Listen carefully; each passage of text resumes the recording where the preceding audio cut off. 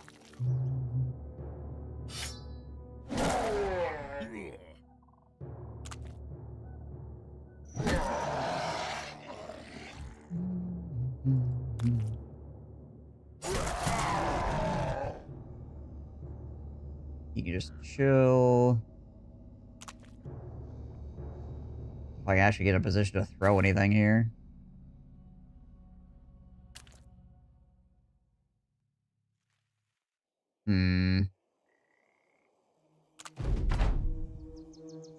He is going to get another turn in. There's not much I can do about it, but he is only able to engage my 2 tanks right now, so that's fine.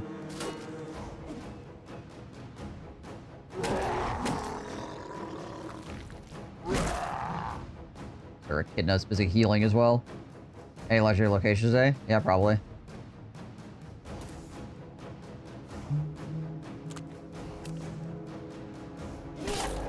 Out looking for some more as well.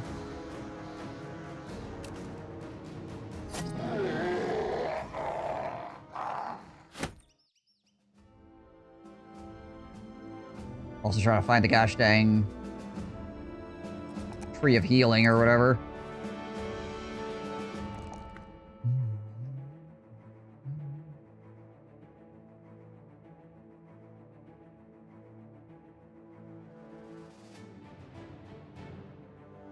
Alright, don't want mastery we give him yet, but we could just give him Berserker, I suppose. Yeah, sure. Works.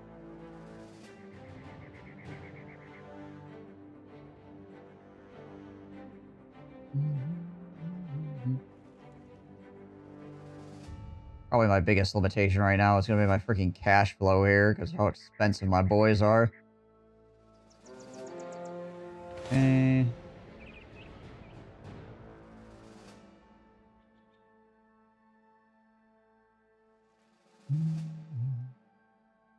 Counts as an orc location. It will be pretty easy to clear out real fast.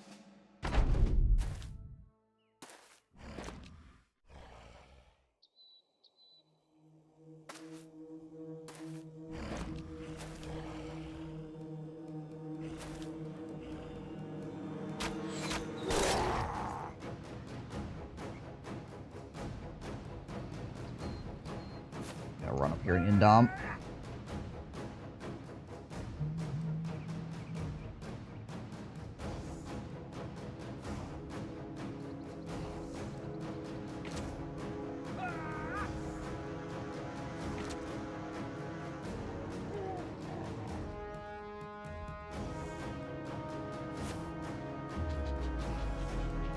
Adrenaline.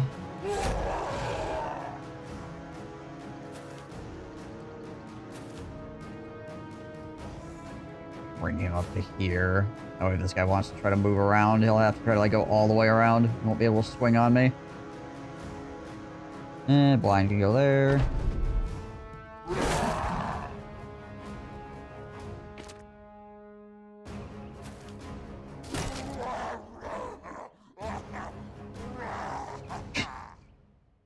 Or is he tweaking out there? Jeez Liz.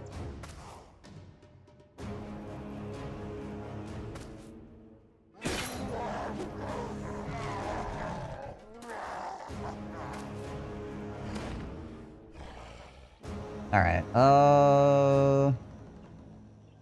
we could try to beat this guy down real quick with Sir Echidna and Porcupine.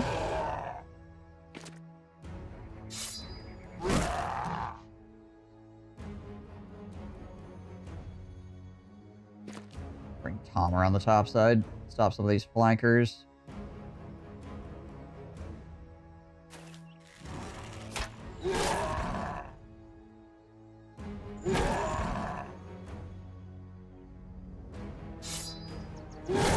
This guy wants to get all up in my business. Quite happy to.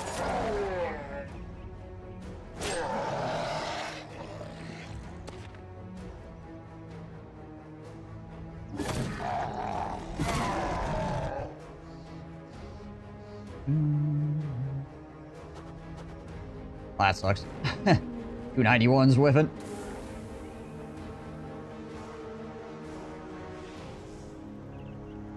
I'll just hang on then.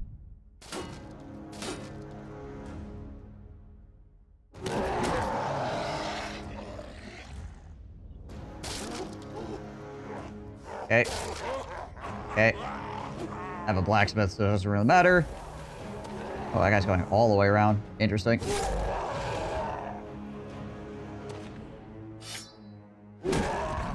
Don't really think that's gonna work out for him. It did not.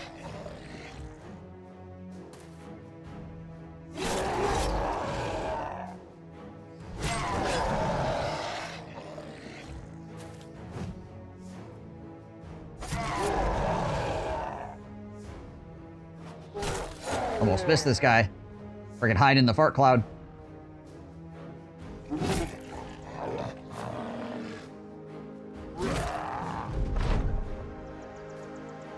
Bonk.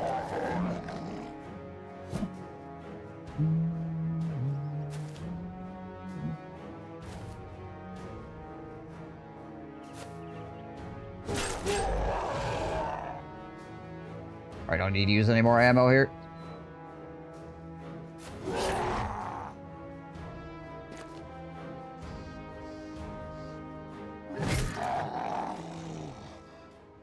Got my legendary shields back. Aha!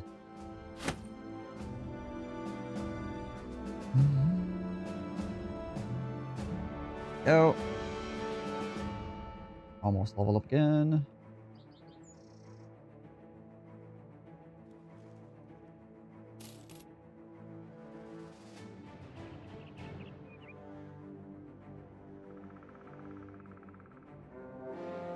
Seven on holds wandering around. Good.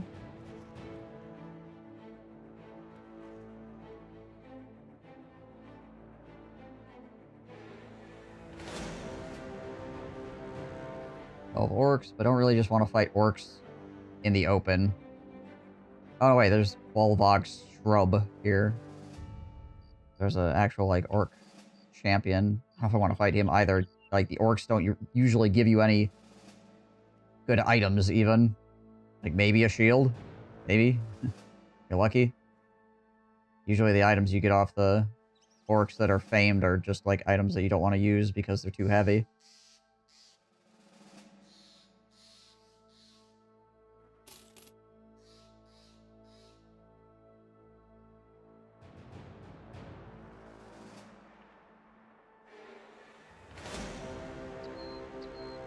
Fish Eater's Cavern. Oh, I forgot to re-equip my shields. Whoops. Oh, we'll be fine. I'll be fine, I swear. The one thing I hate about your legendary shields breaking, or any shields breaking, is you can't just re-equip them at the end of combat. Annoying. You have to repair them, and then you re-equip them. And if you forget to re-equip them, then obviously this happens.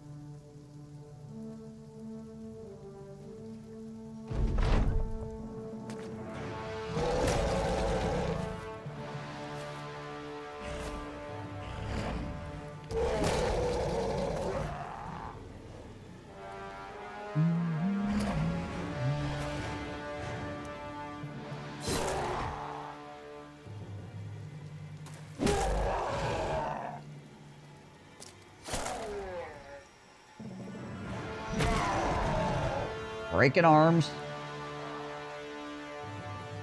I don't know if I want to go there of all places. I can go here, but I'm not going to step in the middle of all of those guys. Also, it opens up a lane for me to do this. It's nice.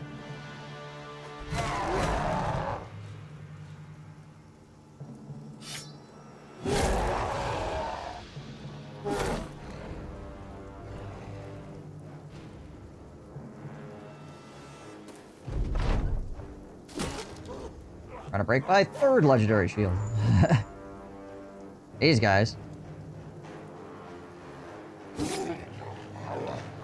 Do that for morale purposes.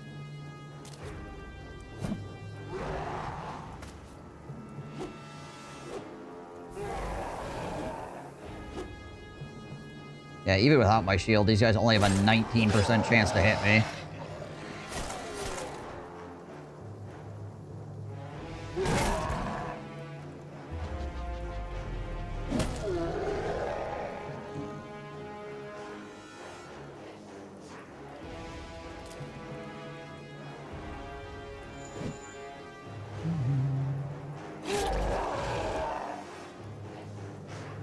yeah. Crack that guy a couple times.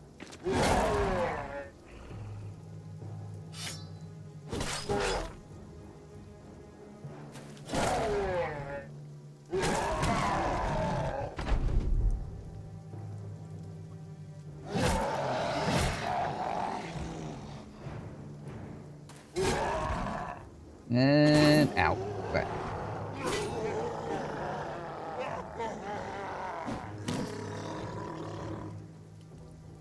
Did manage to smack me. Be right in the gosh dang ribs. Giant axe. Any issue of having two one-handed swords and having no duelist, bro? I have to train 2 new ones.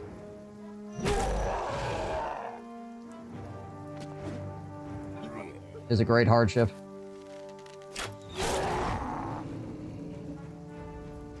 Have to find some oath takers.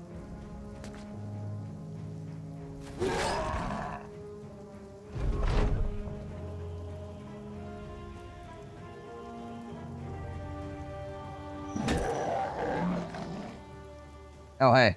Ominous Ripper. One-handed cleaver.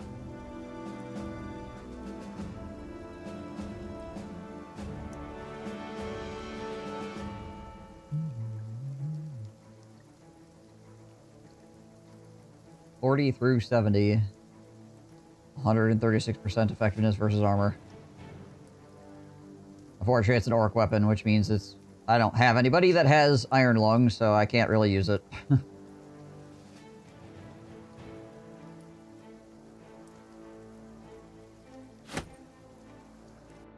I'll probably just end up selling it.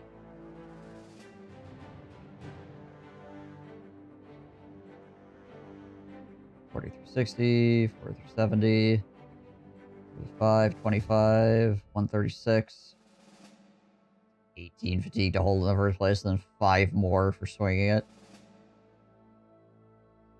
If I was anatomist, this would be a pretty good weapon.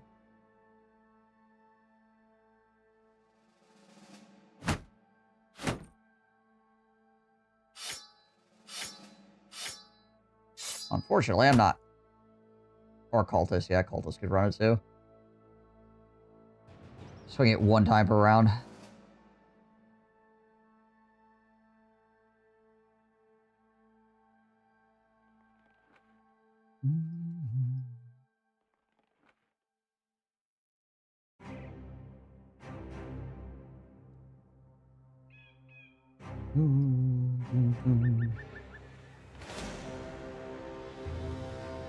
Okay. Okay.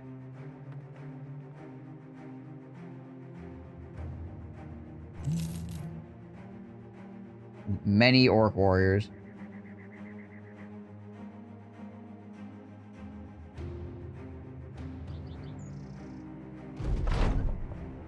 Black Scandal Shrubber is staring at the campfire and nodding as he murmurs to himself. His worrisome sight, almost on cue, as if that thought. He speaks up. You know what? Greenskins ain't shit. If it bleeds, we can kill it. Nice.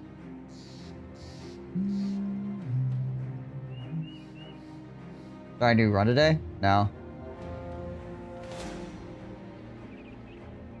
Nope. This is the same run I've been doing.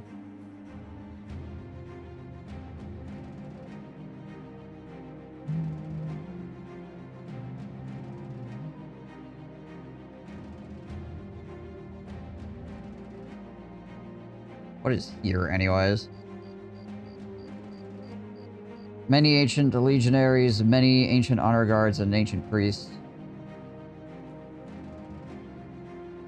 There's a new mod view in the Twitch app for Android. Something that they released after TwitchCon, probably, I would imagine.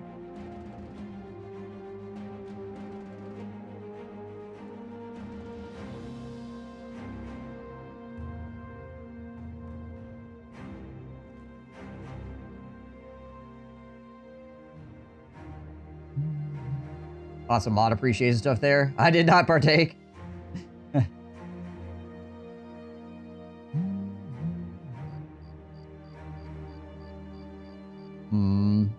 try to see if this ribs heals before I go in on this.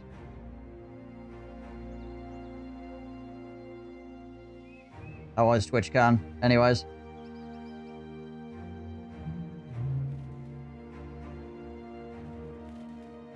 Gotcha. Holy, what the crap just happened?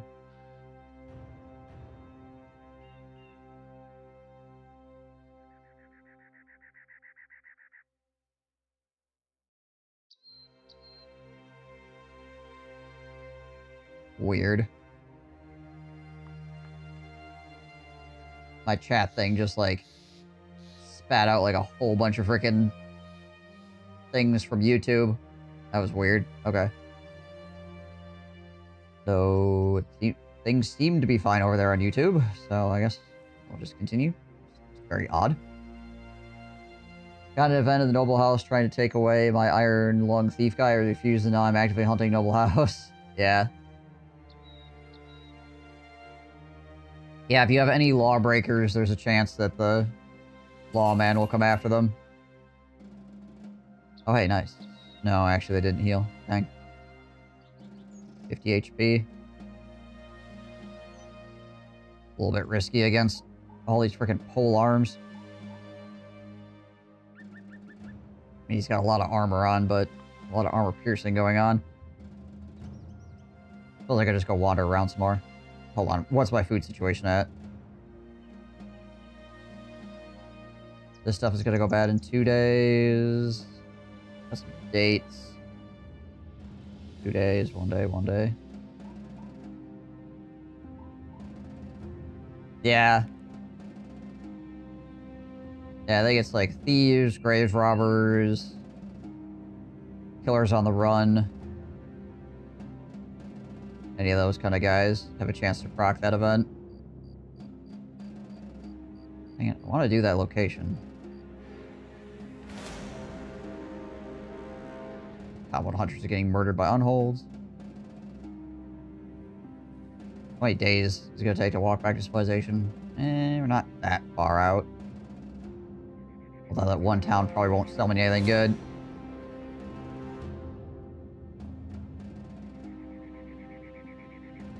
We can just quick complete this ambition while we're out here.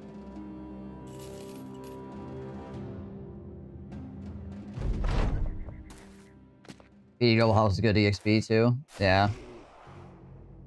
True.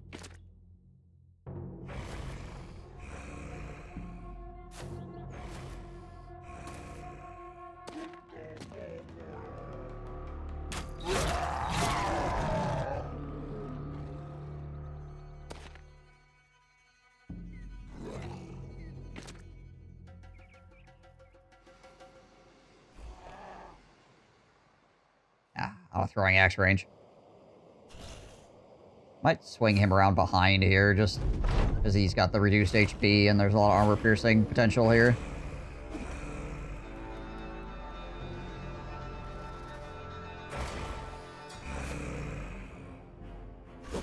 Alright, that guy's got to go away.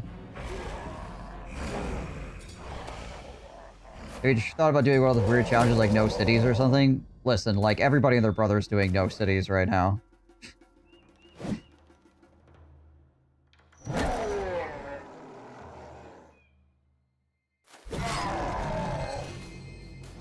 The new hotness.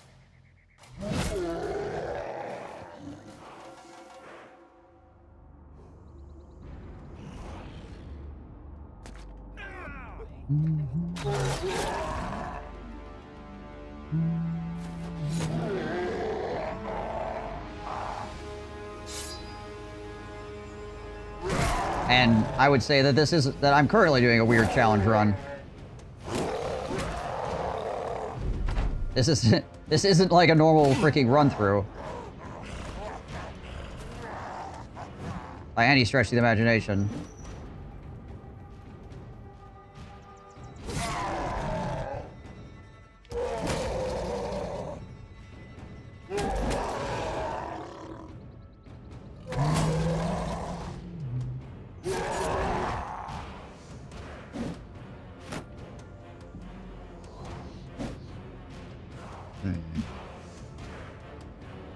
Not whiff all the 95s, guys. Nice. Pierce Tand is always good. Less chance to actually hit me.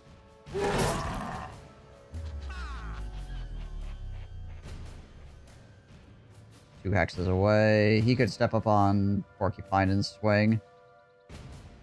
Just go to the 2-tile axe and lap that guy some more.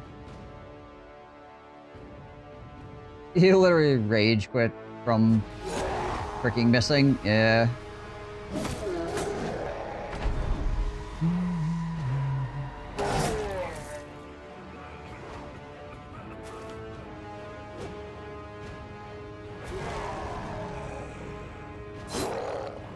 Get pretty bad sometimes, but all of the bad luck is like in a string. It gets really rough. Like getting unlucky every once in a while, you're like, okay, yeah, whatever. When you spend like the majority of a fight not hitting 95s or 90%ers, it's like, oh my gosh, please.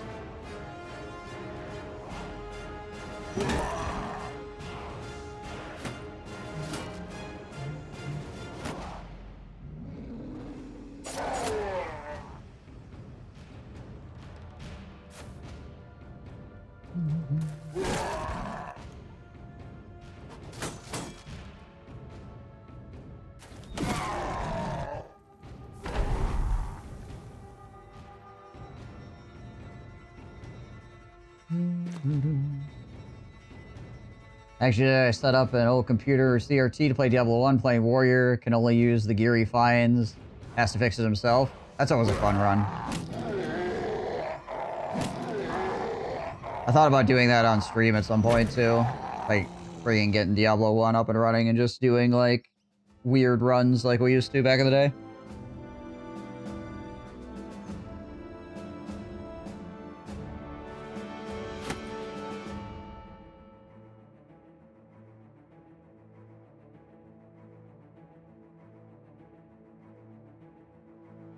Everybody has their shield, yeah. There we go. Oh, Brian, why are we only... This is like... I think 50% of his levels have been ones. At least 50% of his leveling up has been all ones for melee skill.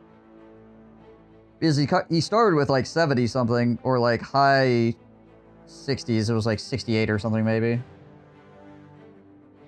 Not doing a pure Iron Man, I saved ahead of the Butcher because it takes like 5 years to kill him. Oh, yeah. Yeah.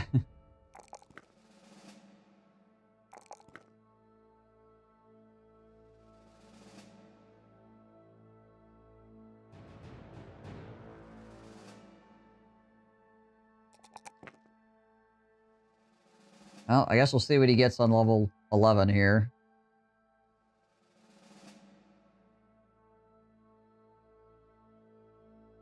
Sitting on these perk points, trying to figure out what to do with this guy. I mean, I guess he could just be the Censor of the Diviner Swinger.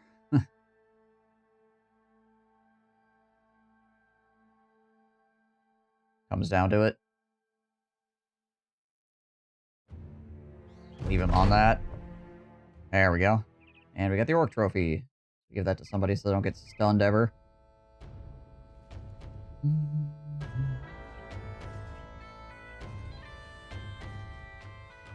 Does a 2-tile flail have a disadvantage in 1-tile range? Yes. Yes, it does.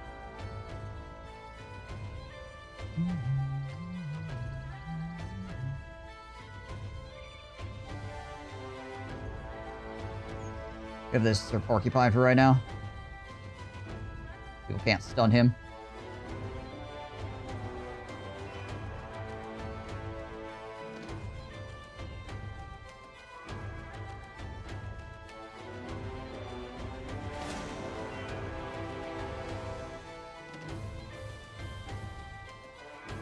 We are going to have to return back here pretty shortly. Most of our food is strange meat. That's Hexen. Okay, there's the monolith. At least we found another legendary location.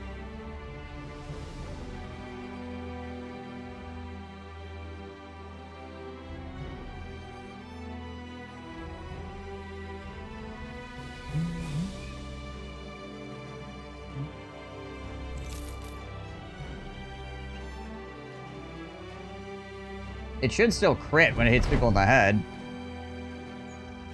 Are you saying it doesn't get extra damage on headshots, or it doesn't get chance to hit for headshots?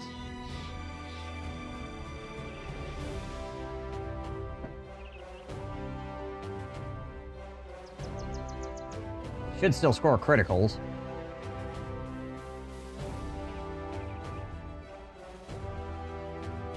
Right.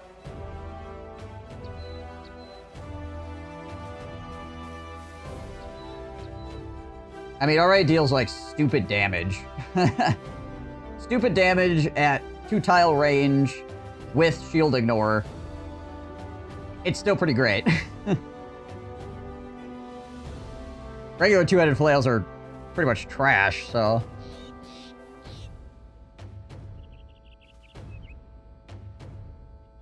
By comparison to other two-headed weapons, that is. Unless you have, like, Brood or something.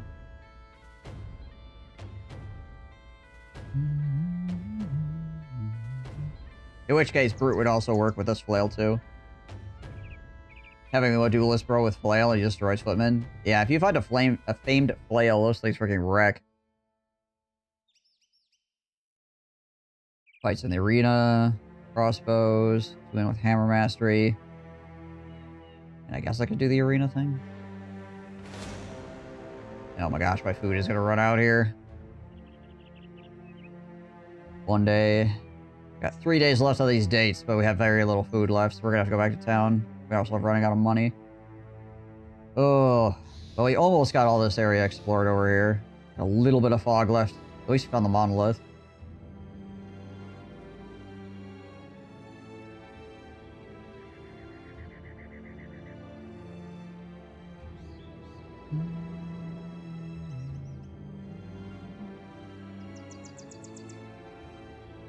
Most of my bros have 100 resolve with the banner buffs. They can also resist hex, which is nice. Yeah, I mean, you still get negative 35 from the hex, but it does make you a lot more resilient, for sure.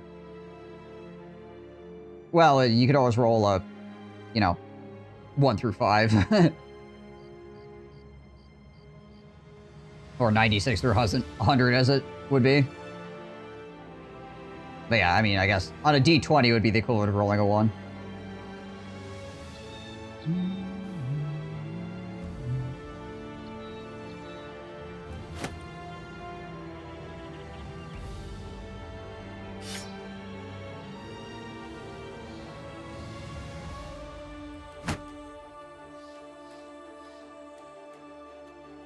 My 140 years old banner bro has gotten horrified by, at times, by ancient priests. Yeah, I've had this guy get scared by ghosts before.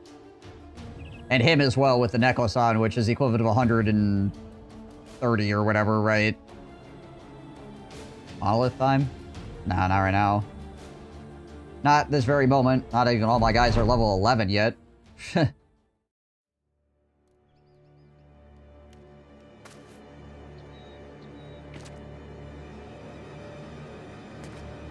Not all my guys are level 11, and all my guys are usually like their final weapons or anything like that.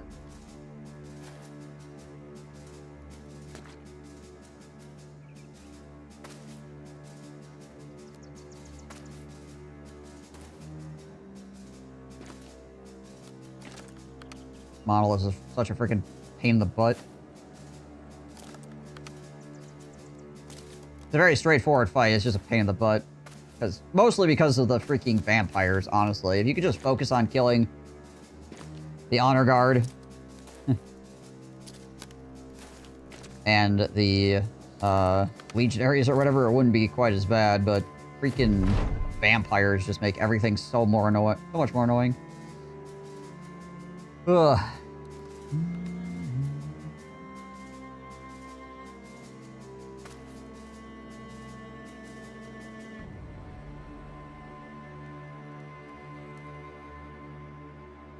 As always. Freaking vampires.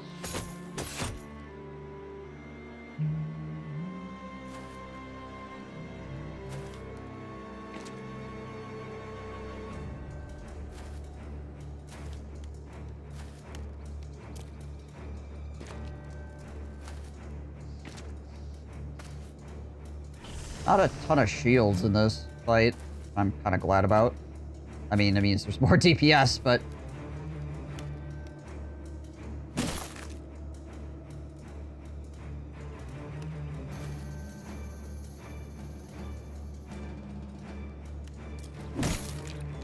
does mean I can actually, like, just freaking swing on things here. Also, there's that. Being able to do that with freaking 110% effective versus armor is pretty dang nice.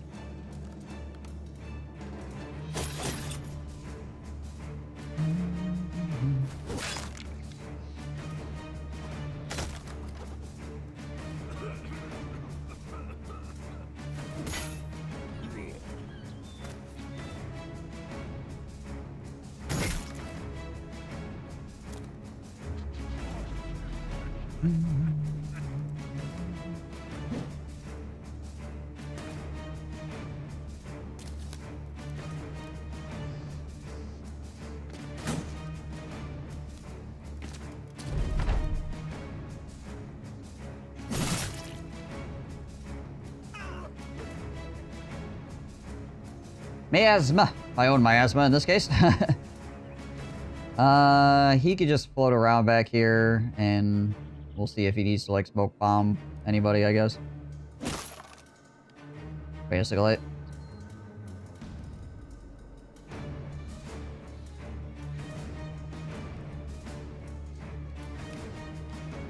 See if anybody steps into that spot, I guess.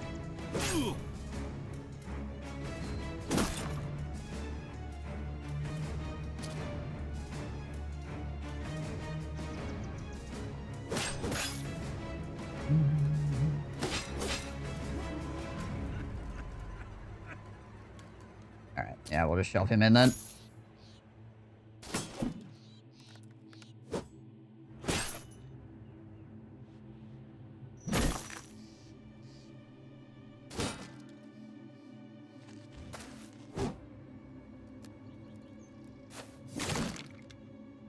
Good damage. Let's take a step over here and throw stuff into that dude.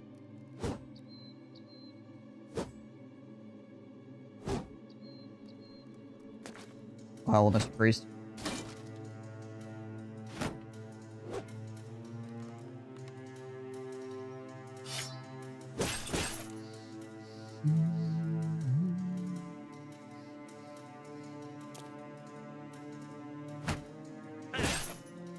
Wonder why I decided to step up so close.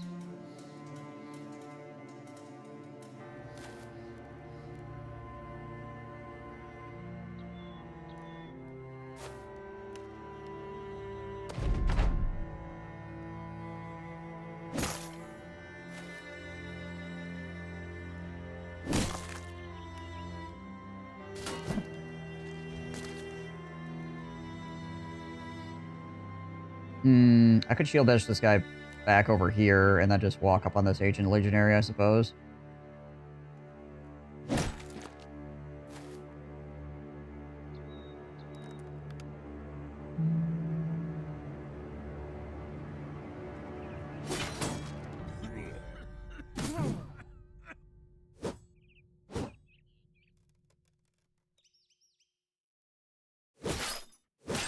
Ha ha ha. 1 HP. Let's just finish that guy off.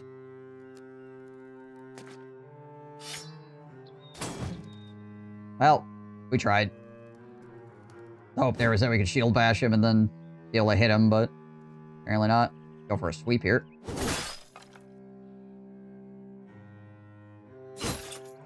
Ugh.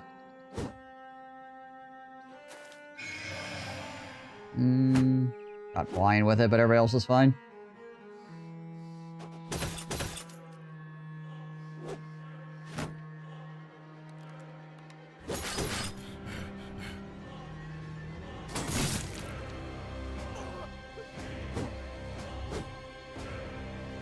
Yeah, I should go away this next round here. We'll probably get hit by it again, but be gone for a round. Everybody down here seems to be doing okay at the moment, so I'm gonna move the banner up this way. Right where he's gonna be most needed, if anywhere.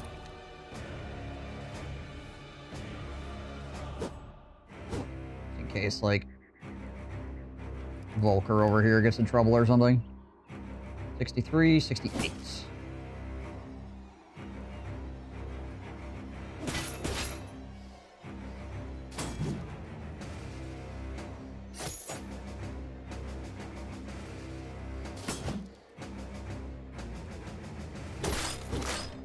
Voice.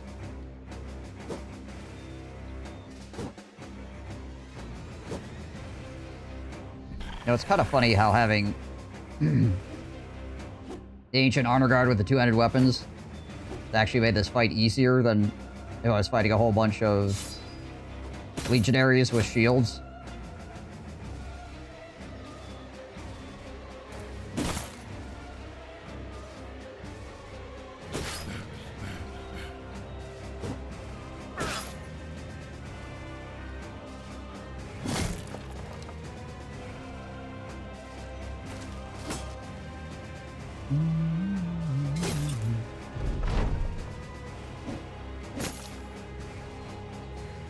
Like, if we actually connect, we're doing a ton of damage.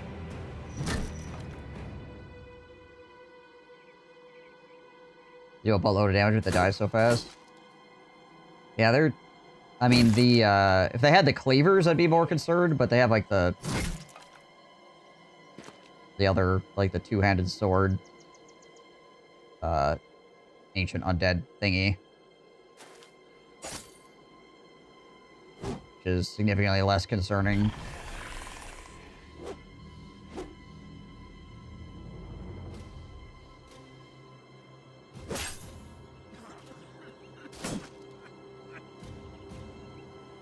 The lightning sword is amazing. Lightning sword is amazing versus everything. Because it just does good base damage on top of the lightning. But yeah, the lightning sword does particularly well against them as well.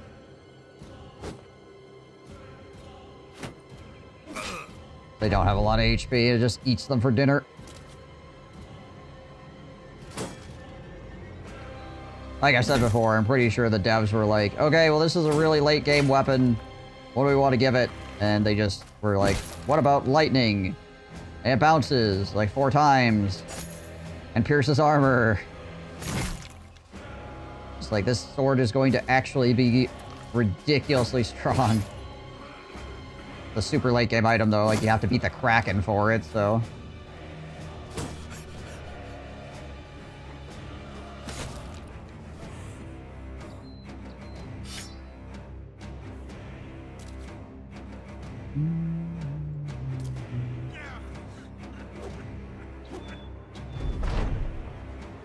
Yeah, I'm pretty sure it's intentionally designed to have, like, goofy amounts of power.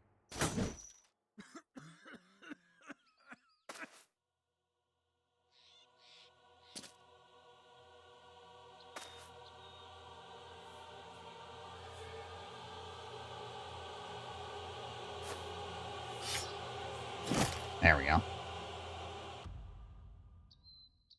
No famed item here.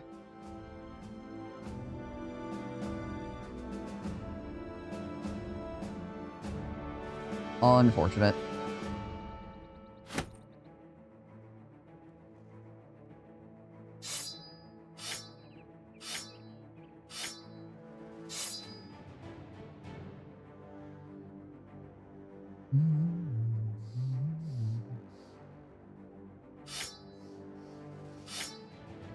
Yeah, the Rumfire or whatever. That's the other weapon. Basically just like an ancient longsword. Righty. What else do I want to replace here?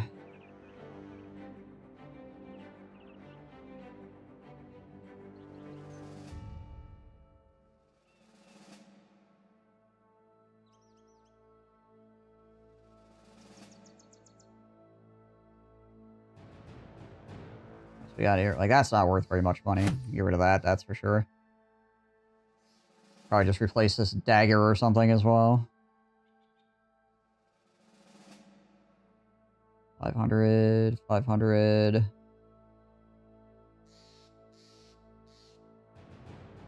All these are worth an okay amount of cash as well.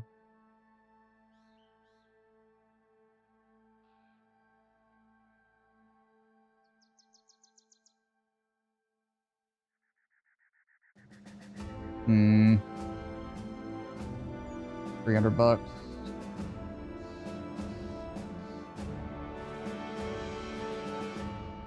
Oh, just replace this dagger. Some of these mushrooms as well. I don't need this many freaking mushrooms. That'll work.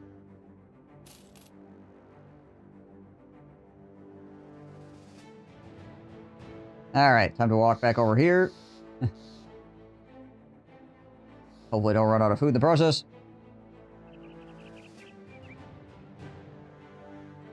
That is like 7 on holes or something walking around. On the giant slopes, go figure.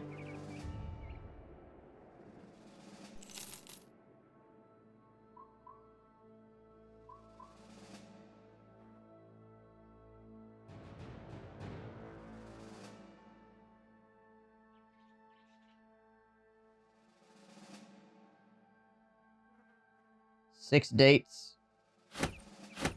Some strange meat left.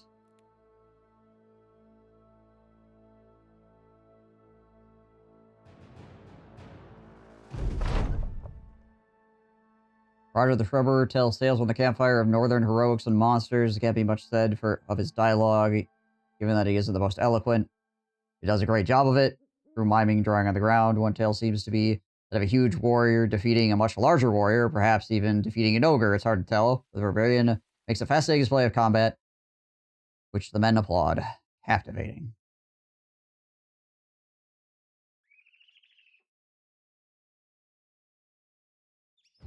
It's gotta be freaking tight, isn't it?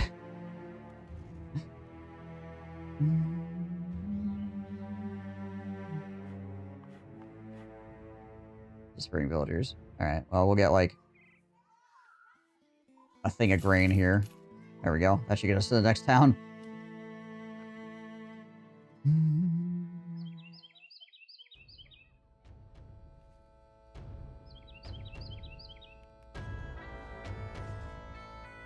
Also disappearing villagers. Alright. Onward to Felfesty. Trouble with having forest towns is they always, like, constantly have disappearing villagers.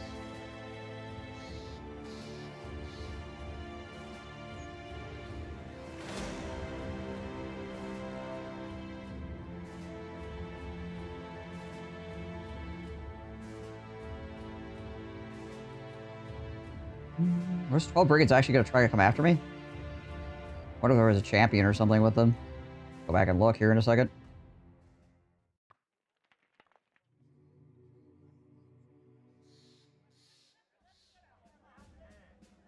Well, sale prices are not great here, but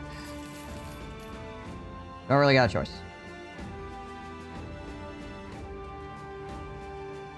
Oh, yeah, also this guy. Go back to his bow and arrow.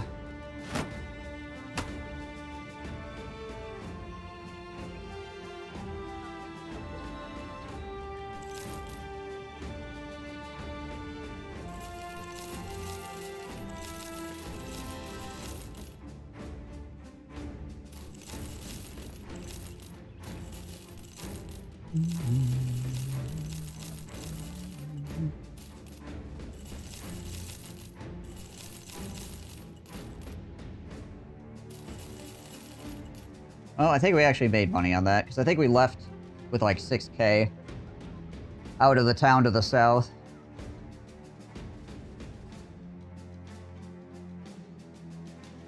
Oh, so we're going to sell this cleaver because we're not using it.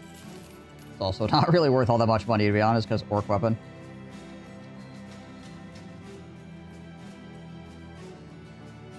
As far as famed items go, that is. 70, 90, 110, 130. Expensive cheese, but I guess we'll buy it.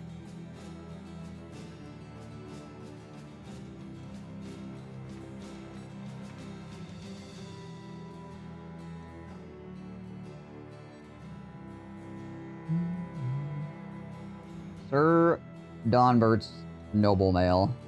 That's quite good. Could be better, but it is pretty solid. 11 fatigue for 195. 18 grand though, which is money that I do not have.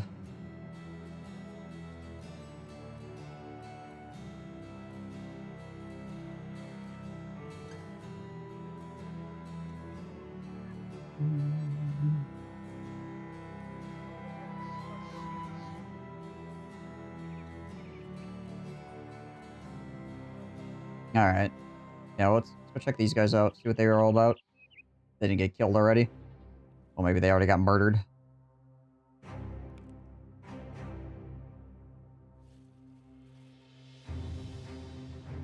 Hey, don't care about them. Yeah, these guys?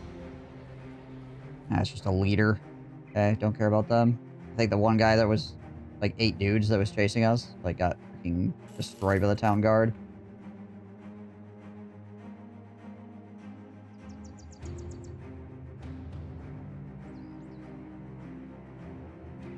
You'll let the computer run and hope for the best. Sounds good.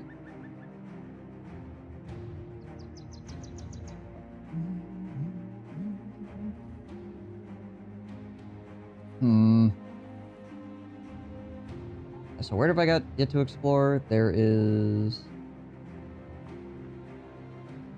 a little bit of fog over here, and obviously, like, this whole frozen Northland area.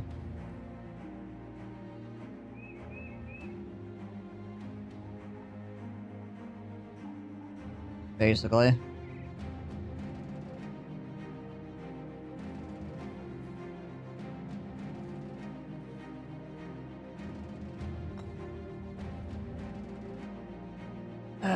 All right.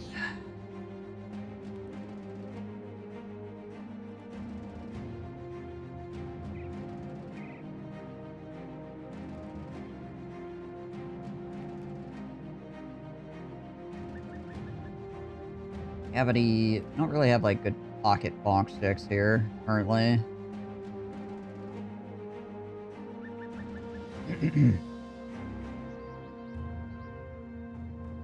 None of the towns were selling any either.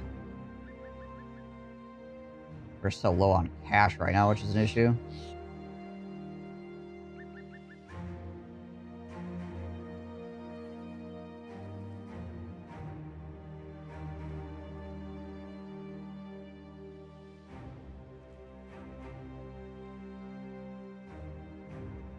Freaking cash and food. Considering it's almost like 700 crowns a day to run my company right now. What is this?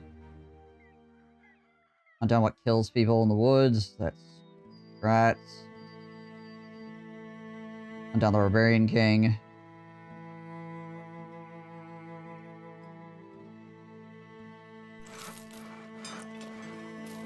Do a bone plating and a large quiver of arrows. That way we can give him the large quiver of arrows whenever we're fighting something that I can't, like, affect really with bleed arrows, right?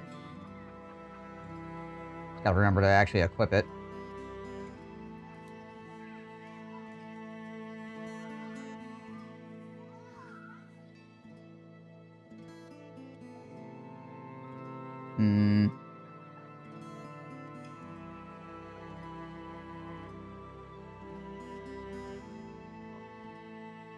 Do I watch that bone plating on here?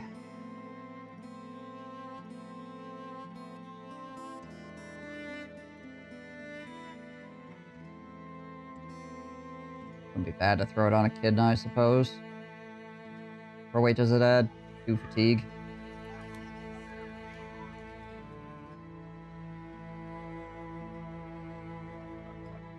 I mean, honestly, I should put bone plating on their hedgehog.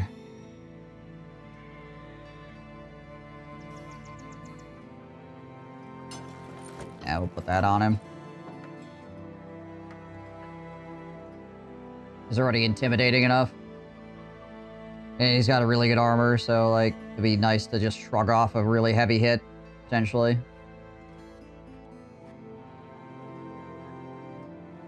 Bleak Woods is to the northwest. Where's Bleak Woods?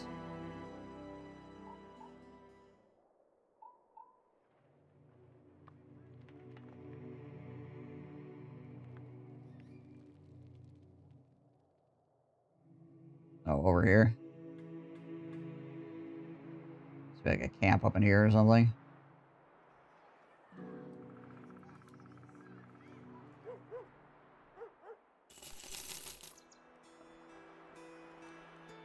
It's a little bit of a freaking hike to get up there.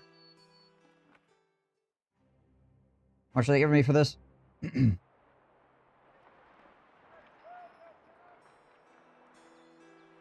Almost 3 grand.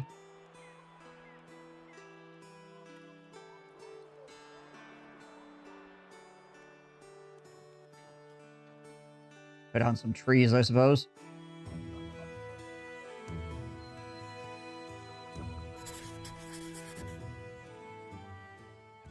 How many trees are we looking at here?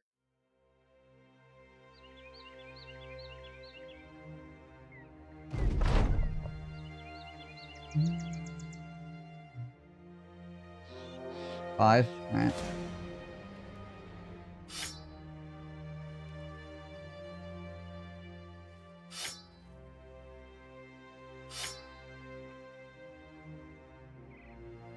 You can break shields with that.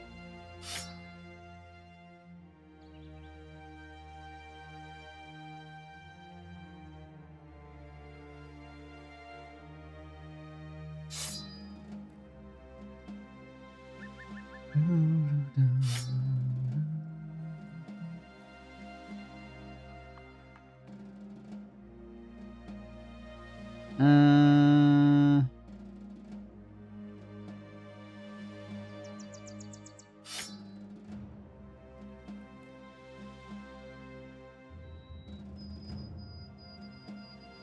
36. I mean, he's got pretty decent melee defense.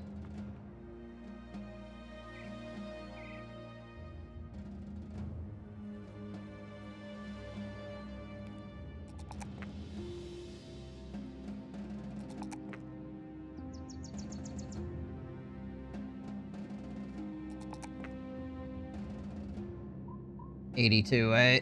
Yikes. Kind of unfortunate.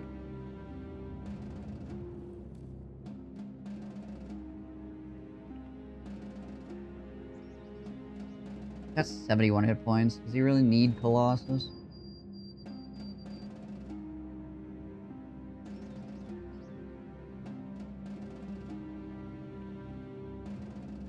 Could end up just giving him like Brawny or something instead.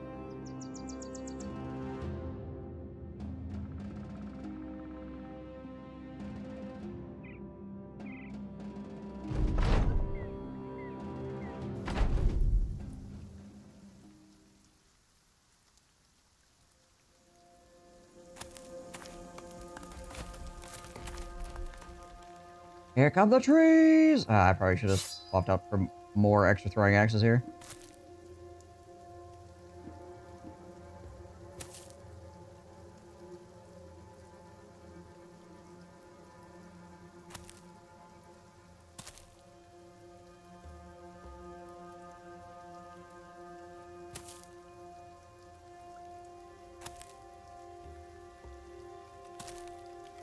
Step around here.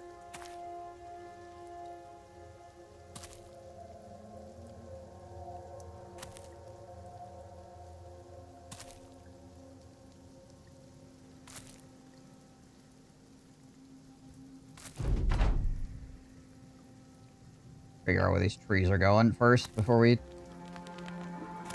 really get rolling on this. Okay.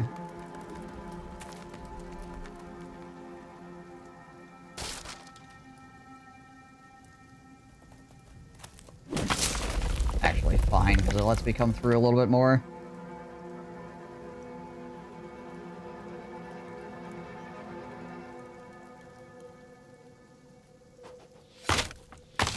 Ah. Almost.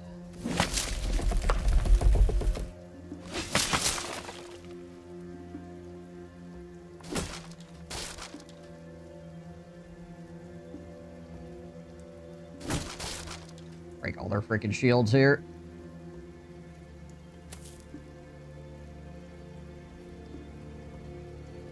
Don't want a round swing. Just miss a 95, that's fine.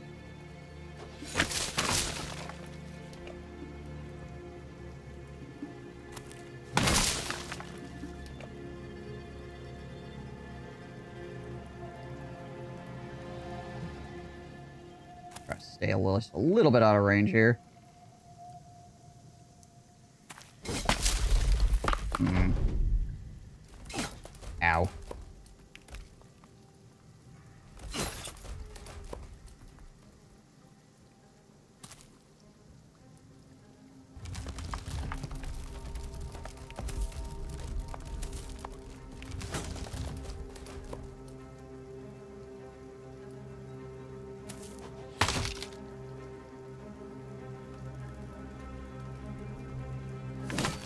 That guy out of the way.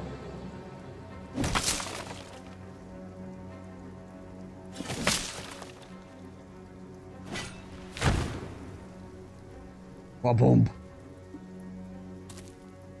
3 down.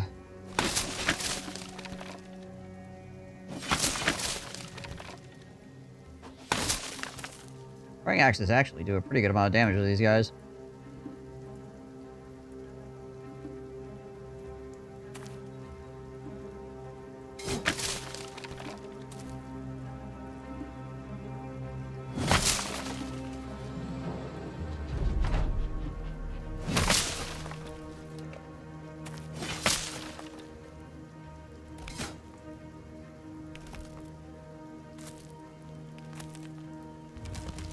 Two trees in the back just dancing around.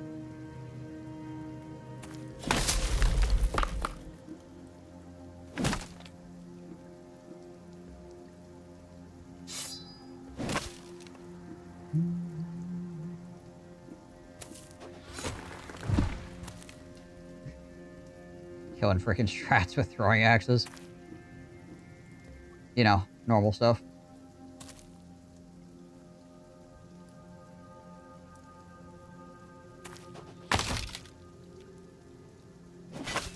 Still an axe.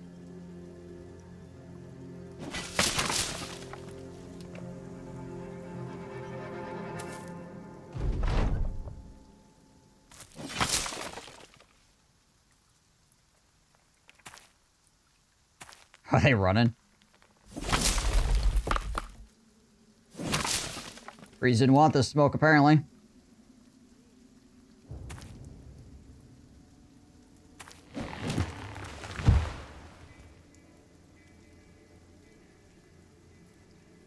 If I go there, I can only attack him from one angle. Same with him.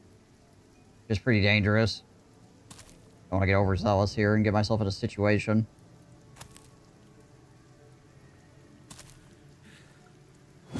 Because I fared well against those three doesn't mean that if I throw myself out there, everything's going to be A-okay. Right? Yeah, they're trying to leave. Alright.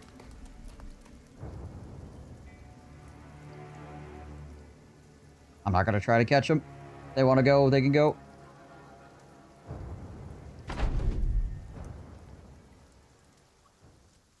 One Heart of the Forest, one Glowing Resin, one Ancient Wood, and one Ancient Amber. Nice.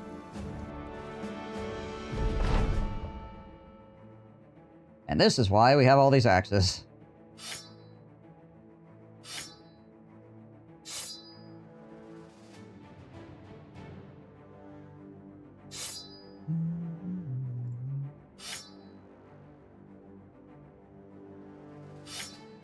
Makes fighting the tree demons not too bad, honestly.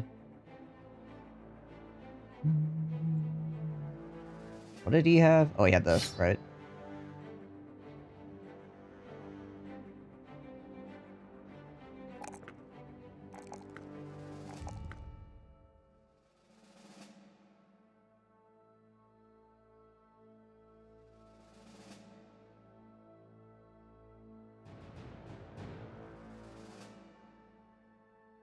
Yeah, I suppose we could make a shield and give it to Volker.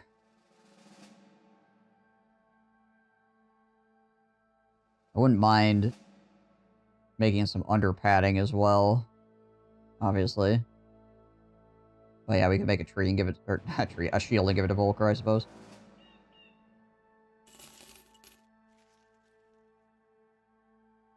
What's up, Piper?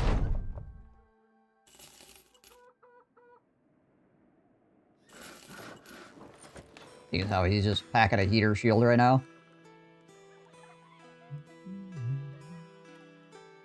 This is 2017 and this is 2015, right?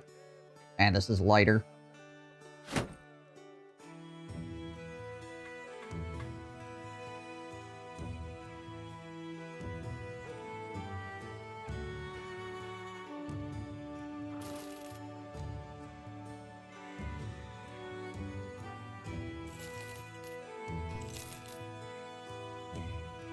Alrighty. The only thing I would need that World Heart for would be if I was trying to make the Oblivion Potion. Lighter and you'd have to fix after battle? Yeah. The DMV scenario wasn't easy in and out this morning. Not sure which Chaos God bless me. You'll need favor in return later. You know, honestly, recently, the DMV, every time I've gone in there, has not been that bad. There have definitely been times in the past where it has been bad, but in recent memory, the last several times I've gone in there, it actually hasn't been too bad.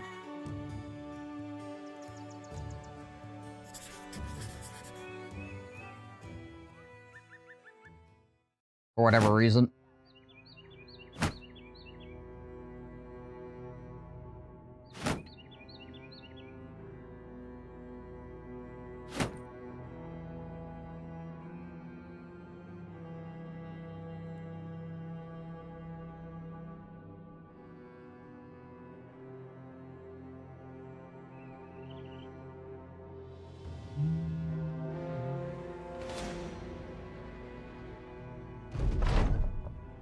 Still in the forest. Like right on the edge. At least my archer is actually sitting in a spot where it's not like giga exposed, so that's good. Actually, this isn't too bad. As far as quote-unquote ambushes go.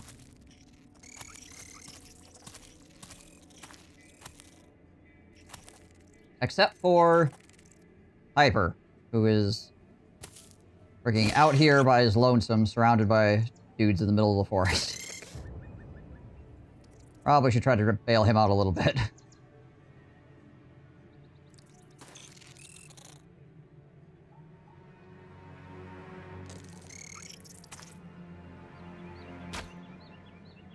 I broke the leg of the web neck. I also whiffed. Heavily. There we go.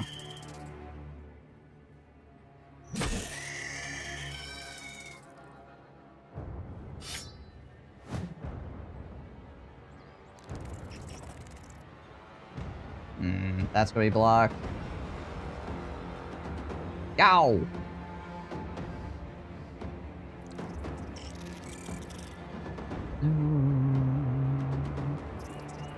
Oh, where do I even go with him? I can't even fit through this area here, so, just go over here and then potentially throw things later.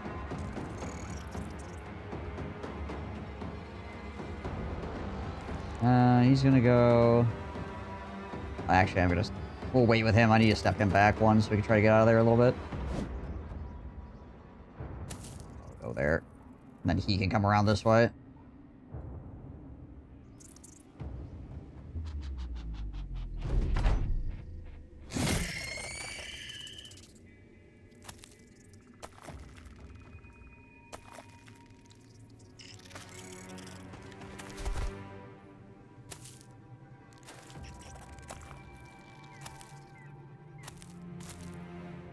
Thankfully, Hypergig can only get surrounded by so many spiders in his current location.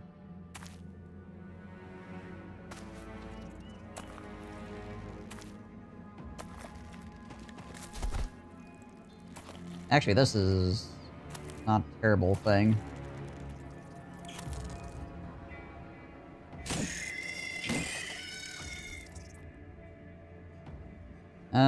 Let's just try to free some bros here.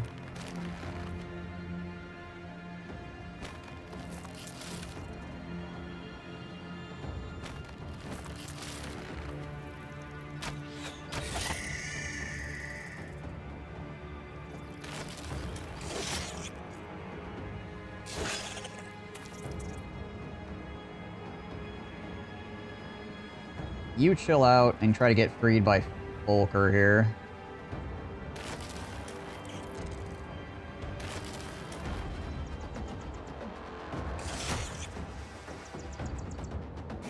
Boom. Boom.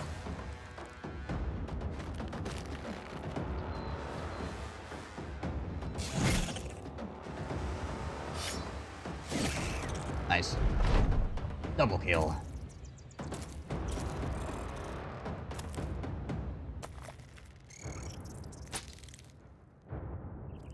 Kinda new in the game, but also doing lone wolf runs. How many tanks do you have in your composition? What was a good composition on Bro? I was struggling to proceed in the late game due to underpowered gear and stuff. Yeah, Battle Brothers is a lot about tempo. Trying to get enough gear to actually be relevant in the late game, obviously. Like, if you fall behind, it's very easy to just not be able to do anything anymore. Or at least not anything that's, like, worth doing, that is. I usually run with 3 tanks. I'll have, like, 2 outside tanks and 1 mid tank. Some people just run with, like, 2 tanks in the middle. That's another option. So there's a couple of different setups you can do. Either you do, like, 3 tanks split across the front, or you can do, like, 2 tanks in the middle and then, like, DPS on the outsides. In general, archers are not really particularly great in this game. At least, not anymore. They used to be a lot stronger than they are now. I usually have, like, at least an archer, just for the sake of having some kind of range capability, but, like, they are not, like, super strong by any stretch. So that's something else to keep in mind. If you have an archer, particularly the lone wolf setup, know that that guy is tying up an entire spot. That could be a guy with a sword.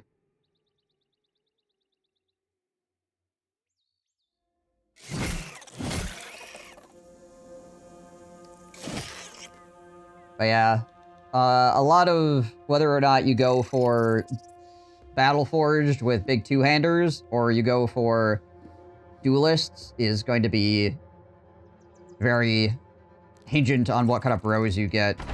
Because to be a duelist, you need to have a lot more stats. Usually. To be a Battle Forged tank / DPSer, you basically just need to have good melee defense and melee attack. And you're pretty much all set at that point. Keep archers to force brigands to run at you. Yeah, it's kind of the extent of it. Throwing brothers are usually better than archers. They do more damage, and they're usually more versatile. But archers do have the advantage of getting those, like, really long-range shots that can be pretty dang impactful in certain fights.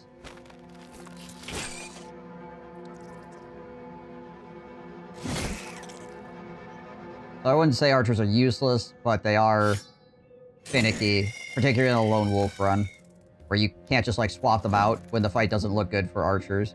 There's a lot of enemies that are resilient to piercing attacks as well. Unfortunately, is what archers have.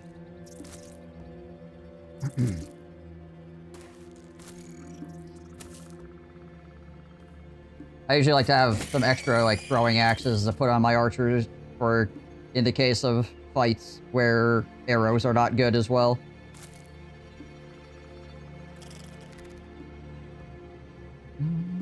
Because throwing axes are pretty universally strong.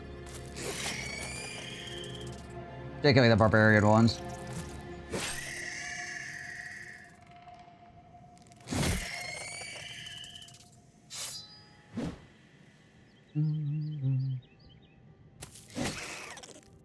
But yeah, you see a lot of, like, this build. This kind of build is a lot of what I end up doing with, like, my Battle Forged bros. Where you'll have a 2-tile weapon and a 1-tile weapon, you'll have quick hands.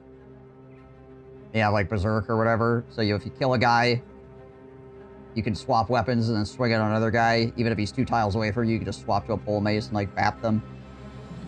Or if you would have to move and not swing, you can usually still swing if you have a 2-tile weapon reserve with, like, quick hands on it. Yeah, usually you want to have, like, over 85 melee skill and usually, like, over 30 melee defense if you're going to be running this kind of stuff. Otherwise, you just take too many freaking hits. Or miss too much.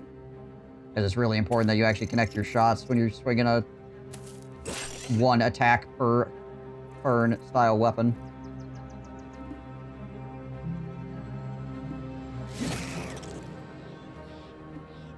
Itsy bitsy giant spooters. Just horse-sized spiders.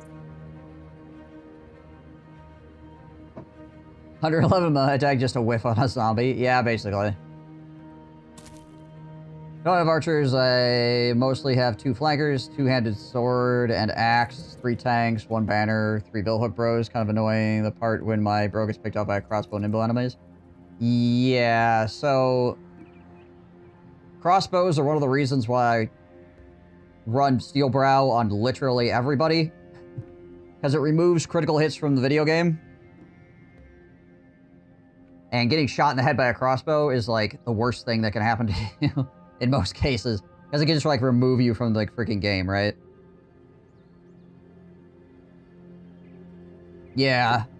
Yeah, 85 if you for the 2-handed sword or whatever, but, yeah. 90 plus if you're trying to swing other weapons. I would say, like I said, 85 is kind of like the floor. Like, anything less than 85, and it's really rough. Ugh. But yeah, I run Steel Brow for the crossbow reason. Also, I run a lot of 9 lives, again, for like the freaking crazy one-shot nonsense that can occur. Lets you get out of situations.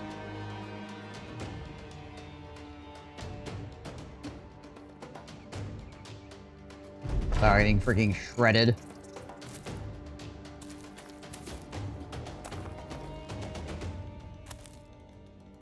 The other thing...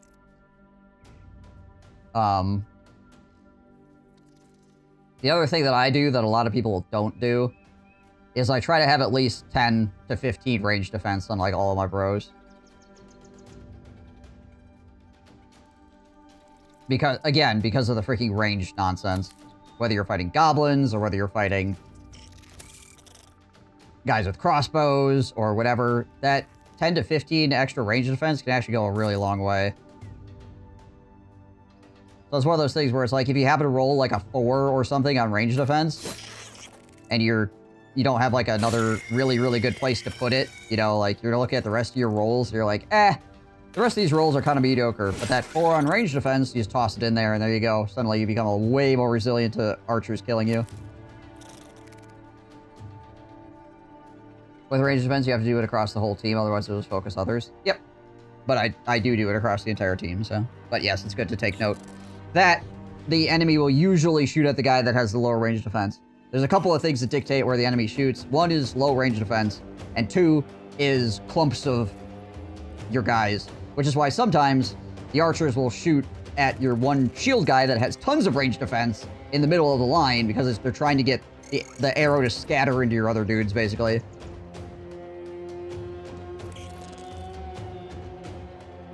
$15 below range defense. It's just like an arrow magnet. Yeah. When do you fight goblins? I must have missed it. I fought goblins in the early game. I haven't fought them for a while. Goblins are actually a pretty good target for, like, right after you get, like, a little bit equipped. Because they die quite quickly. You just need somebody that has decent, melee skills so you can consistently hit them, because their morale is terrible. You just gotta hit a couple of them and then they just freak out. But you also need to attack at night, usually. So you don't get freaking pin-cushioned quite as badly. And if you're having kite shields is, like, really, really useful as well when going in against goblins. Sometimes you even want to have a kite shield on, like, your 2-handed bros when you're pushing on goblins. Just have him hold that up, and when he gets close, then you swap to the 2-hander after you get close to the enemy.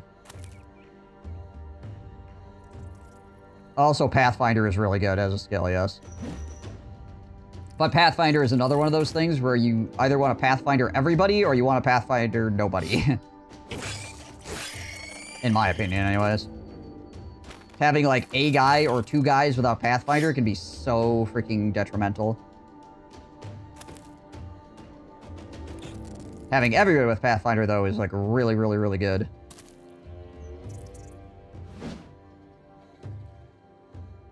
The goblins are probably a swarm. Yeah, there's a lot of them. A lot of them, they have low morale. But they can be very dangerous. Like, they're not slouches by any stretch. Like, if they hit you, it's painful. You just got to get close to them and start hitting them. And once you do that, then the fight is over very quickly because they don't have the morale to hang around. But, yeah, it can be a problem if you walk up and start missing all over the place, and then they get more rounds to freaking gank the crap out of you.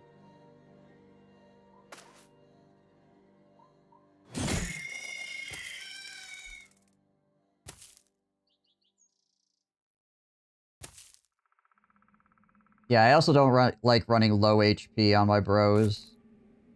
For the 5% freaking stab reason.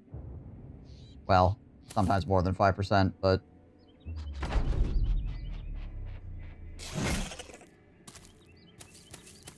Feels bad, man. To have a guy wearing over 300 points of armor to die to a guy stabbing you like 3 times. With a knife. So, like, having less than 50 hit points. 50 hit points or fewer is, like, really, really spooky. I usually try to have over 60 hit points on everybody, because that allows them to survive some freaking knife stabs if things get crazy.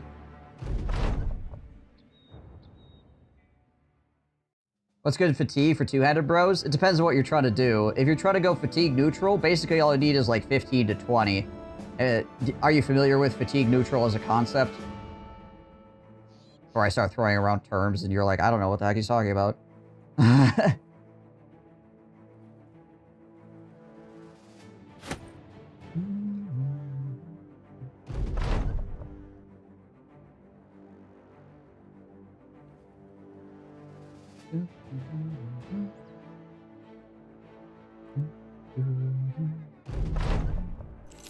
Yay, berries.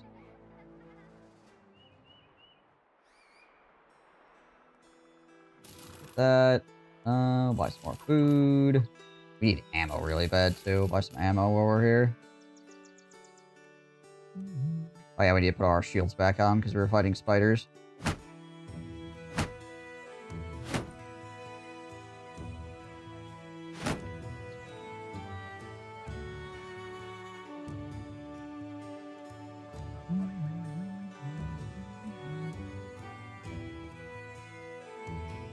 I don't know about fatigue neutral, but I keep all bros fatigue about 100 fat without armor and weapon on.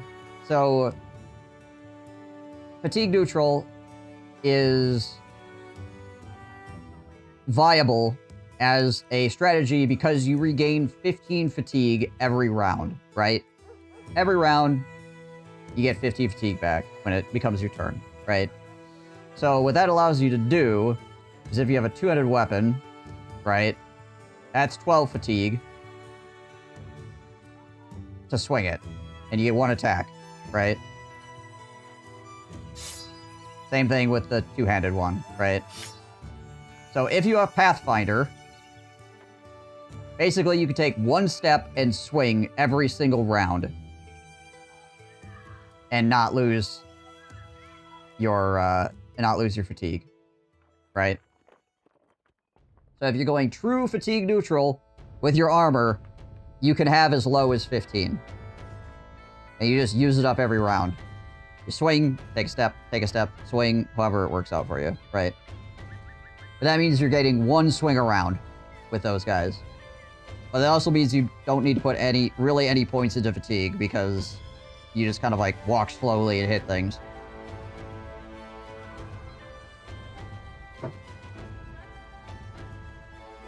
So that is a build. I don't usually go true fatigue neutral. Usually what I do is I try to have like around 40 to 50 fatigue. Yeah, you also don't need Berserk, obviously, if you're doing that. Because I like to go two-hander Berserk.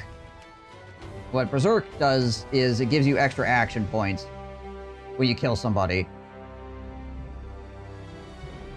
So I like to be able to walk up on somebody, swing, kill a guy, swap weapons, swing, hit another guy, right? In like a single round. Being able to just walk up and like smack 2 guys really fast and get like really good tempo at the beginning of the fight, provided I, you know, roll good dice and don't suck.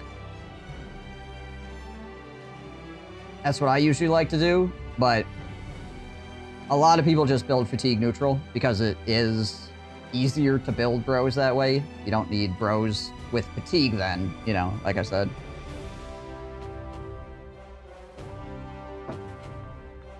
You just need weapon mastery, whatever the weapon has to be, weapon mastery, quick hands, and then Pathfinder. That's basically, for fatigue neutral, that's basically what you're looking for, right? And then get as much melee defense and melee attack as you possibly can.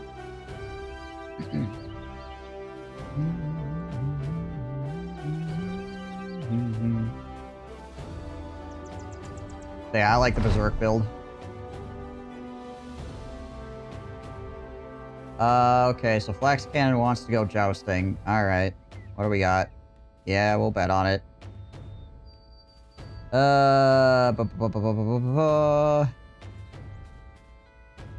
Alright. What do we got? And I'm pretty sure Flax Cannon is getting wrecked here. Oh no, he didn't find it. Hey, okay. Sweet. Sir Rabe struggles to keep his aim steady, his lance bobbing up and down to the point of wobbling in search of the target. He doesn't find it. Oh!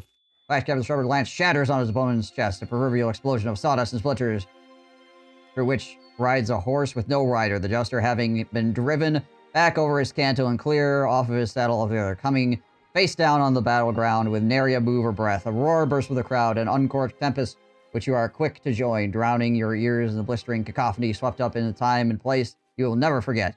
While still celebrating, the nobleman you made a wager with comes over and places the purse in your hand. You wish to say a few words. Before you can, he angrily turns and walks off. Good job, Flax Cannon. Way to go.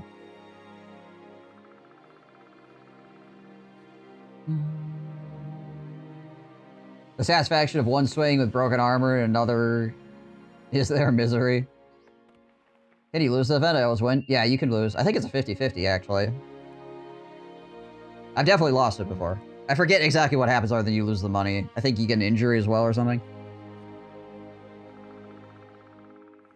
But yes, you can lose that event, for sure. Does the game have magical hurling, or magicians hurling magical projectiles? I saw a cool monster last time, that's why I'm asking. So there is magic in the game. None of it the player can use. Well, I guess there's a lightning sword. Which is probably technically the only magic that you can use is the lightning sword. There are hexes, which are witches, and they throw, like, charm projectiles to try to turn your guys against the rest of your brothers. And then there are shaman,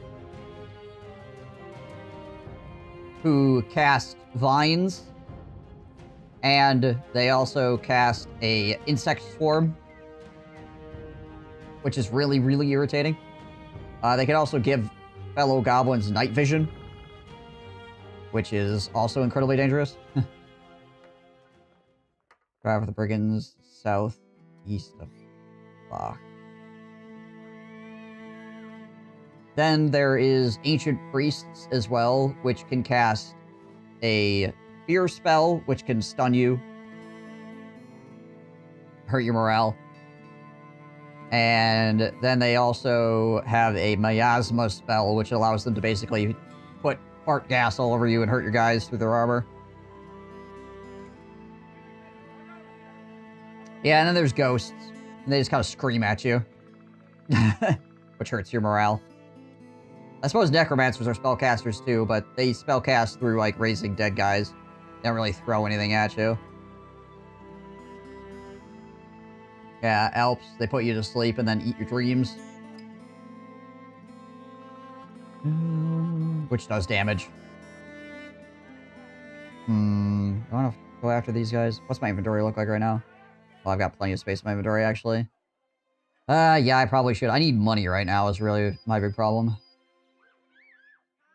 Necros teleport. Yeah, the vampires, they do vampire stuff. They teleport around. They turn into bats and fly at you really fast. Necromancers, or not necromancers, vampires in this game are like the freaking scariest, one of the scariest enemies. Even in a late game, they're very annoying.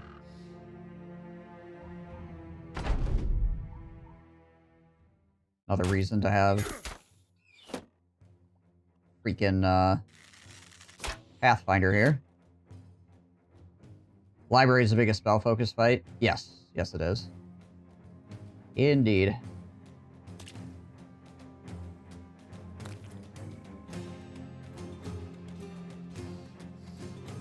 Because the librarian has a bunch of spells. Well, not a huge amount, but he's got a few spells. And then, obviously, you got all of the extra spells coming in, like the lightning and everything like that, right? And you have all the freaking skulls, and yeah, there's just a lot. There's a lot going on in the library. I think the library has the most mechanics out of any fight in the game. And, like, having proper timing in that fight is also really, really important.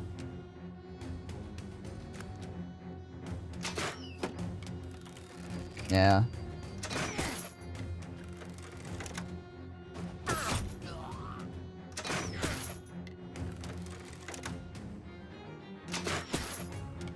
Loving the game, great vision and combat system. I understand why it's such a hit. What's my thoughts on the Legends mod? I think the Legends mod is cool, but there are things about it that I'm not a fan of. I like the extra backgrounds and stuff like that. I think that's very cool. Though there's so many things, stuff can get kind of convoluted. Like the armor, there's so much stuff going on with the armor.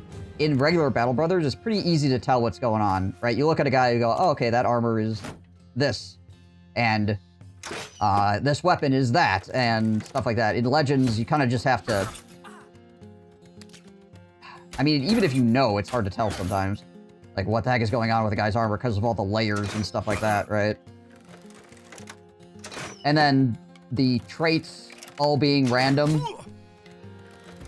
makes it harder to actually, like, build brothers.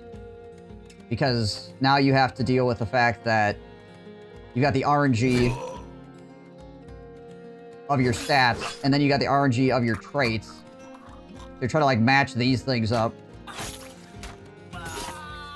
Which is already difficult to get that stuff sorted out. Like, without the extra stuff going on. Yeah, the random traits is honestly, like, the biggest thing that turned me off. It even wouldn't be so bad, I feel like, if, there were some, like, consistent traits, maybe. Like, these traits are always here, but the rest of them are random around it. Or if the traits were more in line with the stats and not the background of the brother. Right? Unfortunately, I feel like that'd be very difficult to do. As far as, like, modding goes. Trying to, like, have the perks line up with the actual, like, stat line of the brother. More. See, this is why I have extra hit points. Frickin' guy. Got shanked twice by a knife.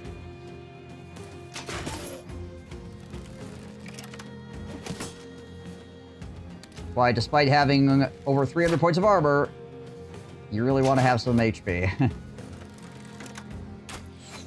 It's hard enough to find a good brother and keep it alive. Now it also needs to roll the right talents. Yeah. Oh, that sucks. Yeah, it's kind of a pain. Alright. Gonna have to send somebody down there to help him out.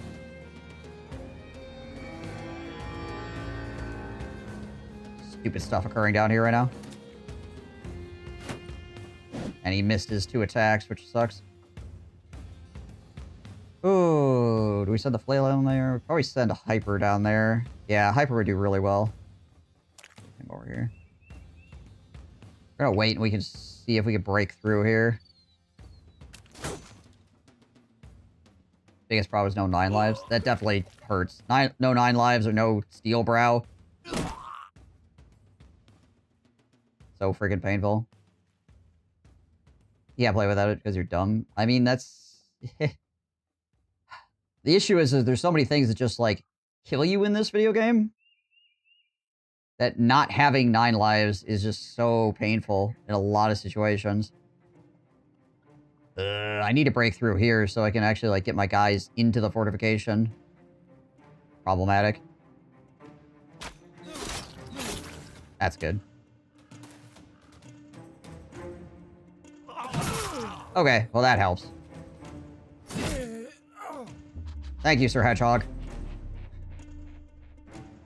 Down in front!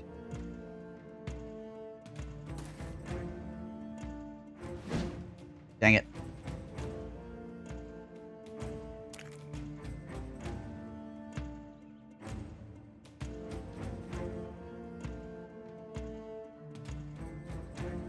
I know bad RNG can just ruin 9 lives, gives you wiggle room. Exactly. Exactly.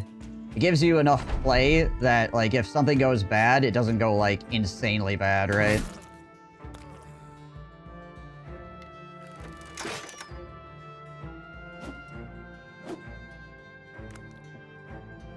The amount of times I've been fighting against orc berserkers or something, right?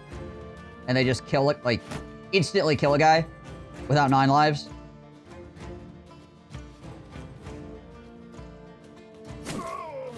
There we go. They instantly kill a guy without 9 lives.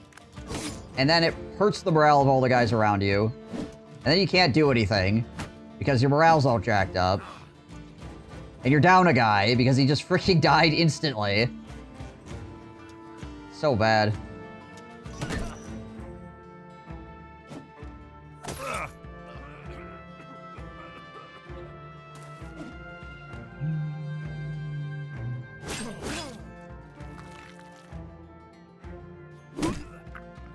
Kill him and get him out of the way.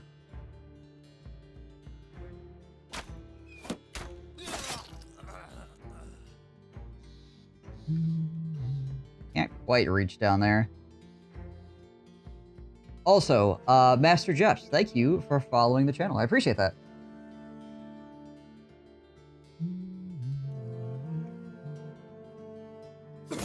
There we go.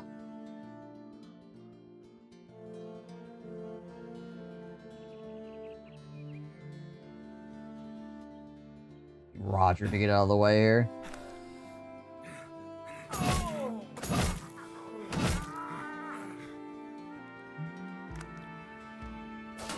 There we go. Now we can actually move through here. I think we're just gonna have him chill though, because he's taking a bunch of damage. I learned a lot. Probably reset my current run. Battle Brothers is one of those types of games where you can't be afraid to get messed up, right? So, yeah. Restarting runs is just part of learning. Definitely not one of those games you just walk into and you're like, haha, I know everything. There's so many things. A lot of just fight knowledge as well. You have to, like, do the fight to understand what's going on, right? What these enemies do, how you should be dealing with them.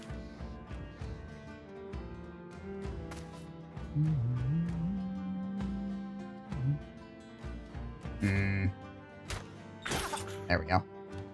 Downtown.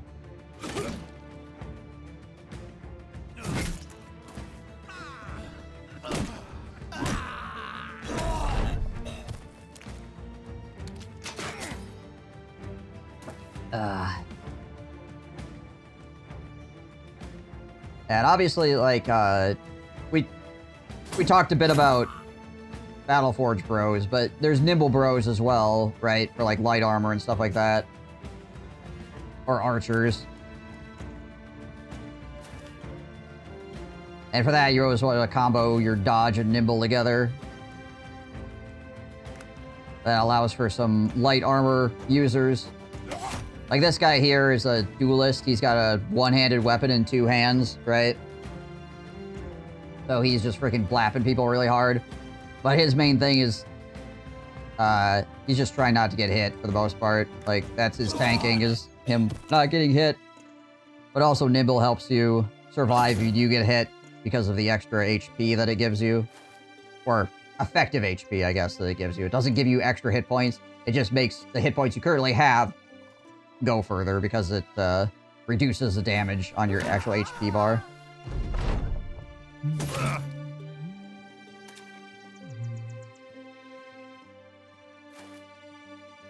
And for those bros, you're going to be wanting, like, HP and initiative. Sometimes you can recover a crappy bro with dodge and nimble as well, because if they have really poor melee defense or range defense, you can get dodge to try to compensate for that. You'll probably want to replace them at some point, right? But if you just need a brother to, you know, be functional, but he just doesn't have the stat line, like, nimble dodge can make up for a lot of things. And then you probably want to get rid of him later once you find somebody that's better. Oh, wow. Hold up, it's a panda. Thank you for that follow. Appreciate that. Hold up.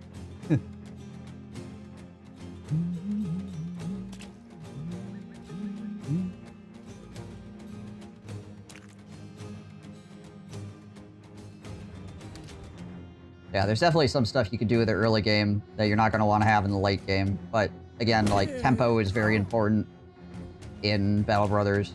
Being able to do fights, fight locations, and not just quests is so, so important. Like, you want to try to fight actual locations as soon as possible. But of course, that takes a little bit of practice to knowing, like, what you can fight and when and things like that too, right?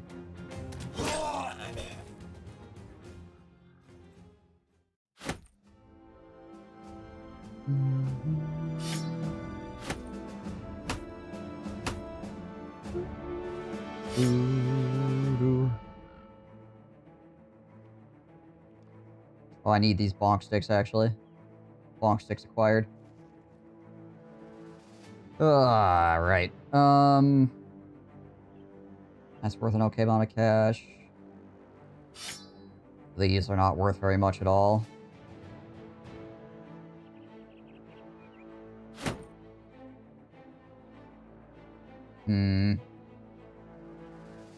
Honestly, that's so scuffed up. You want to just leave the rest of the stuff?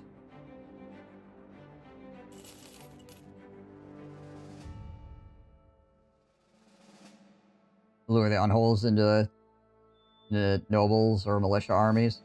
Yeah, unholds beat up a lot of things pretty effectively. You just gotta be able to deal with the unholds at the end of the fight.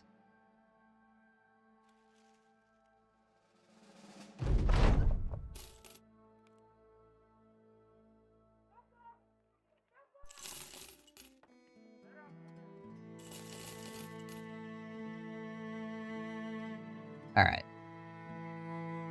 Hey. Craft some reinforced nets, shall we?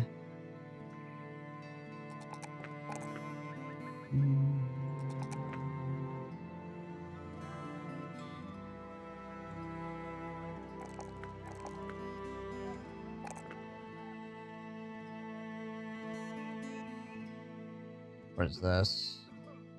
Hunt Alps Hexen. No, thank you.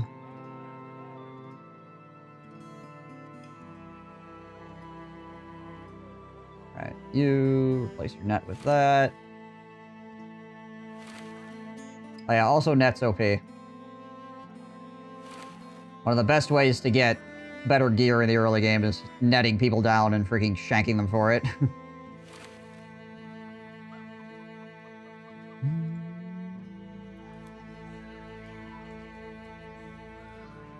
Or Gossamer. There we go.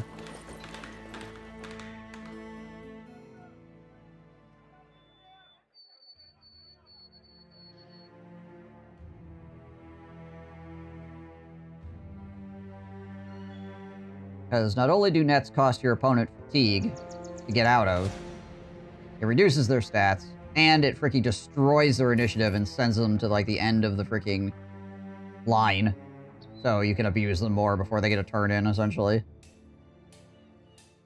Let's say I turn against a noble house. Kill some villagers, lose some caravans. Do I just need to wait time for that noble house to forgive me, or do I gotta do something to get the reputation back up, like a random event? I'm confused how the rep system works.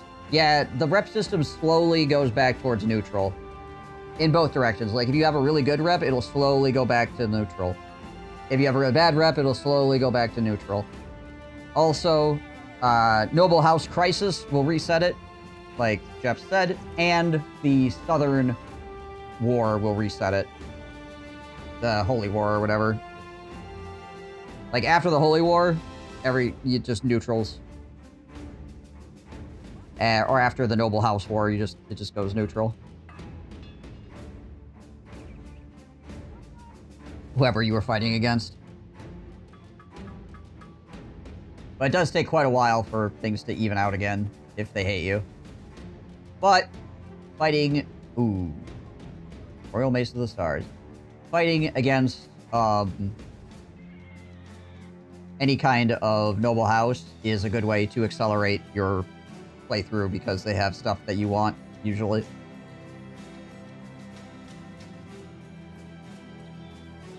$70 to 87, a pretty good effectiveness against armor and stuff, too.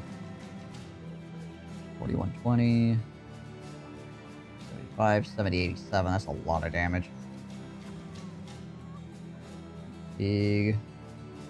Extra 5% chance to hit the head as well. Yeah. I think we're gonna sell stuff and try to buy that.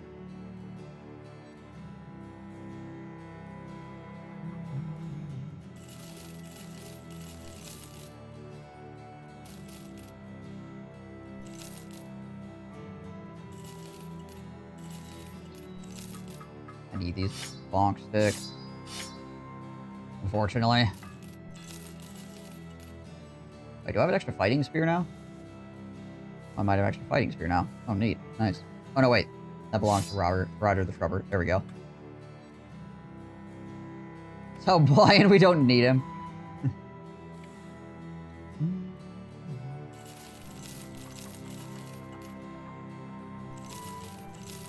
You know, the very sad thing about all this is I finally just got money again. We finally just acquired money again. Here I am. Going to get rid of all of it for a bonk stick. I think if doing a Dav cool run and I'm thinking full evil towards one faction may be the way. I mean, it usually is a good idea.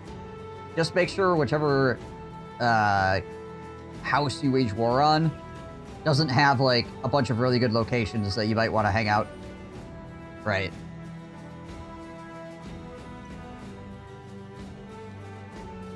Sometimes you get those map seeds where, like, one house is kind of, like, whatever, and those are great because you can just go after all their stuff constantly, just beat them up, take their lunch money, and it's not really that big of a detriment to the rest of your game.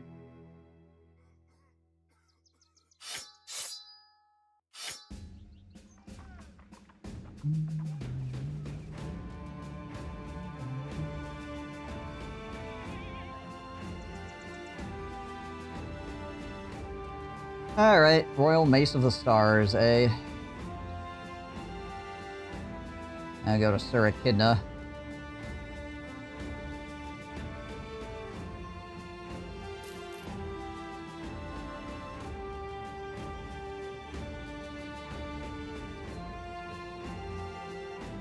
There you go, Echidna. Enjoy the majority of the freaking money that we just made. Yeah, Seed Sage with 3 factions, but 2 of them are like half the map and one is like 3 cities in the sand. You gotta make him your target, yeah.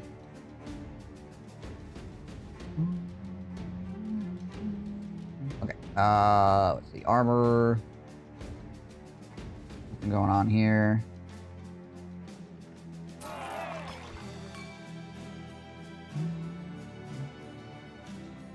Okay, well. Where'd all the money go? Where did all the cash go? I need to buy some more tools, too, while I'm here. So, one more thing of tools, at least. Do they? No, they don't have any quests. Okay. Oh, gosh. How many bonk sticks do I have? I have, like, 4 right now, I think. Besides the big ones, right?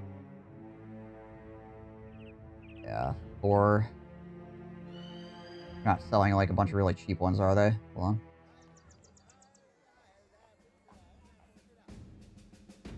No, they are not. Nope.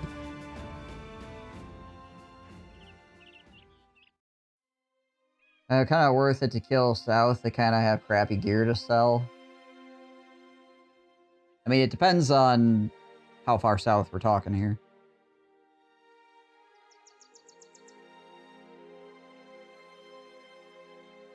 The, like, middle houses or whatever are usually middle end area guys are usually, like, the best people to pick on.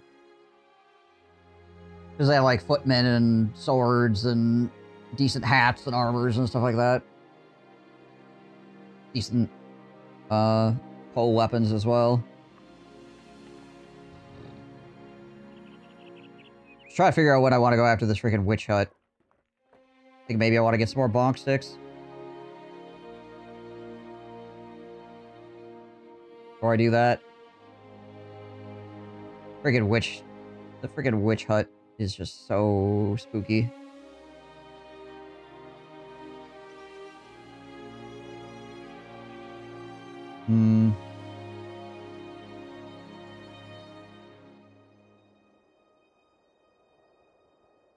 Got a good amount of food. We don't have money though, which is a problem. The 2 tile bonk sticks are good? Yeah. What is down here in Roderick's defeat?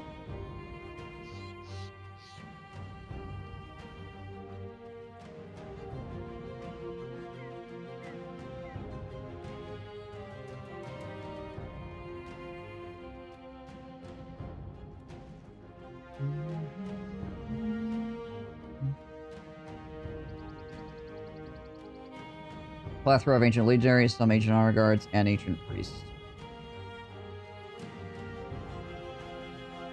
Well, we can definitely take that.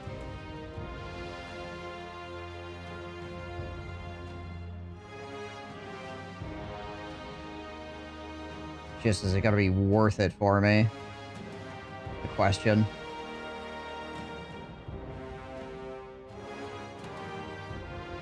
Ah, F it. We need money.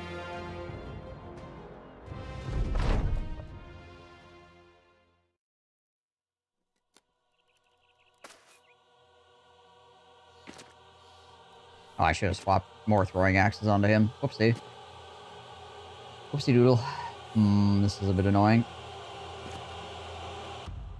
Can't take 2 steps back there because of the freaking wall here.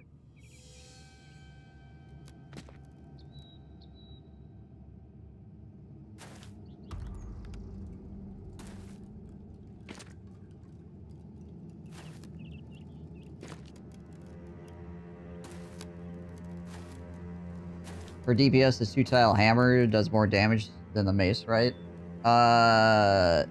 So... the hammer does more damage if you're hitting armor.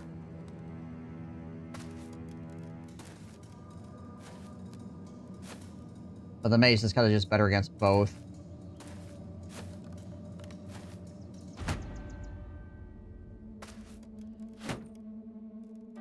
So it depends on what you're going after.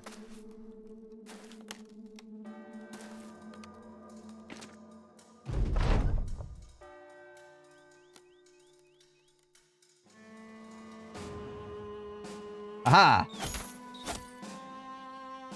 One of those fights where my archer is going to basically do nothing.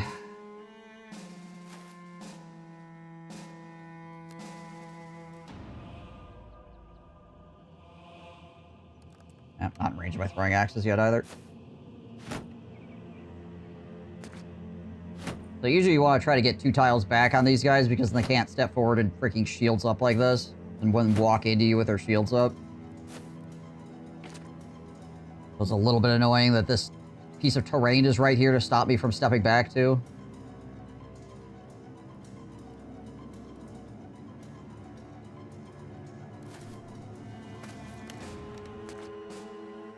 Some of the pole arm guys are just walking forward, though, so that's good for us. Hello. Okay. A little bit of morale hit, but no actual stunning, so that's good.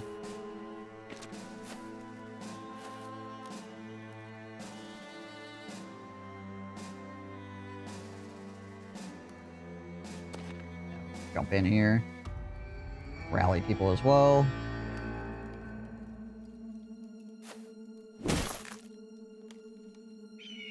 That's not what I want to do. Gosh dang it all. Alright, well, we can still swing. Want to potentially go for a castigate here, but hit the wrong key.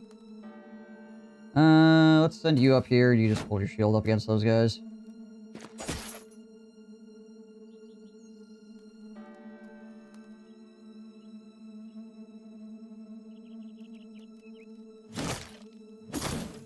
There we go. There's that berserk coming in.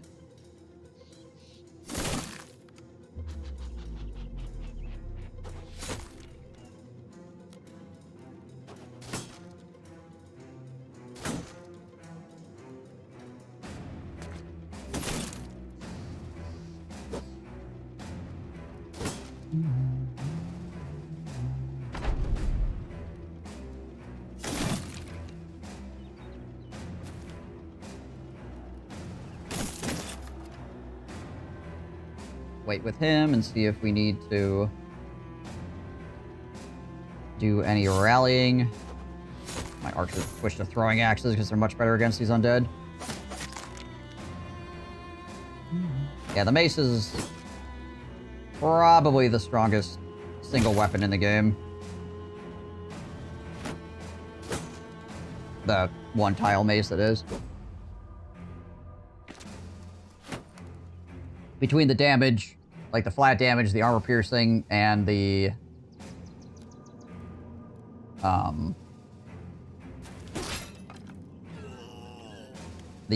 daze effect that it gives too.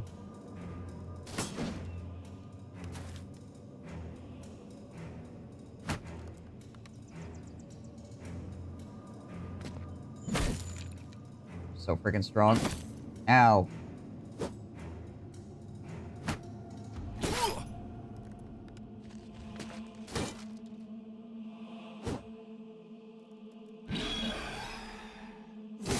Stunned my main guy. Wow, that's quite the freaking roll.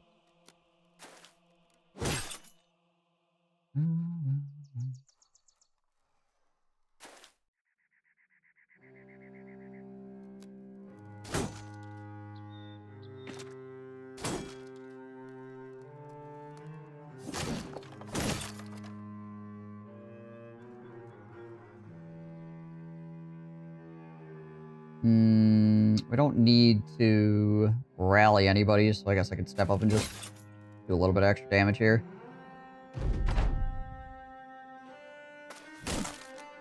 Now, whenever I have a regular duelist and not a fencer, I miss the ability to, like, charge forward and then take a second swing. So nice.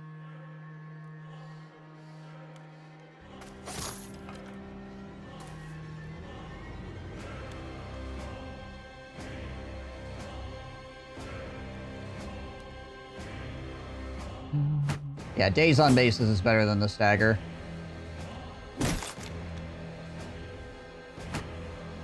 The stagger just affects your initiative, I believe, if I'm remembering correctly. Well, the mace affects, like, 3 different things. Gosh dang it all.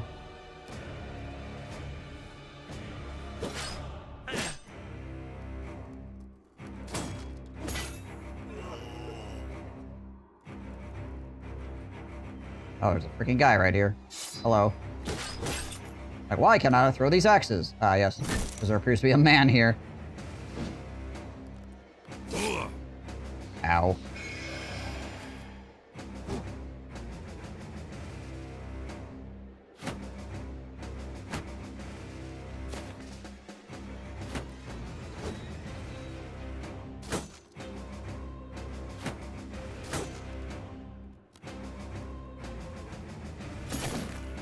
Only 48%. We still hit. Beautiful.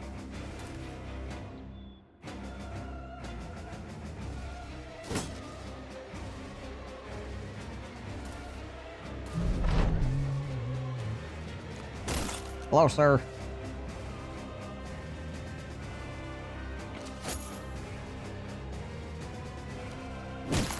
Beautiful. 45, eh? It's not Spark Joy.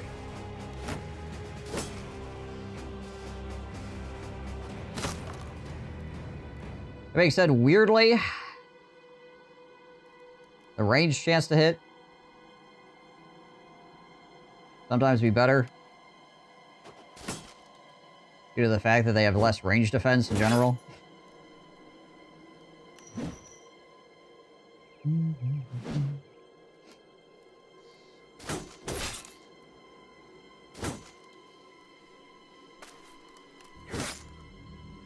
Right in the head. Freaking Sir Porcupine down there blocking these with his face again.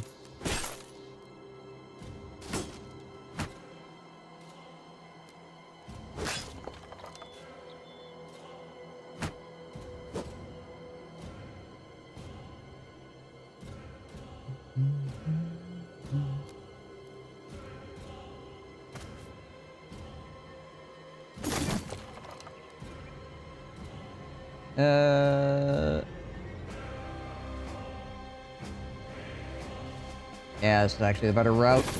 Ow. Alright, whatever. It's fine. I got the HP to stand in it. Shoot an arrow down there to help him out? Yeah. Helping. Oh, wow. Freaking nice. A freaking heck of an attack. It is really annoying, especially if you're trying to flank and suddenly ganked by a mace enemy and purpose stun your bro, and if you are lucky to escape the torture, Daze is another annoying status effect. Yep. Yeah, Daze is very, very strong. Hey, we get to use this. Bonk!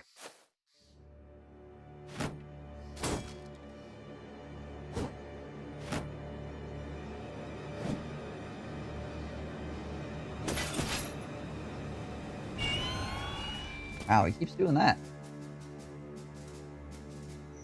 Weird.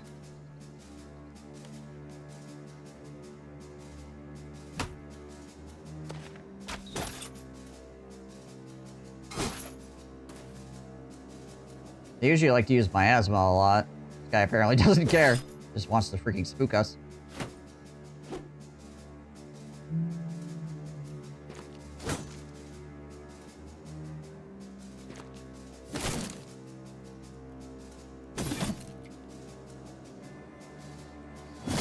Of course, he also decided to stand right next to Sir Hedgehog, which is a freaking dumb idea.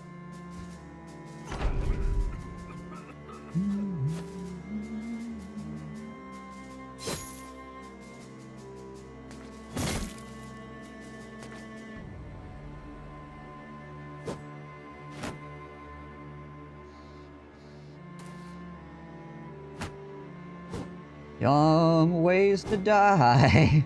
So many dumb ways to die. Standing directly next to Sir Hedgehog is definitely one of them.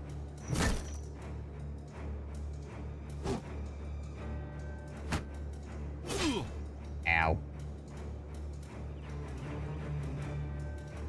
Yeah, they actually have a fairly okay chance to hit on him.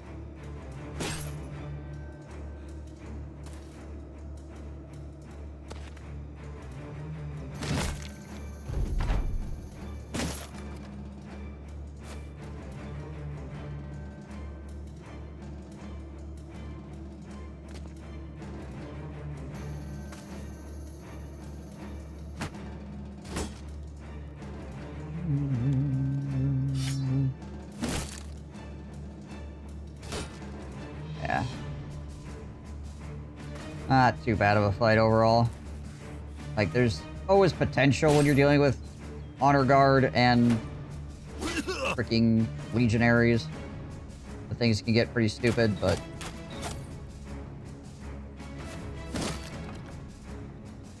Thankfully, it's not the case here. Unfortunately, Volker over here is getting punted.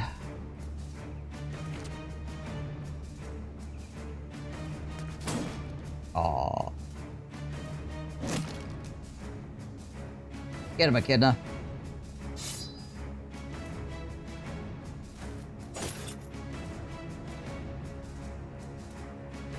I guess I'll go over here.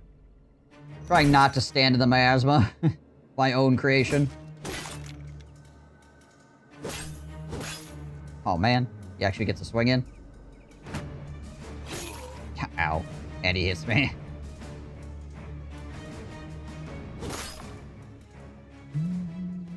Oh, hey, really? 138 for 5 fatigue, eh? Not expecting to get this here. It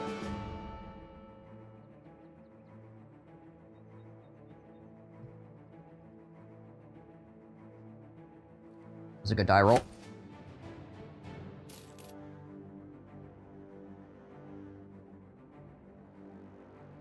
I mean, these Ancient Undead places are, like, one of the best places to get famed items. As far as, like, odds are concerned.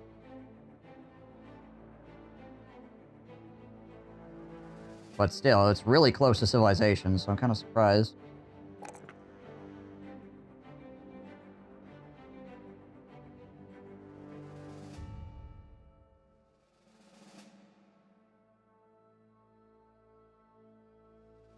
I mean, we probably end up getting against Sir Porcupine. How good is this, actually? Like, by comparison to what it could have rolled. Let me take a look.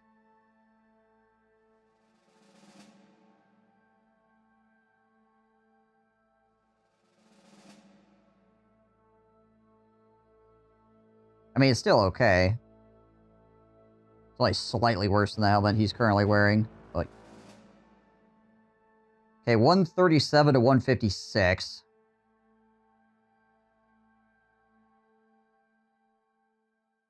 So we basically... We have 1 point... 1 point better than minimum die rolls. And also the fatigue on it is -5 or -4, so it rolled the worst version of the fatigue on it. So, for the type of helmet it is, this helmet is junk. But it's still, you know, decent.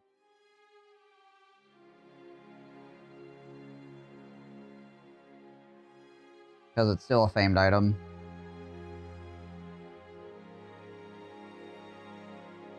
But yeah, for the type of item it is, it's pretty freaking trash. Alright, well, cool, I guess. Give it to Sir Porcupine to wear here. So it allows him to have more initiative, which helps the rest of his everything, right?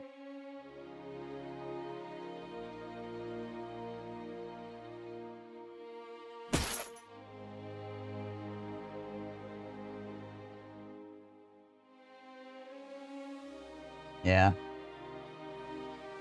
Would have been nice if it would have rolled like 150 and then been like a -4 instead. But, you know, I was not expecting to get a famed item here at all, so take what I can get. For an animus, what sort of knowledge can you bestow upon your bros? Oh, you mean like with the potions and stuff? You get some pretty very crazy stuff. Like some of the... There's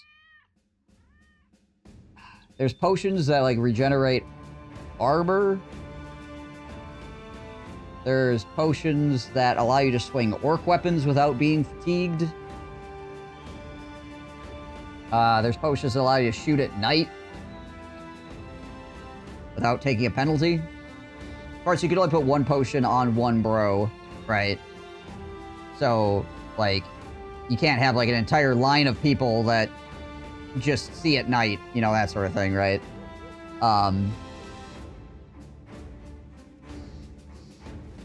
You can re-get the potion if the guy that has it happens to die, though. So there's that. But... Or you could dump all the potions onto one guy and make a god, I guess. Single use. Unless the guy that has it dies, and then you can get it again. Or you fire that guy, and then you get it again.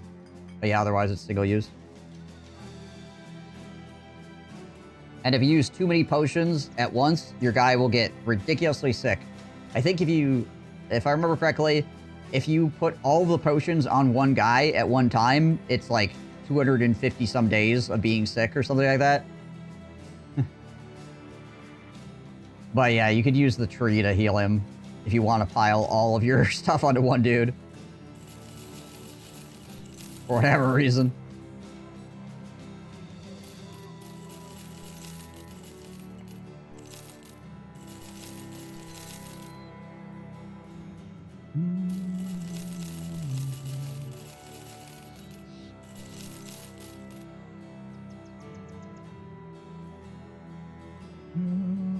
She's a drugged buff bro. Yeah, basically.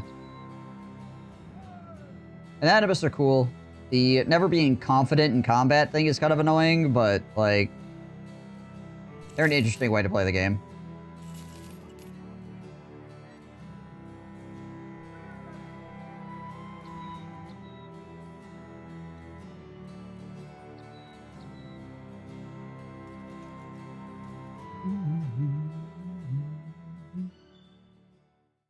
Overall, a decent start then. Yeah, I would say it's decent. You get a good amount of money, too, right off the bat. Even on the hardest difficulty, you get a good amount of money. So you can kind of make up for the lacklusterness of not having confident with some, you know, starting armor or weapons or something. Or starting bros.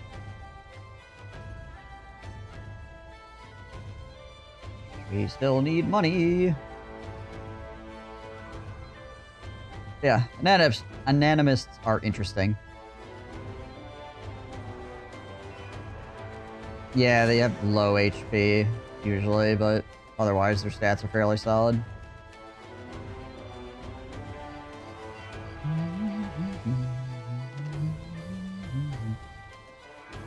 They do have some weird events, though.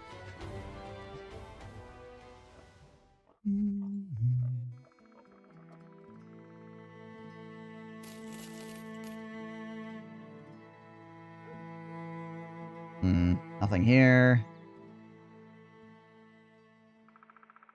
Oh, I need money so I can go wandering around without going broke.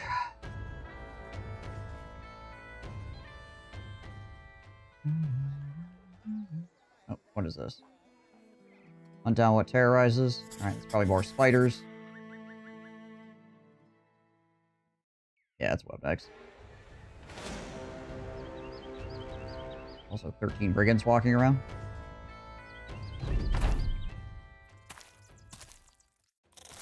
Apparently. Game keeps putting frigging Hypergig out here in the middle of nowhere by himself.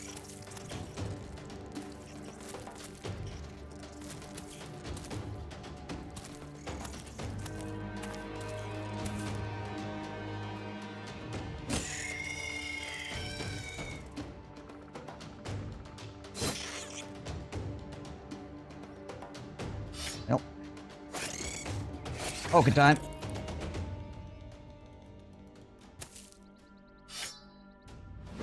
Dang it. Roll like good old 100 right off the bat there.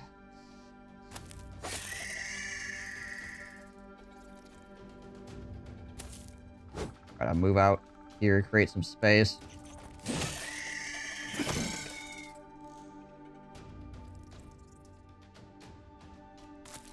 Put him in front of my archer. I can't get through here, and I probably can't get through here either, right? Yeah. But, Volker can move out of the way. Like, can't really go anywhere anyway. I feel like I could step up here and adrenaline and then step through. Maybe I'll end up doing that.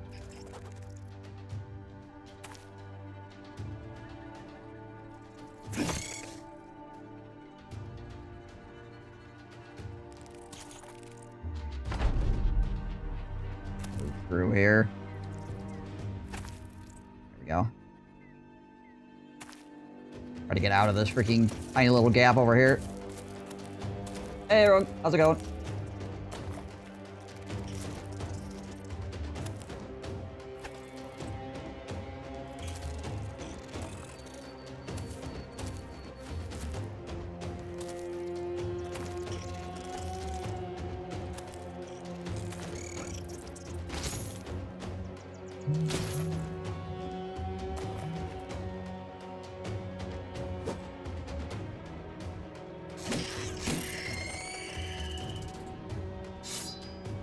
Throwing axes, go. Yeah, yeah.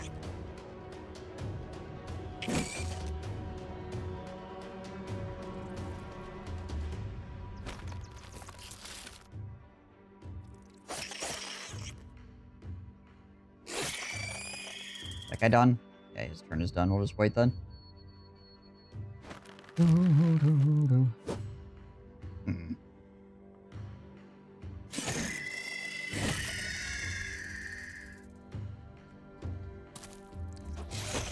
There we go. Finally.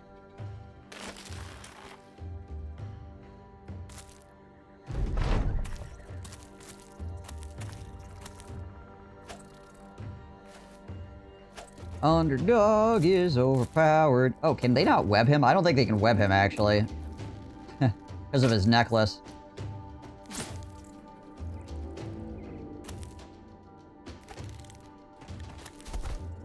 Kind of funny. There's like 8 spiders just standing there and they can't even like web freaking their hedgehog.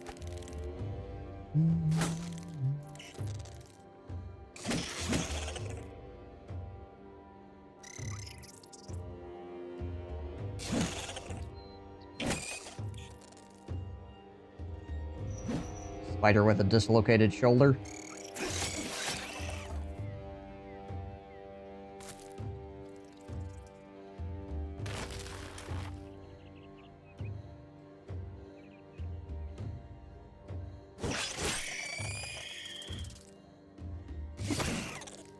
I can't see there.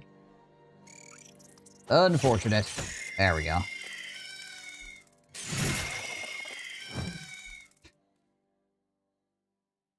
Goodbye, spiders.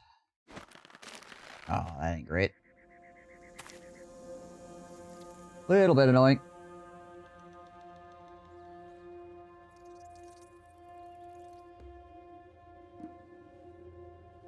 Yeah.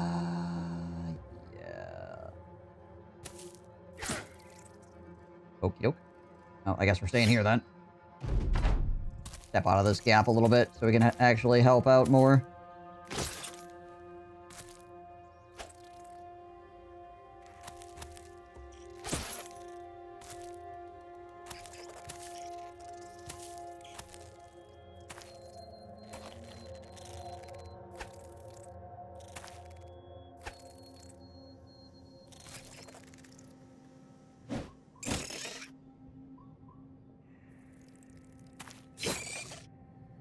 And...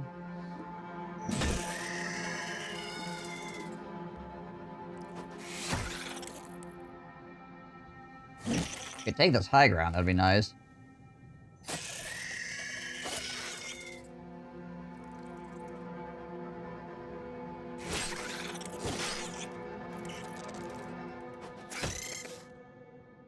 A little bit of a pain in the butt. The spider keeps jumping on it every single round.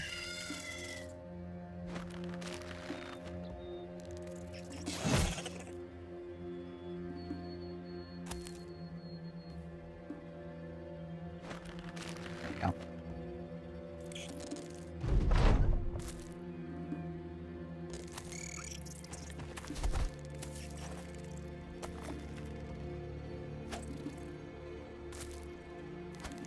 Retreating spiders next to him, so he's in a lot less danger than he was before. Thankfully, he's got a lot of armor on. It'll take them a while to beat through anything.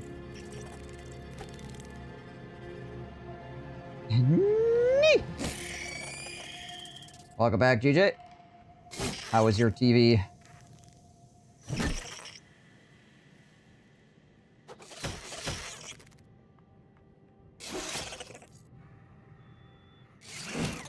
There we go. Finally take that freaking high ground. You also went to the gym and got a shower in? Wow, look at you. Clean and everything. How are you supposed to be a smelly nerd if you're doing things like showering? The heck is this?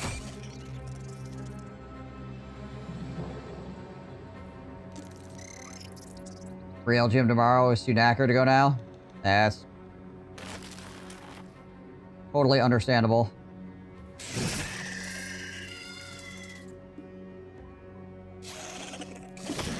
There's so many stinky nerds at the con. You know, this is one of the weird things about when I went to PAX, is there wasn't really a lot of stinky nerds. It didn't seem like anyways. Not for what I encountered. Maybe there's just enough space that I didn't notice.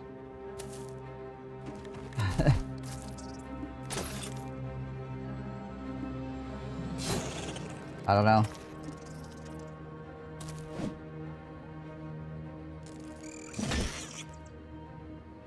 I was never, like, standing there going, oh my gosh, why does this guy smell? Thankfully.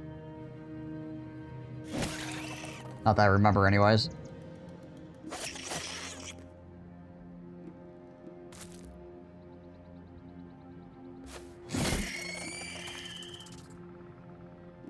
TwitchCon is Twitch nerds, though, so there is that.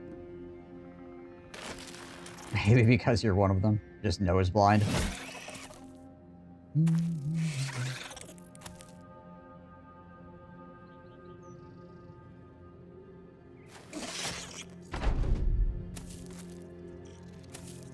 Oh, many spiders.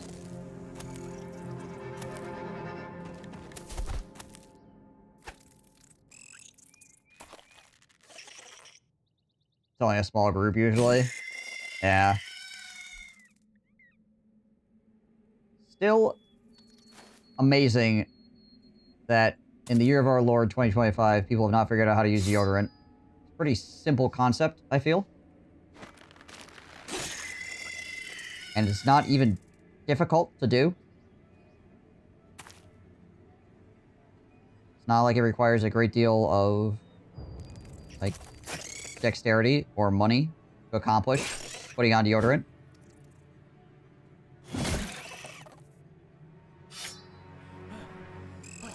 Gassed out, can't swing again. Hiya! Rip.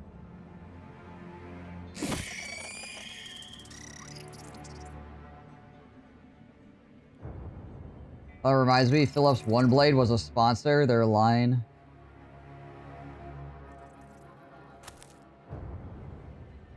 Philips One Blade, blurring the line between gaming and grooming.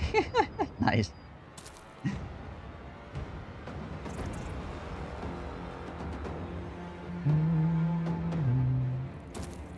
Or just shower. I feel gross after 2 days of no shower, let alone weeks. Some people go without it. Yeah. Anytime I do something physical, I like to shower. Not only because having a cool shower after doing something physical is nice, but also, you know, being sweaty. I like to not be sweaty.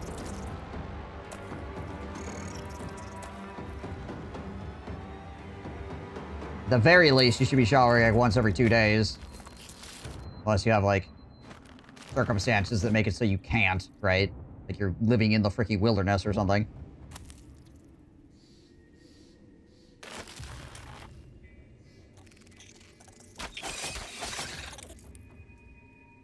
Yeah.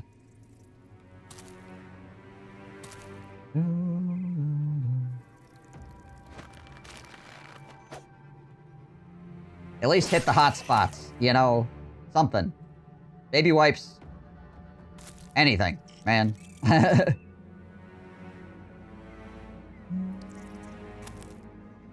There is such a thing as overshowering? Well, yeah.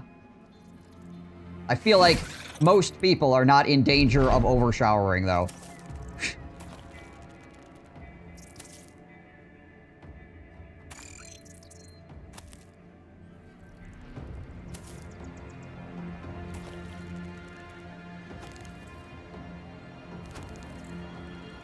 Does living in the U.S. count as living in the wilderness? Depends on where you are. The United States is very big.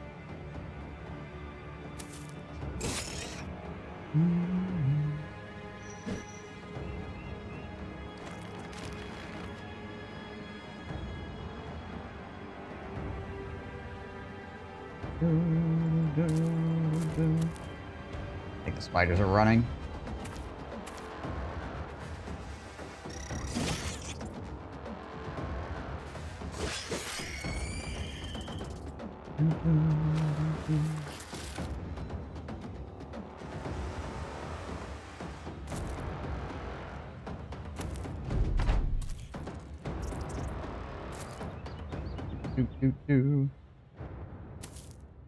Also, some of it depends on, like, how hot of a shower you're taking and stuff like that, too, right? If when you take a shower, you're taking, like, a really hot shower every time, then that's gonna affect your skin. If you're showering a lot and every time it's really hot, then you're probably gonna dry out your skin, right? Taking, like, cold showers and stuff, definitely a lot better for you overall. You gotta lube up after. I mean, you can. Moisturizer is a thing.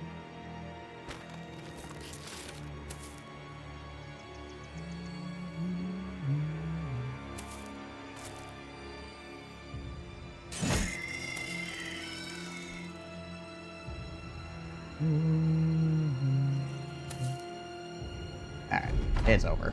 Done chasing spiders around the woods.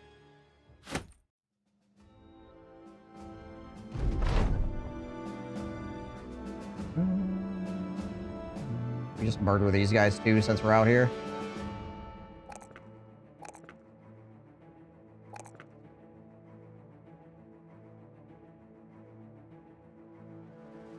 I do not feel like work this week. Well, tell them that you're taking a sabbatical.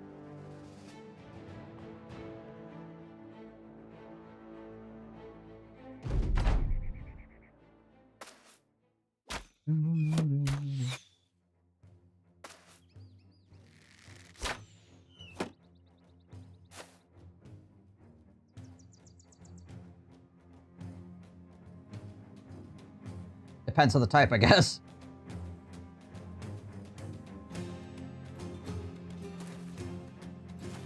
So just tell them that you're taking the type of sabbatical that you get paid for.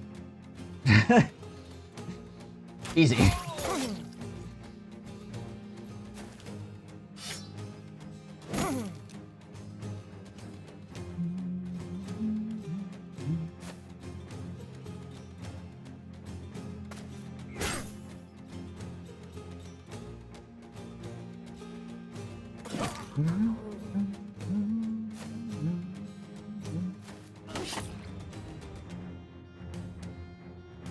Man with hammer, eh? Hello, man with hammer. Yeah.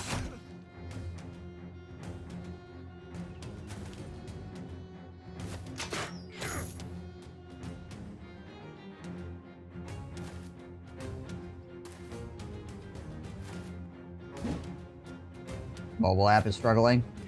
What else is new?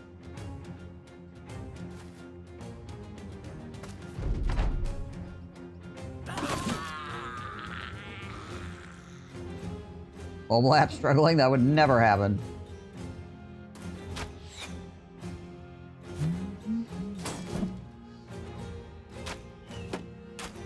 Which is an indie company, give them 5 to 10 years and they'll get their stuff together.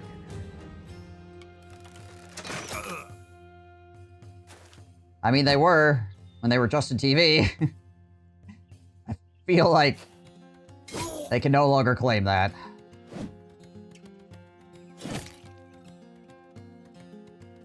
Honestly, not unhappy with my vacay days. Yeah, at least you get some.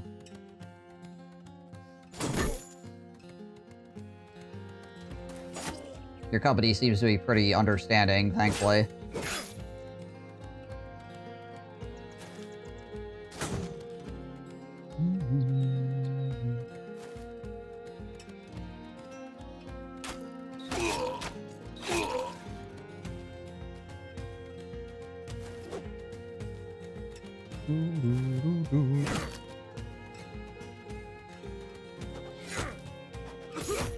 Nice. Alright, what's my chance to hit? 83%, 95. Do we just freaking... Well, I suppose we could do this. Adrenaline and swing on the other guy here immediately. Actually, we could just kill this guy, I suppose. There. Probably more worth our time doing that.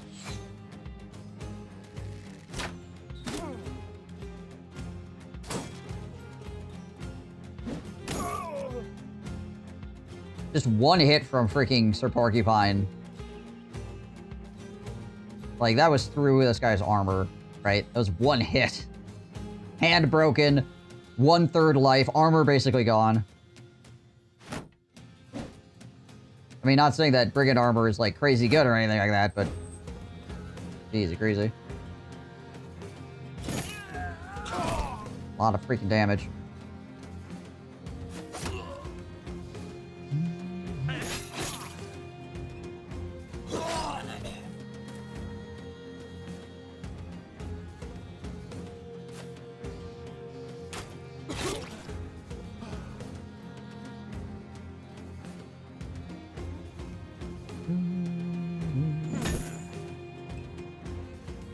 Oh, let's see who we bonking. Suppose we bonk this archer because he's not running yet.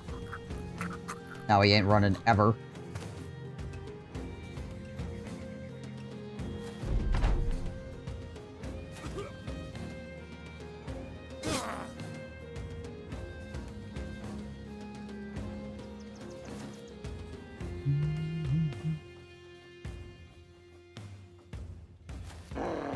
Hopefully the dog goes after the archer. Yep, there we go.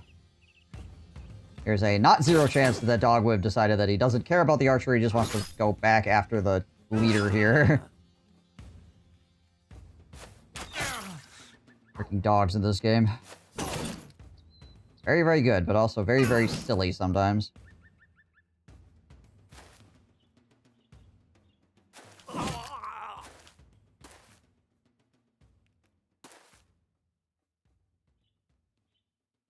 Yeah.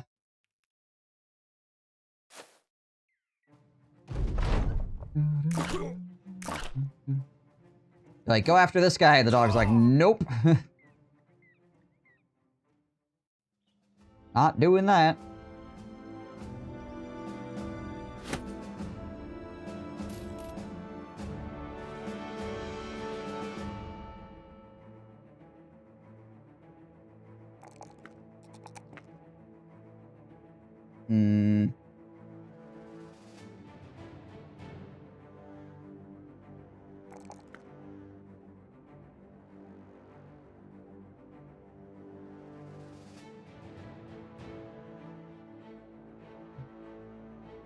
Mr. Man Crusher, do I want him to just keep using this pole arm? I mean, maybe.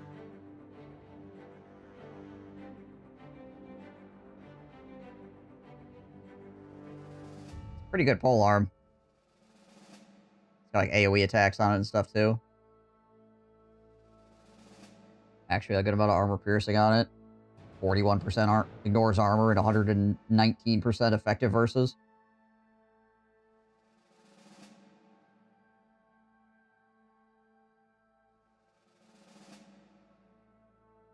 Pretty alright. I would have to probably downgrade his armor a bit if I wanted to keep using this, though, because of, like, how much fatigue it takes to do the reap attack.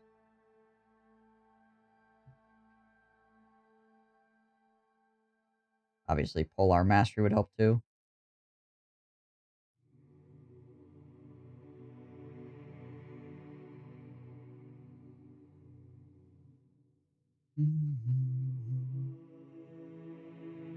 We don't really need Colossus on him, because he's got a bazillion hit points.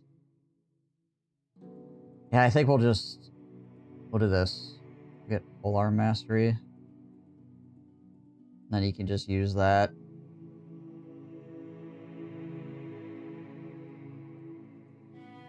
Watch the bonk sticks, unfortunately.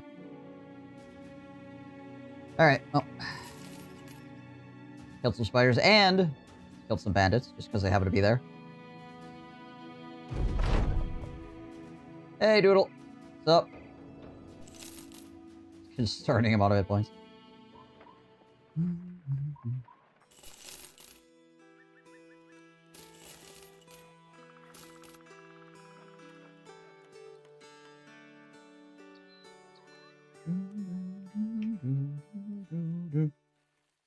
Okay. So we're finally getting back to having money again. Oh, 8 rats, eh? 8 of them. Holy crap, that's a lot.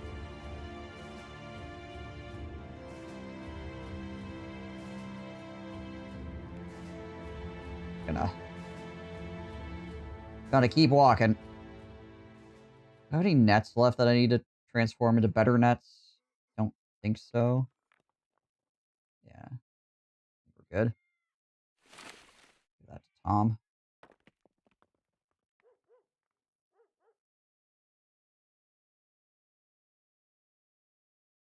8 happy little tree friends, right?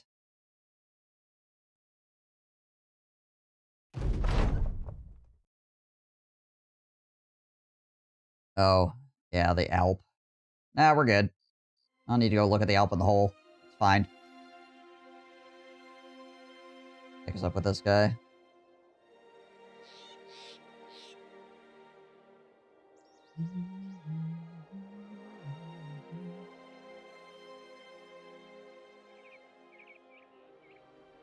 A warehouse burned down, eh?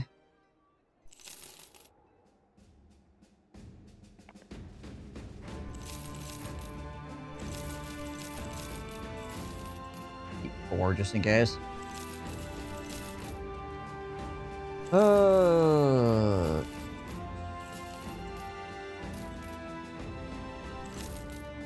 Keep the bonk sticks.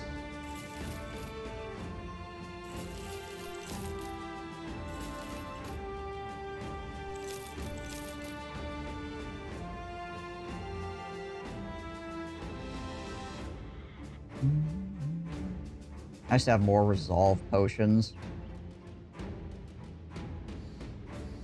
Honestly.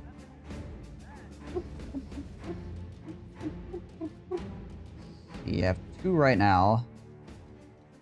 I could go wandering down south and see if I could collect some more resolve potions, I guess.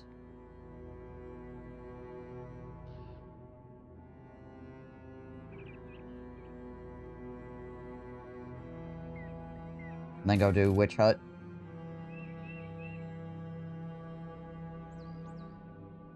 South also give arena fights. Yeah, there's that too. There is indeed that as well.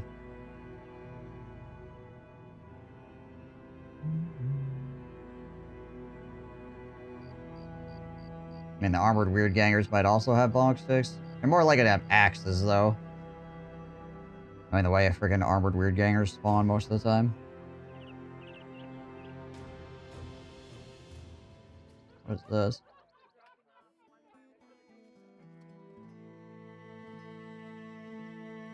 Deserted farmstead.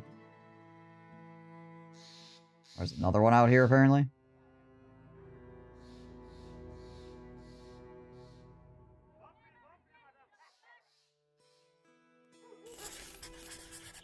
It's actually a whole lot of money to probably not really do much.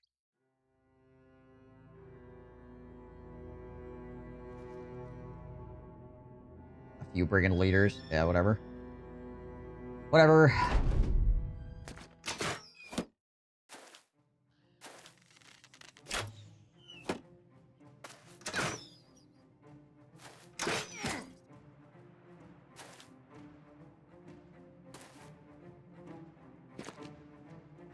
Guys are really going for it, aren't they?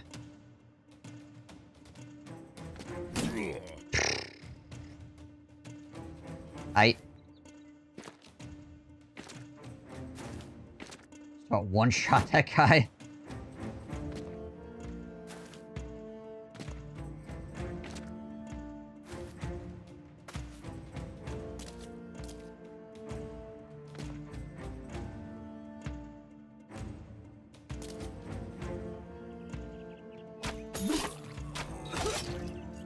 Take the 2-shot, I guess.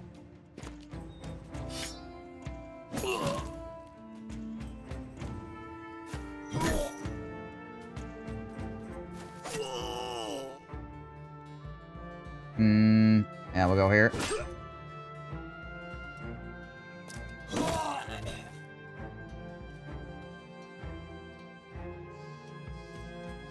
Probably send Tom in here, but you know what? I think we'll send Tom over here, attack him, then we'll send Sir Hedgehog into here, and then we'll have him adrenaline.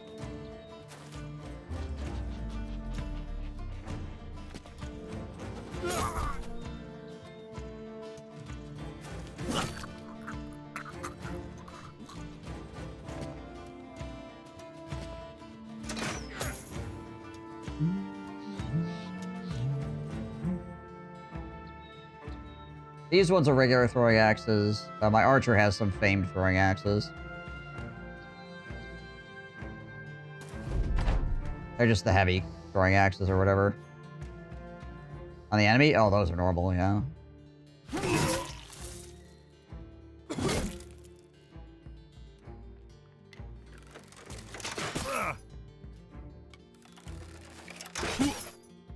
The regular brigand leaders should not have famed items.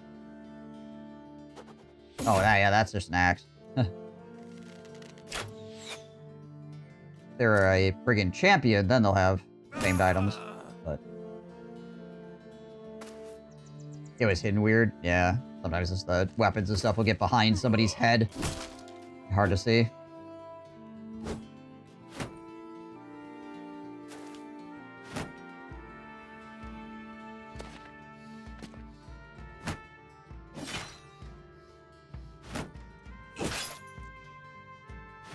I love it when an enemy hits me with a weapon and it basically doesn't move my freaking armor bar at all.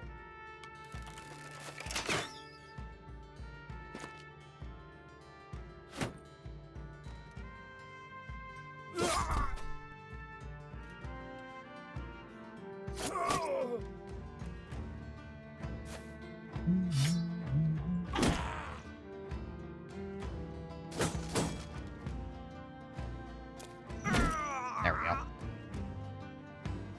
Looking for that headshot, and we found it.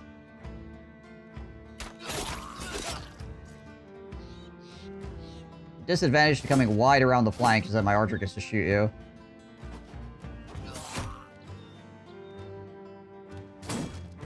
Aw.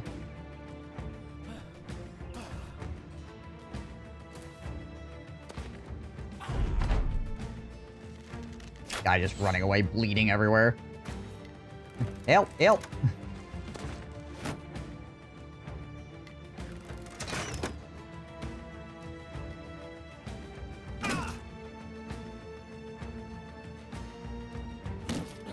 There we go.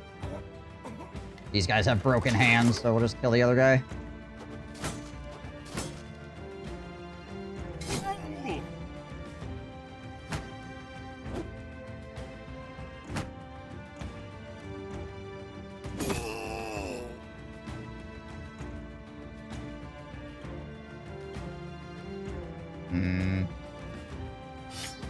Kill this guy. Oh, hit this guy as well.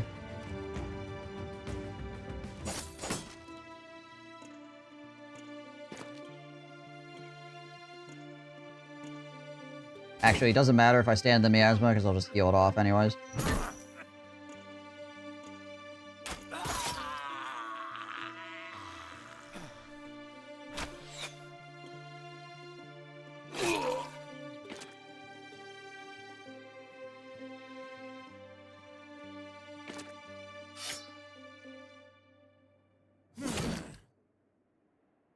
That friggin' polearm, man. It's pretty good.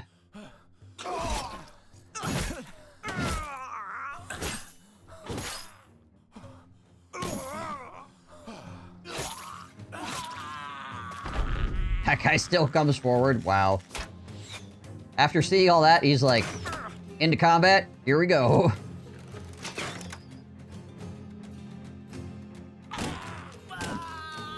Immediately dies. Yeah,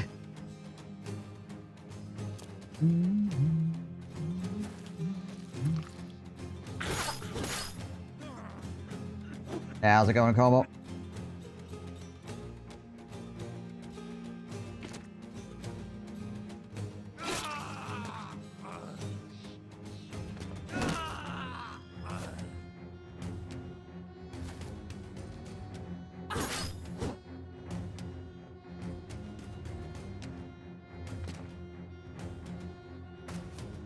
Catch these freaking guys that are running. We'll go here and roll adrenaline so we can actually step up in there.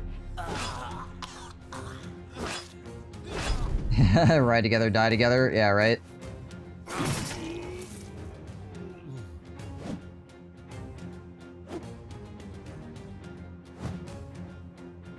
A ride and die kind of fellow.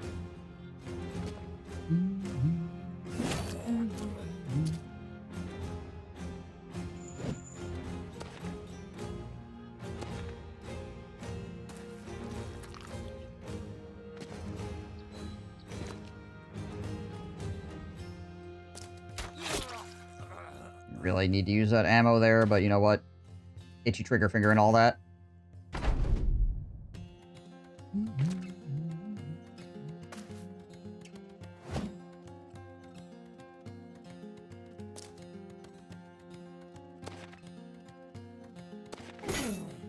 That did it.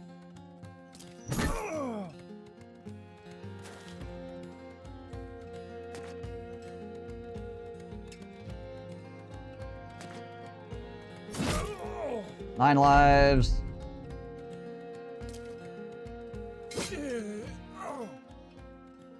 Gone. Oh my gosh.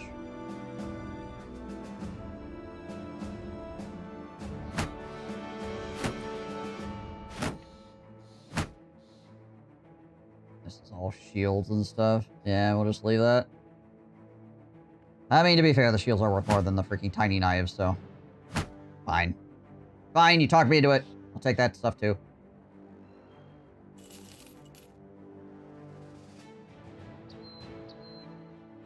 Over 2,000 crowns for that. I'll take it. Goodness knows I could use the freaking money. Gosh dang, upkeep of my bros, yo.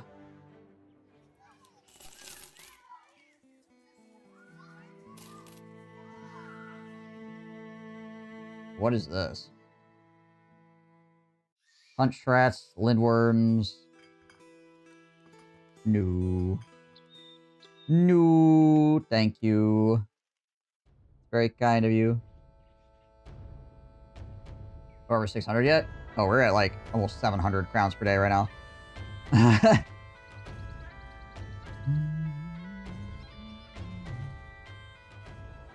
Yeah. It's a little bit painful.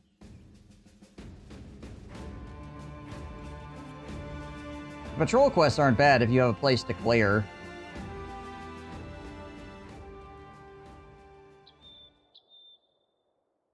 The frigging beast ones I don't do. The ones where it's like go from town to town. If the towns are fairly close to each other and you have like a location that you want to clear as well, then you can just go clear the location and get extra money for doing so, basically, right? It's free real estate.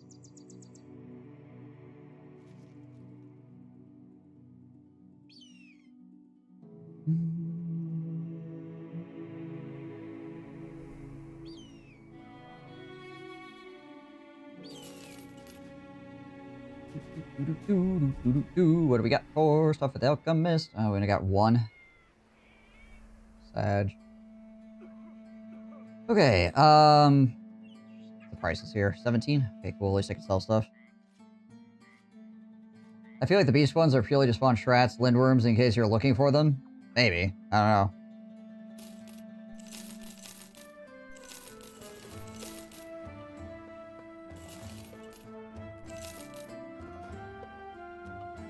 In case for some reason you really, really want to get freaking bodied by a lindworm. There we go, we got some more bonk sticks. Hey, I've actually got a good amount of bonk sticks now. Nice.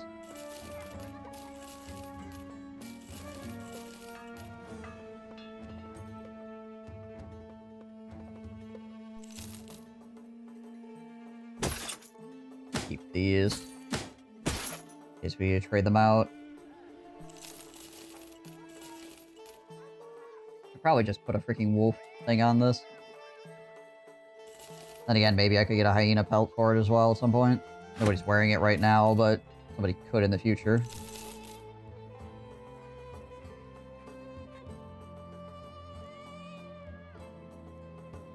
$350 gold for lindworm is a joke? Yeah. Lindworms are never worth it, to be honest. Agreed.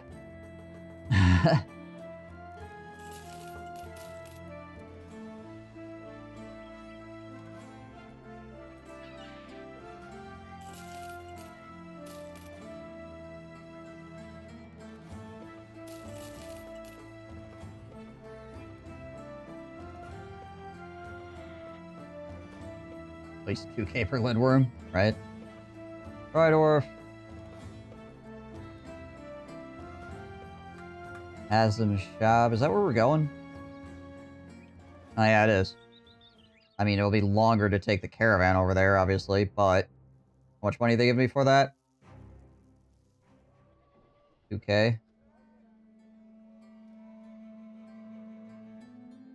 Pay for my freaking per day, I guess.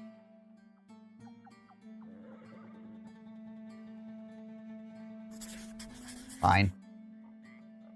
And it'll make stuff cheaper when I get there, and maybe there'll be some famed items or something. But I want to buy more potions.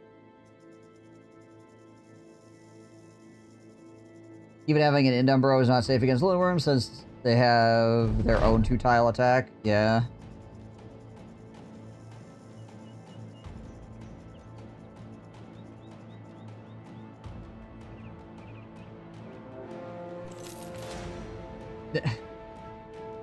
Okay. If they run over me again, I should freaking click on these guys and just kill them. Brigands in the woods here that probably also don't want to fight me. Oh man, they keep coming so close. Freaking ding-dong ditching by gosh dang caravan.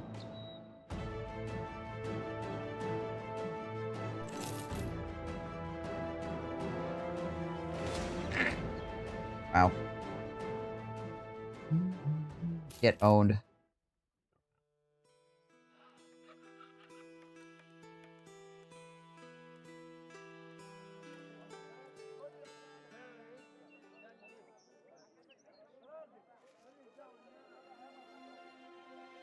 Orcs are rampant. Yeah, they're kind of all over the place right now. There's a fairly large contingent of orc camps over here I'm just not dealing with as much fun as getting randomly doinked because 2 orcs decide that they're just going to destroy you. Rather not. What do we got here? Squiggly line, tail-headed snake. Fighting 10 snakes.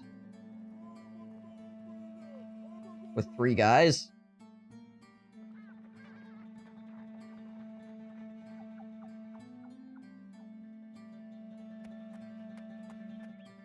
How about that one, Chief? I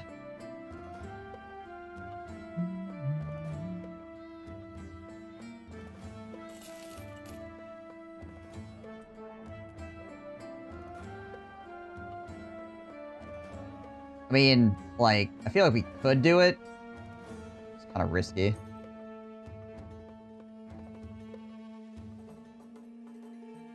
Anglington, about a day to the east. Oh, way over there.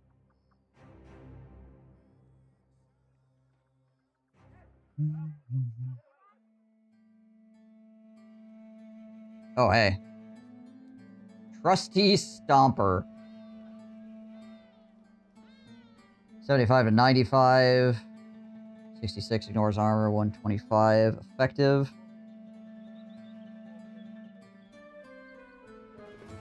No extra damage straight up, but the Nor's armor is better. That's pretty much it. Well, actually, it does a ton of damage against shields, too, I guess. Yeah, it's basically ignores armor and does a boatload of damage against shields. Otherwise, and it has, oh my gosh. Got 168 durability. The extra shield damage only matters against strats.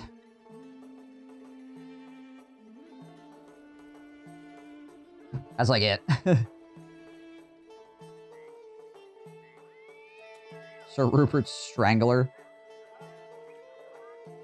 Sir Albrecht's Smasher. 185% against armor. Builds up less fatigue. 8 fatigue maximum.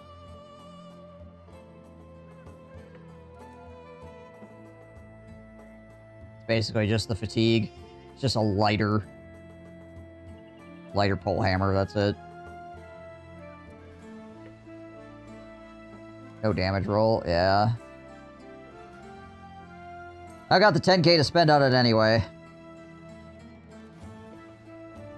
If I had 10k I didn't know what I was doing with, I'd probably throw it at it just because, you know, a little bit of extra armor piercing sometimes just kills things, but... I mean, this whip is... got a lot of damage on it randomly, but otherwise... garbage. Basically, any whip that you're trying to get, you're looking for fatigue reduction. Like, that's pretty much it. That's the only thing that you care about on a whip is fatigue reduction.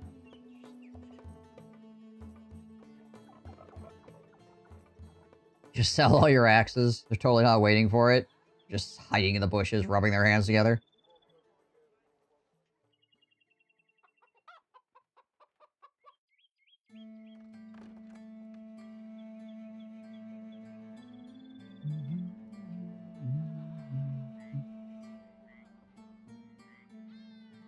What do they have over here? They have a silk farm. They have a dye maker over here, too. Let's see.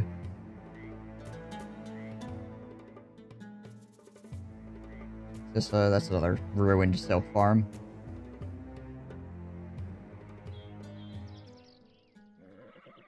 I mean, this is a really good price for these.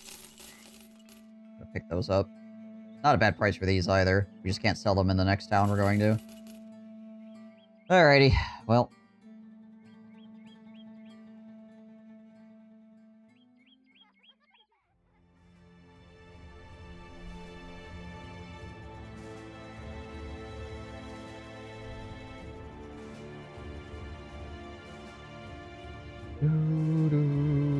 See if there's... I mean, I guess there's a bleached stones out here we could do.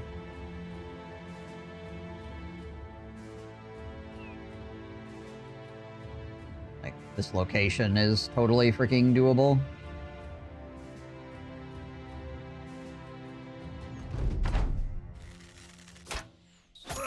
Funny nomads there.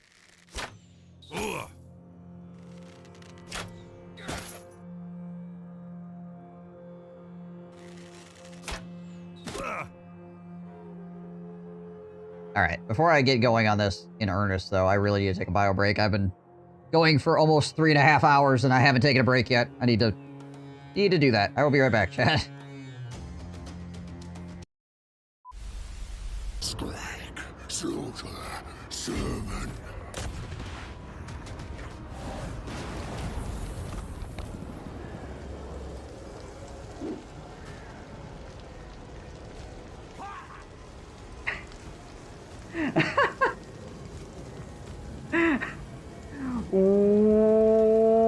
Wow!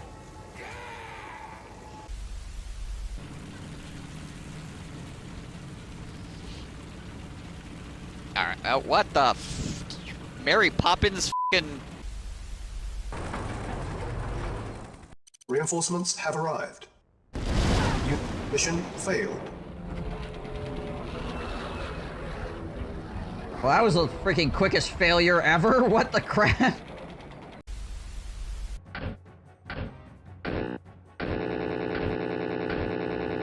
Okay, that's not the noise that's supposed to make.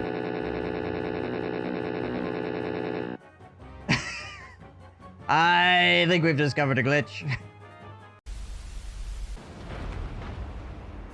I forgot my nuke. Have you seen it? Oh, there it is.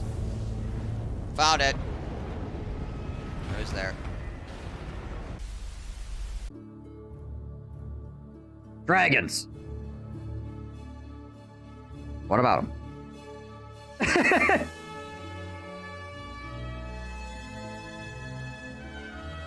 Precog.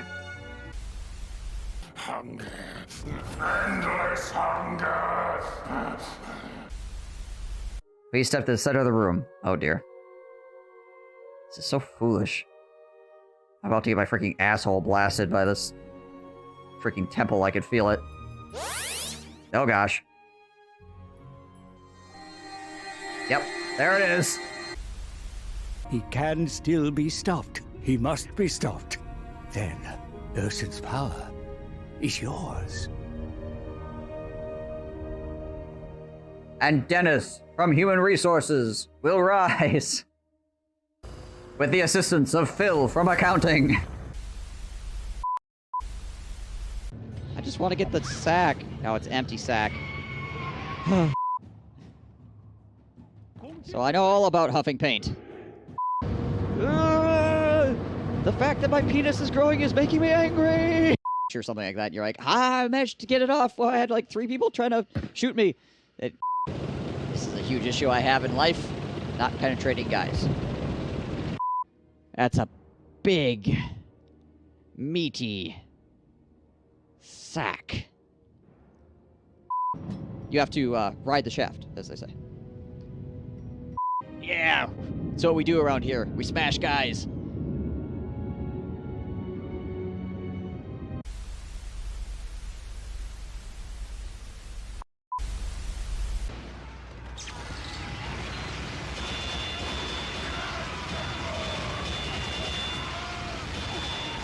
Oh my gosh.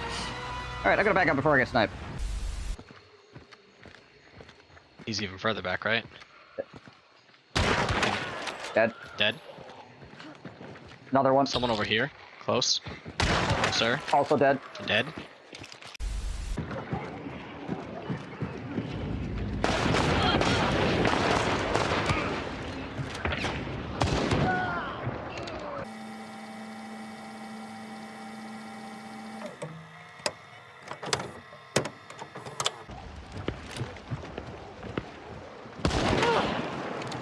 Freaking guy, stop it. Stop looking at me. Alright. Thank you guys for waiting. Time to murder some nomads.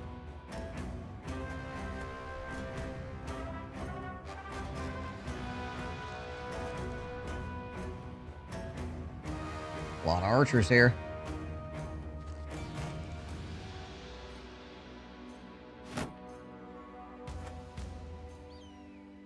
Hopefully we don't get freaking discombobulated by these hammers.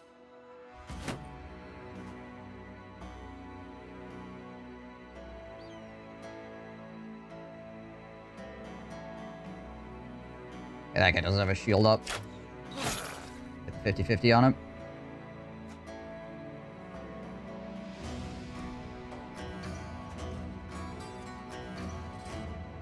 Go, go, go, go, go.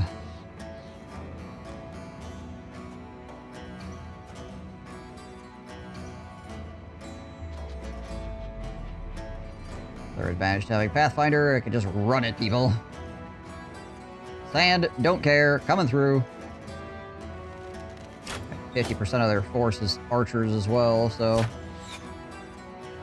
we start swinging on them, things are gonna get bad for them in a hurry. Only one leader here as well, it looks like.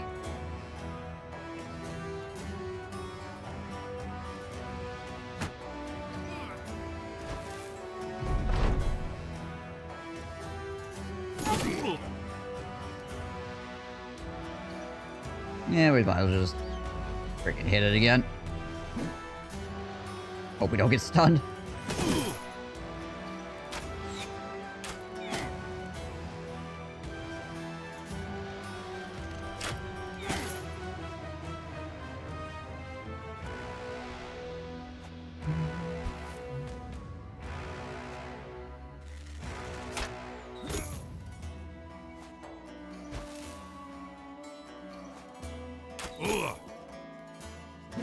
Man, he's taking every attack to the head.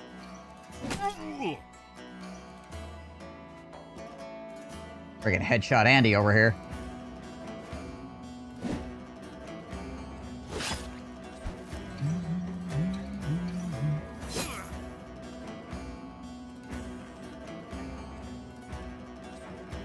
Oh, hey, nice. Guy happened to park right on a line here that I could shoot into with the crowd and not be blocked. Useful. Alright, well, castigate.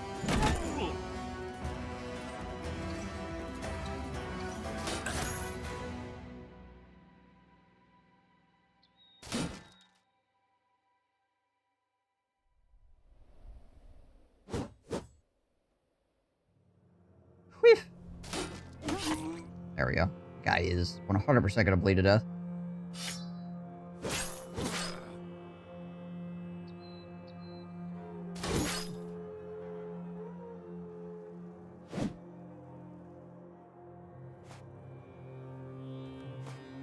Not exactly the best first round we've ever had.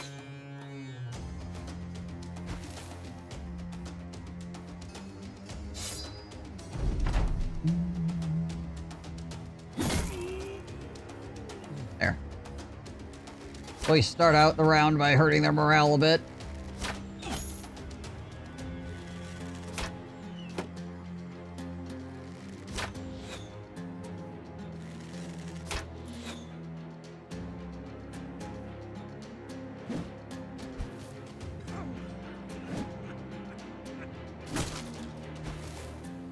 Hey, just because my shield is crap doesn't mean you can break it. Ow.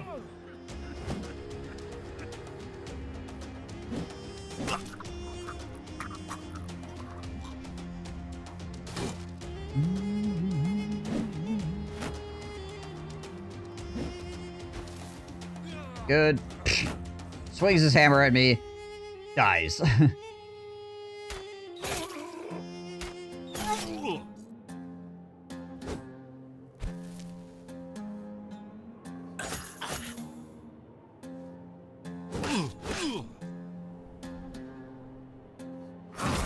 There we go. Oh my gosh.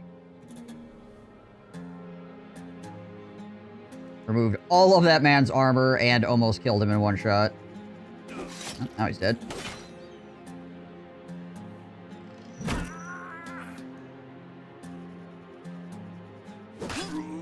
Nice. Wow, him just like stepping forward caused everybody to freak out. Freak out!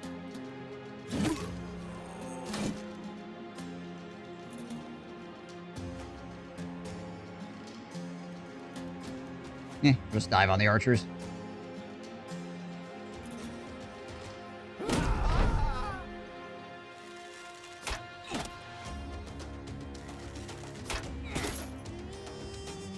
The farting flail is kind of hilarious. Yeah. Pretty solid weapon. Got a lot of damage. And the castigate thing is kind of silly, honestly.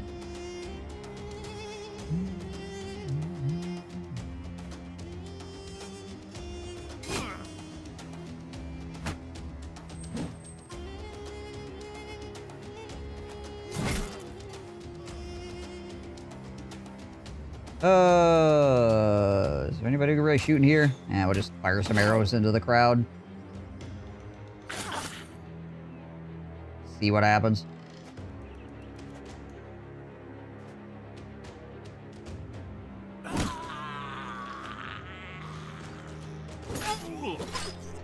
That feeling when your front line is completely collapsing, there's nothing you can do about it.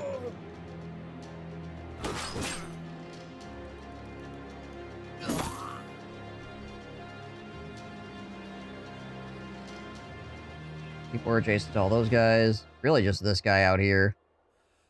Oh, I suppose. Moved away from that guy.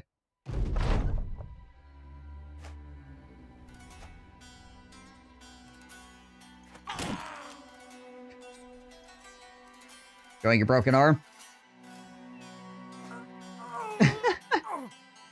What?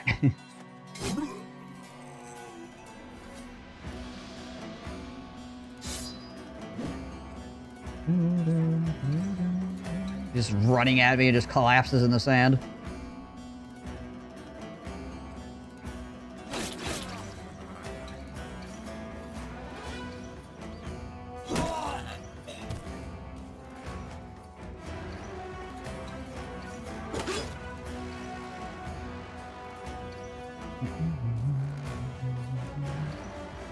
Oh, if I can get anybody to that last archer. I could go here, and then I could adrenaline. That should... Wow, okay, we just whiffed all those shots. Fair enough. And that should get me in range. There we go. Hello.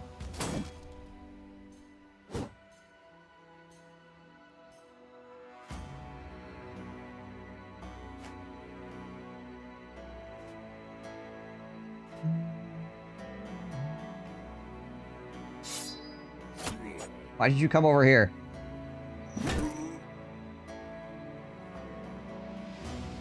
You think I was gonna be safe next to my archer?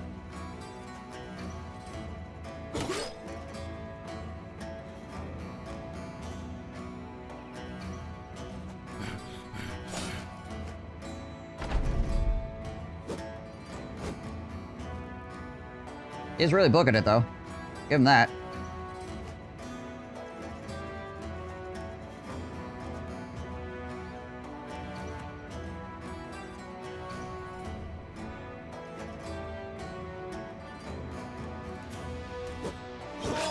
There we go.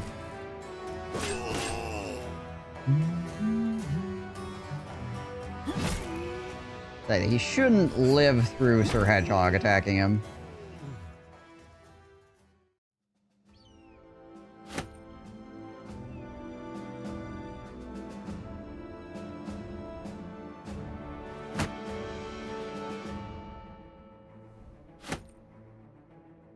These are worth, like, no money. And the arrows are also worth, like, no money. Of course, these bows being, like, super broken are also almost worth no money, so does that.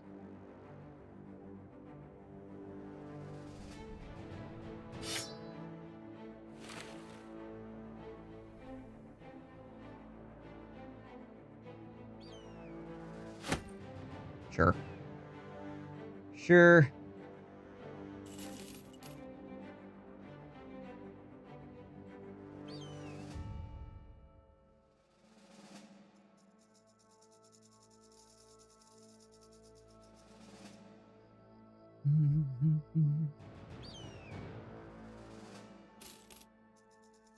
That's find it interesting that after the Holy War happens, the flags actually stay on the holy sites.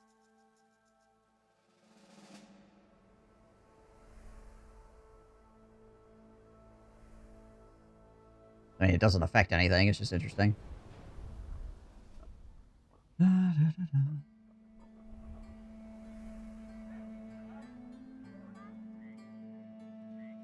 Yeah, it's probably about expect for that. Oh, get rid of these.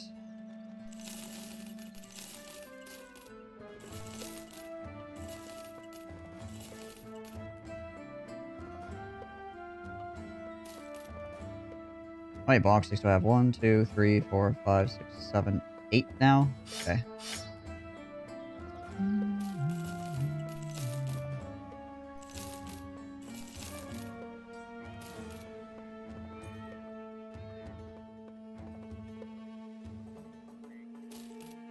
Gonna get rid of that. Or just get rid of that too, honestly. Just log out my freaking inventory.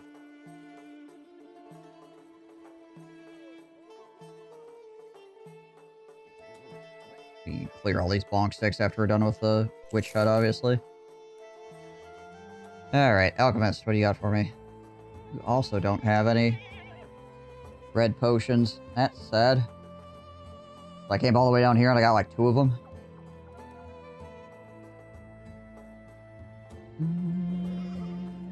Yeah, I consider they have fields here that are giving us some good potential for food, because the food here is like ridiculously cheap, right? Get rid of this.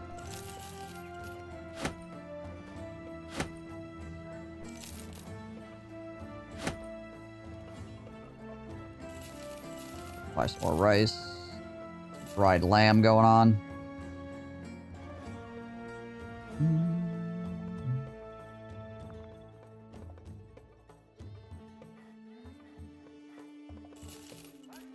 One more smoke bomb as well. Alright.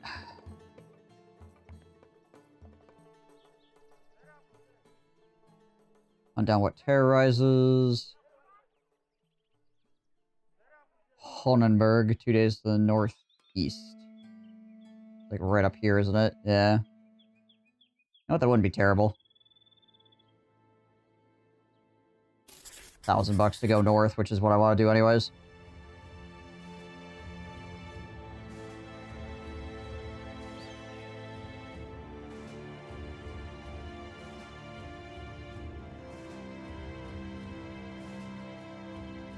Considering I'm spending 704 freaking crowns a day. Oh, right. The flail. Causing people problems.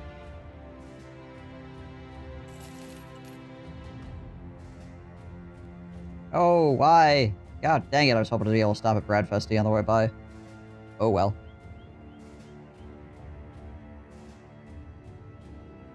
$700 a day is a lot? It is, indeed.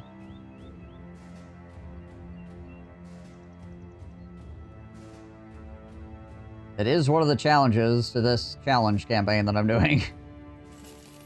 That my per day is freaking insanity.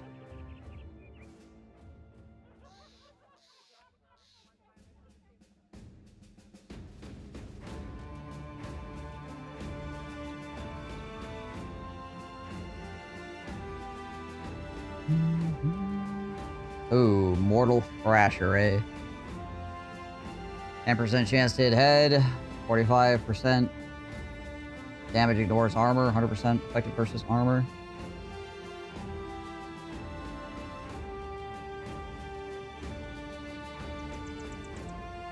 Pretty good flail. Northern Clobber.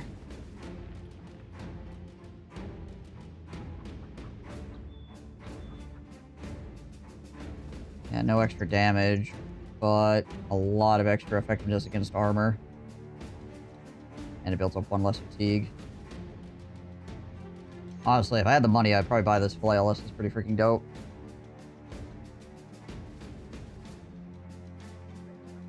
Don't got the money for it, though.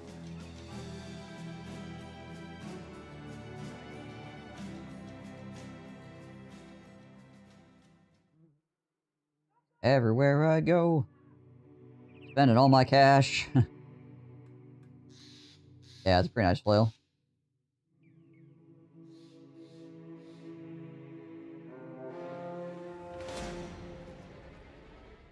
Some brigand marksmen, a plethora of brigand leaders, a brigand leader, a hedge knight, a few master archers. Do heck.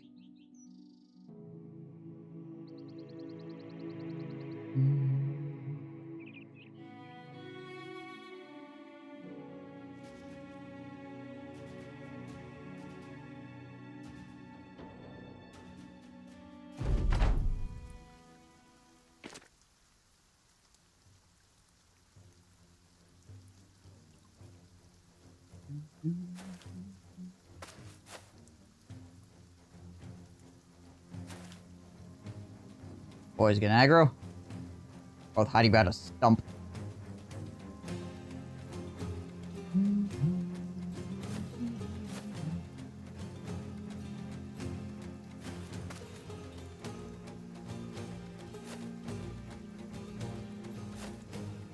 Yo, one of the freaking wild things about this dang helmet is the fact that there's no negative vision on it, right? It's a freaking 310 helmet with no vision negative.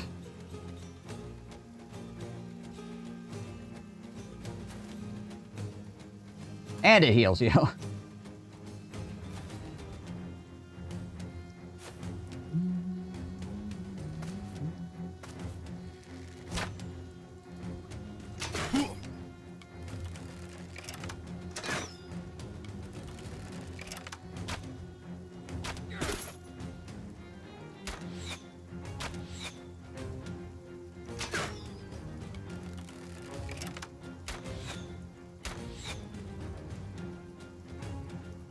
Evening uniform. How goes?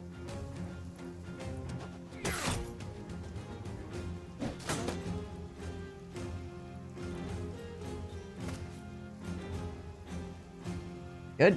Glad to hear.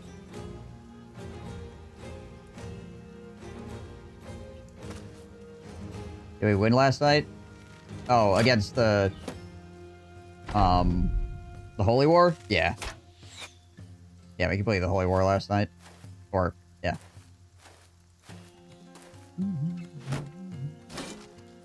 And we beat a couple more legendary locations. Missed those. I don't know if you're here for those, but...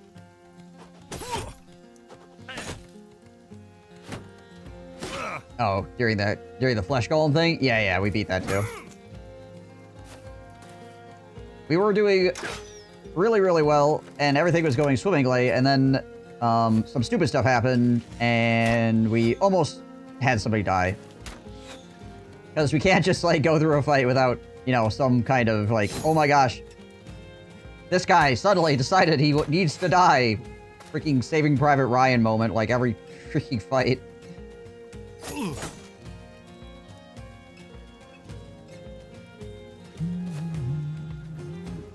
Just friggin' 6 guys up here. I'll block that up, I guess. Nice.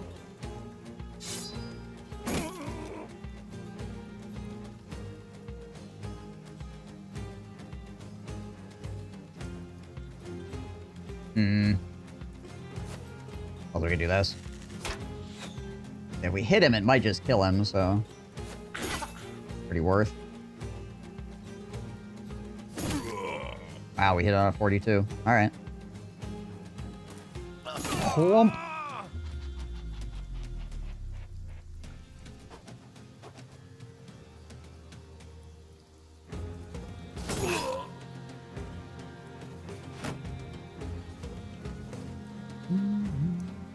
Yeah, I don't actually want to kill this guy. Because then I can't do the double swing. I guess I'll just walk up here.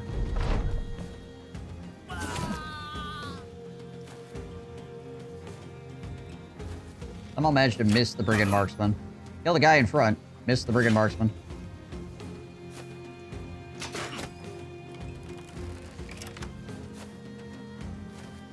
A lot of war brands.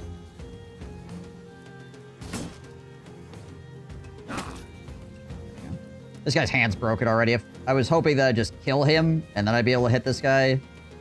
But, seeing as how his hand's broken, seeing as we missed, but, you know, we'll break this guy's elbow, and then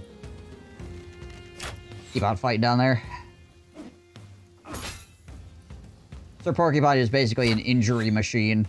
He hits people, and they just, you know, all their freaking bones fall out of their body, essentially.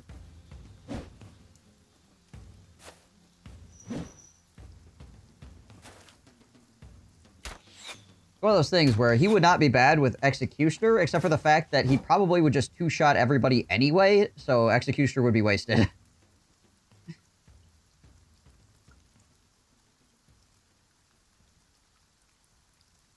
Like, if you could injure them,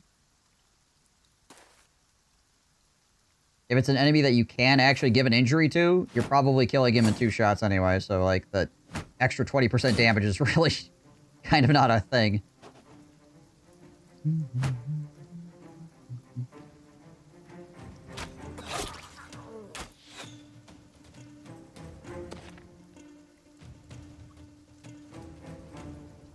Castigate!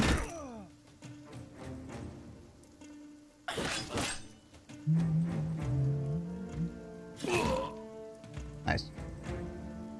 You guys have to go. Yeah, just get up in there. Lashishus can go here. I'm gonna wait for freaking Sir Hedgehog to go and maybe clear these guys out of the way. Then he can step through.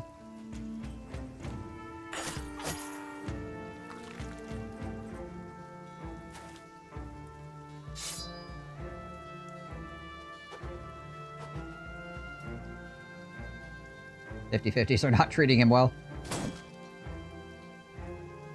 Oh no, wait, he already went. Yeah, never mind. He already went this turn because he was adrenaline. Right. Okay, well, we'll go up here anyways. It's fine. Flash cannon could use a little bit of help. If I ever see that puncture thing show up, I get concerned.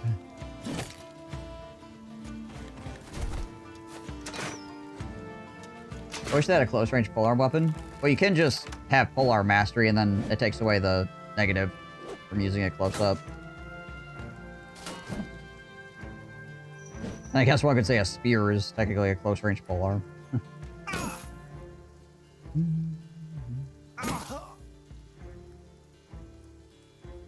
It's not labeled as a polearm in the game, though.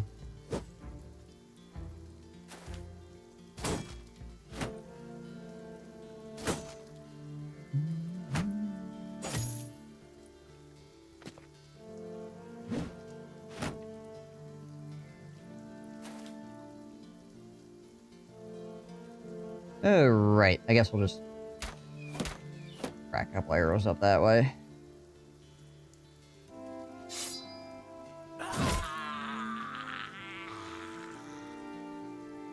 Hmm.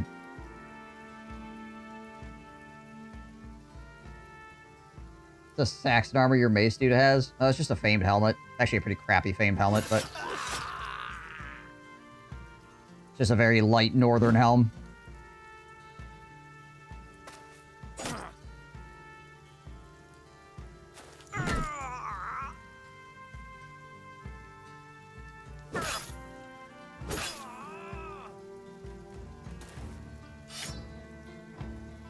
Yeah, right. Flank me, eh?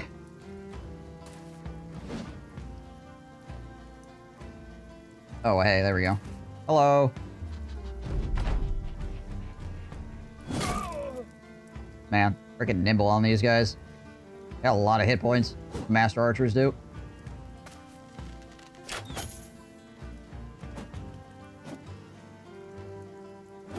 Nice to not get shanked, amazingly. Looks like you. Yeah, it's kind of Riders of Rohan style armor, isn't it?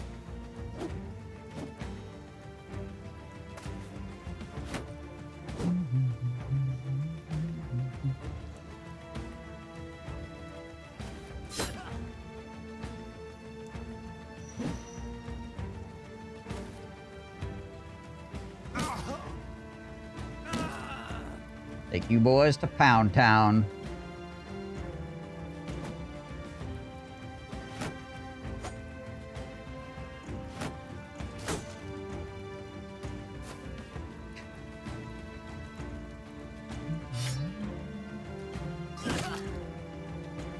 That hedge knight doesn't know what he wants to do with himself.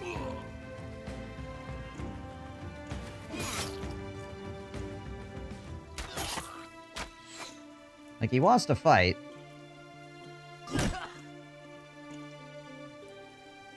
But he also doesn't want to just run in. Get clubbed.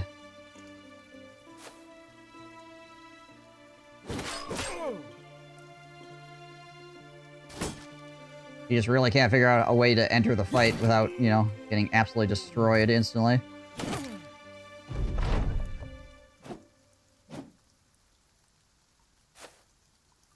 Oh, that guy's a master archer, too. Taking the boys to Pound Town, get me in there.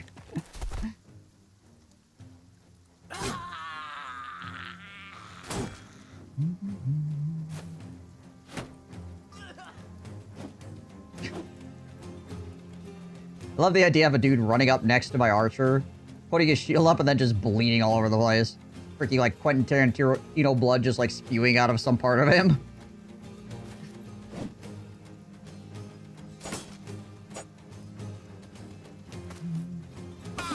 Ow. Alright, well, a little bit annoying.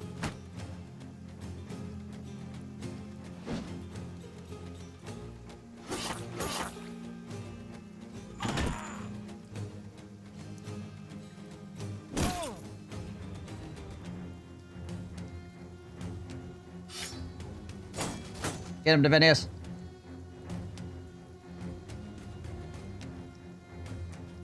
This guy wants to die. Help him die.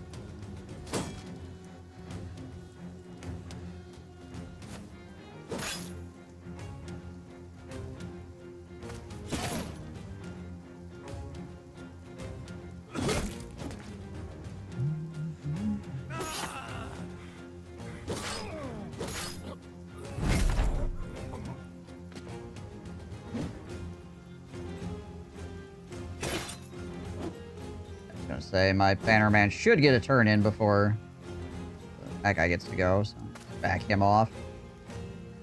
Everybody is still suffering from having 50 HP at the moment. Oh, lucky guy. Get lucky.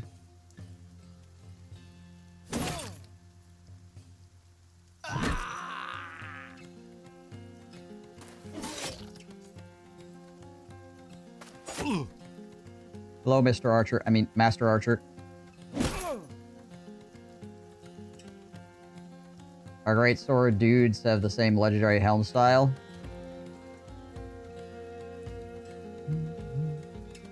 Oh, you mean you have one of these mustache helmets as well?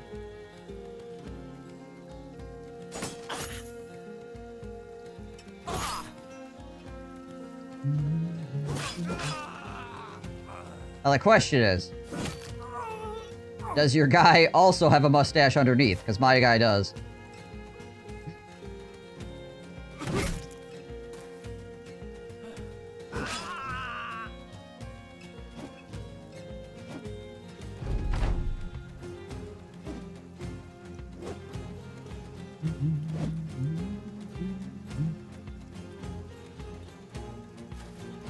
Honestly, can't remember.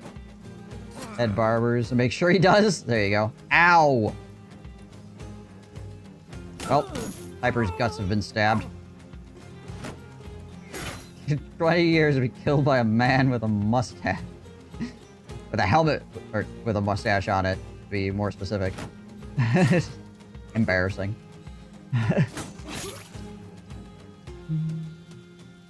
actually hurt a lot.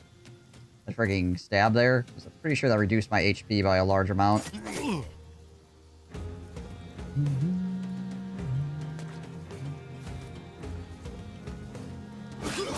I think stabbed guts is like 50% reduction to your HP or some crap like that. Pretty rough. Yeah, what is it exactly? 40%, yeah.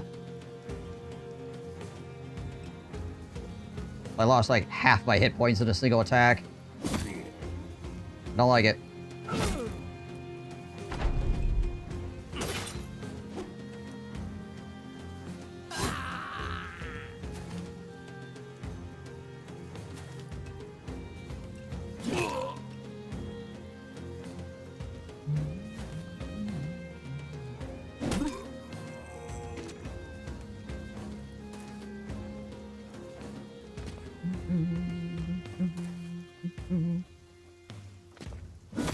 Nice.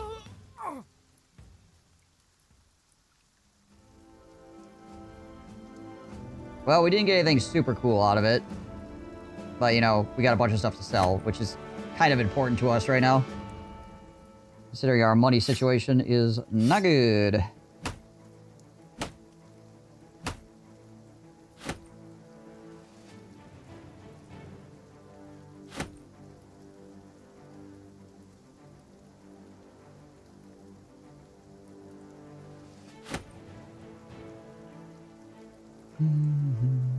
These helmets are worth like no money. So is that.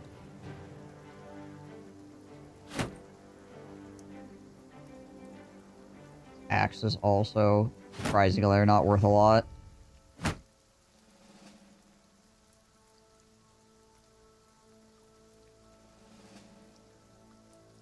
Normally I wouldn't. I'd be trading out these bonk sticks, but I need them. It's gonna be important here coming up. When I make another attempt at losing the whole freaking video game.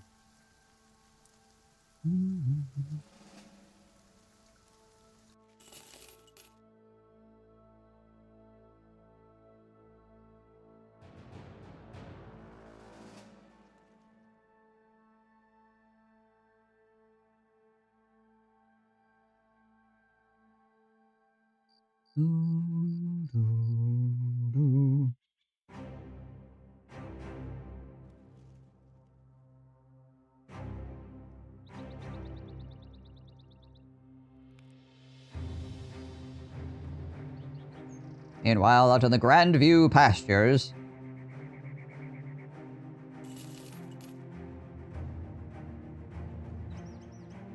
How long are these stabbed guts as well? 1 to 4 days? Alright, well, guess we just have to hope we get lucky.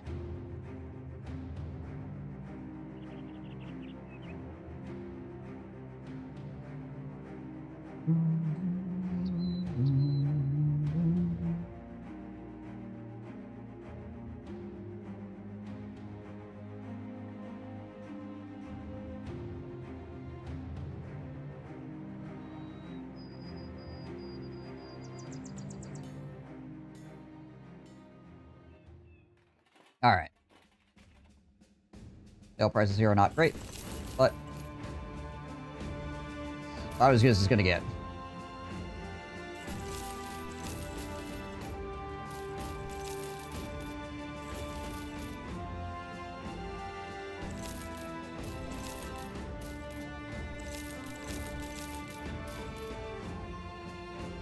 I'll hang on to those for the moment.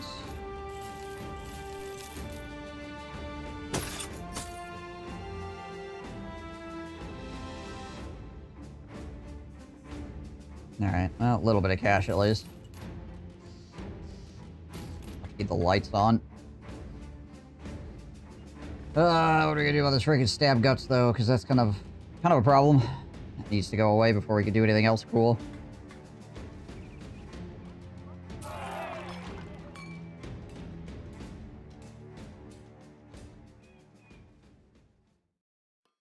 Just hope that we roll well on that, I guess. Really, what it comes down to.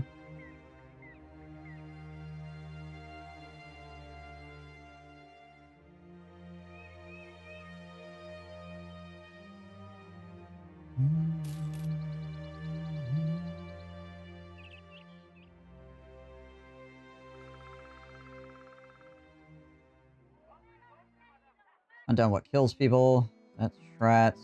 What is this? Destroy the ancient outlook southeast of Belfesti.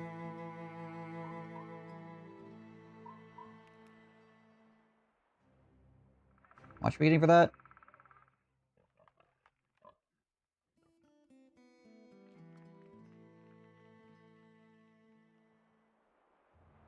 Over here somewhere, I guess. Could be a whole bunch of freaking orc warriors, unfortunately, which also would be a problem with my guy's current stabbed gut situation. It like twice just dies. Freaking Grand Diviner's flail is being a huge pain in the butt too here.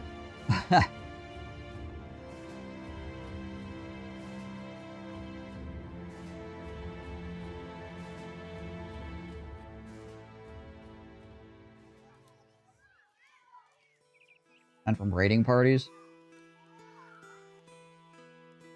And I guess we could probably do that while we're just waiting.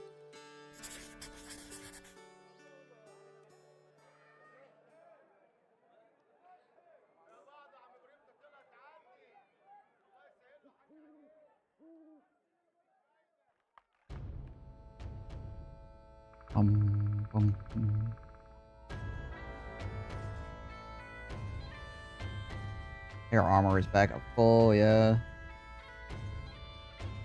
Alright. Arms! Oh gosh. Okay. You know what? I'm not gonna get involved. Okay, there we go. I was gonna say, I'm not gonna get involved with that.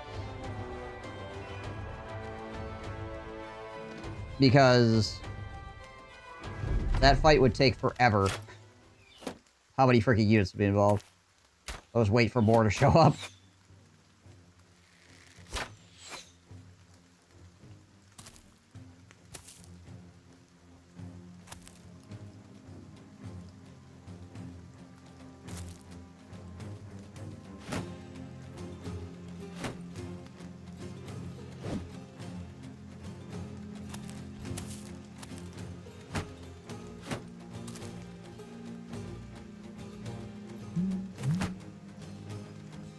Alright, like I said, we do have to be cautious.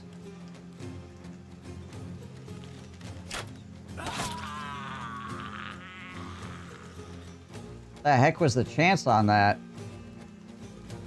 Oh, that was a scatter shot. Yeah, because that was not 84%. It was 84 after the scatter.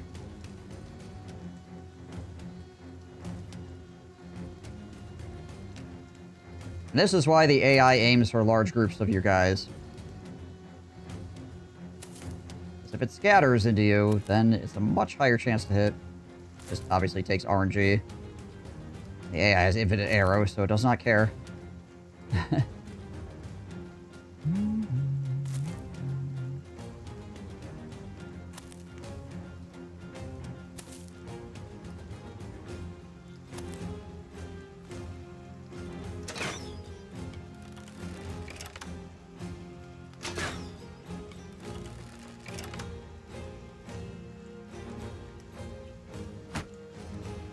A freaking hedge knight with an axe.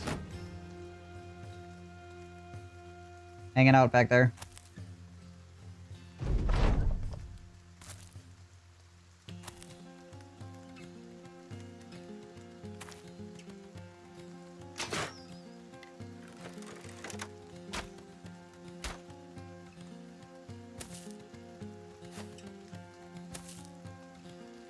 Should probably send Sir Hedgehog into here. Try to clear out some of these guys. So I throw Flax Cannon in there, he'll tank it, but he won't really push through the line.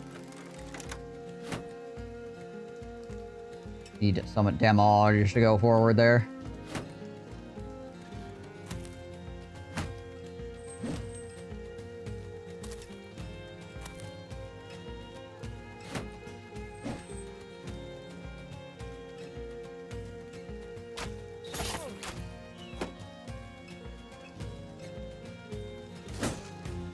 Oh. Stab the guy with the axe, I guess. Higher chance to hit. Yeah, so I think we'll send him around over here.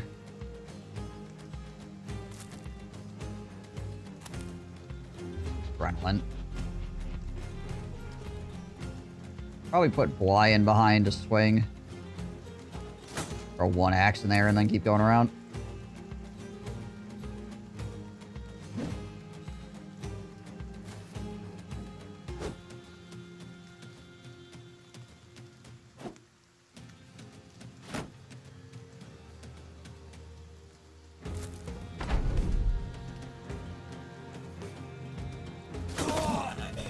Go. Ah. Not zero chance we could have killed both of those guys.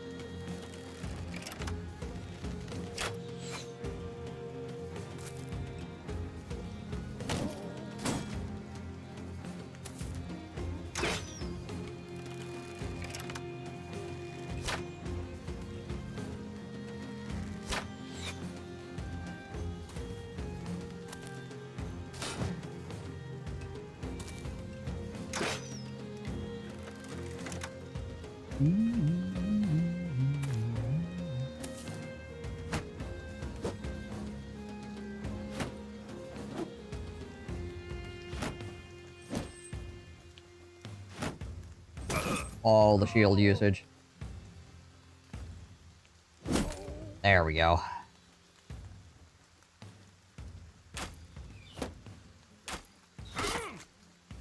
Eventually, that 50-50 is going to work out in my favor.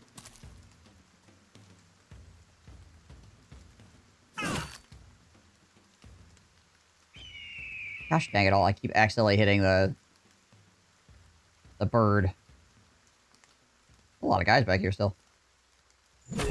Accidentally hitting the bird instead of the AoE attack.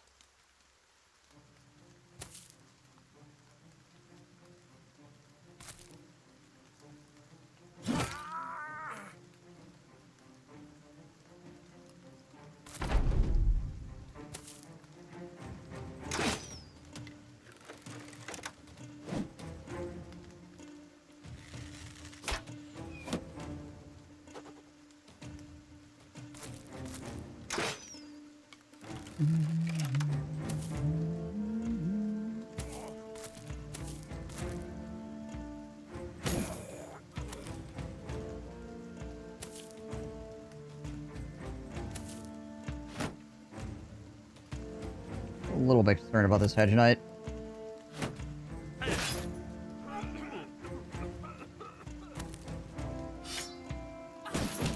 Try to get some swings in on him here right away.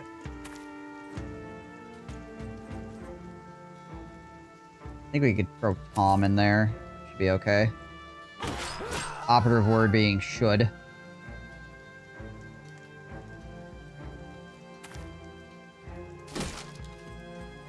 Just trying to destroy my shield, I guess that's fine. Roger, you can't really do anything here. I guess we go deal with that guy flanking.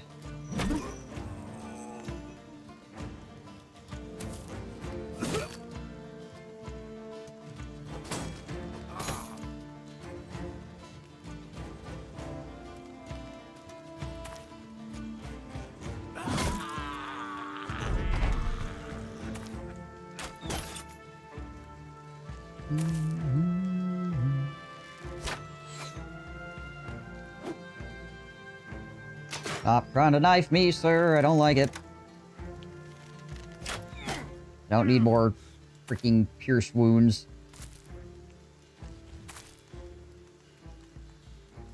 Things take forever to heal.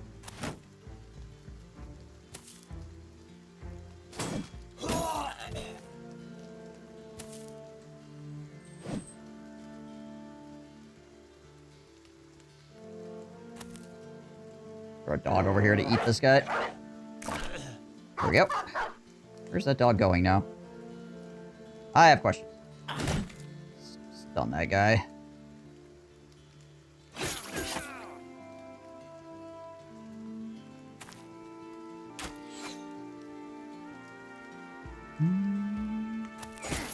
Lock that guy down so he can't run away or do anything weird.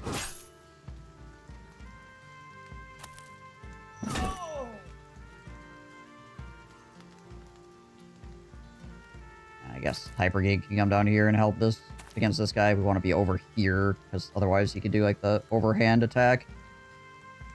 Slice through.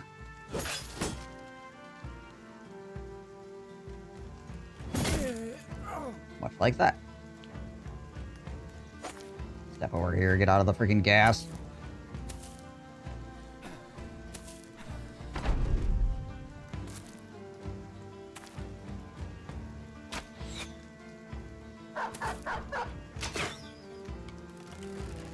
Boing.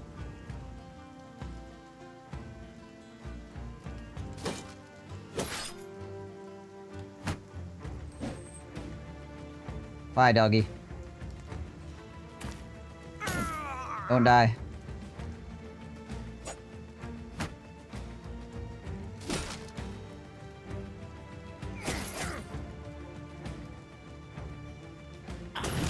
Keep stunning the Hedge Knight, I guess.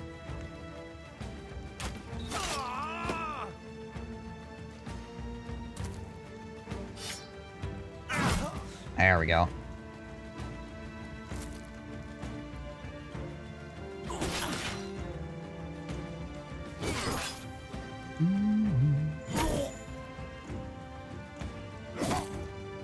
This freaking sword lance, man, it does so much damage. Pretty good one. It's a pretty good one.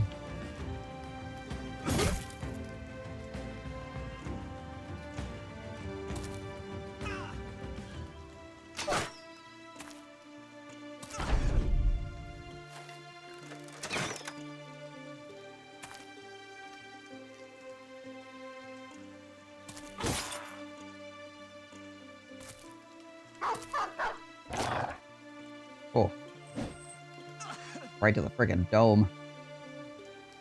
Hello. Aww.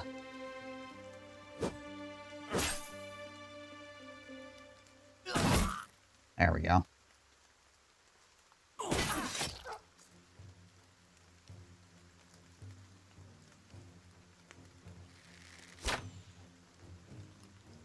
Into the woods.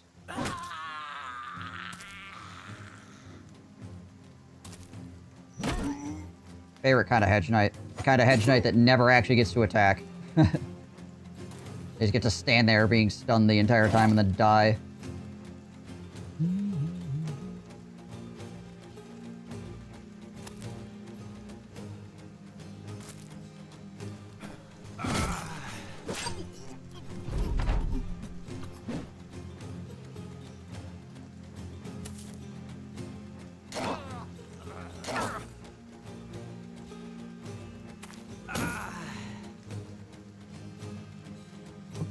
I don't think I'm catching this guy. Just don't get that vibe.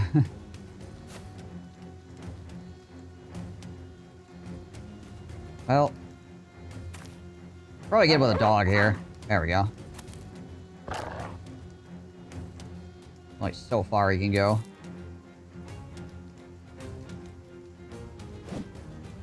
Man. Guy has a lot of injuries. Like the frickin' Pokemon master of injuries over there.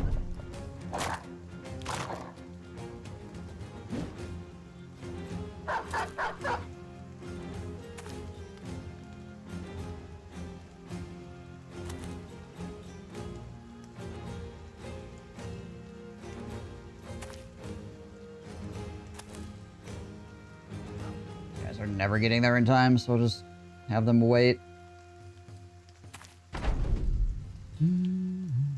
Wow. Freaking Sir Porcupine had more initiative than the dog did.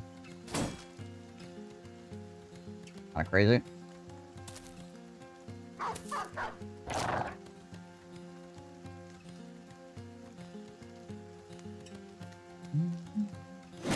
There we go.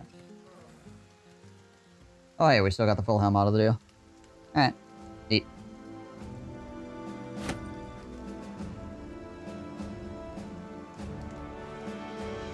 Bunch of freaking coifs and other random nonsense that's not any good at all.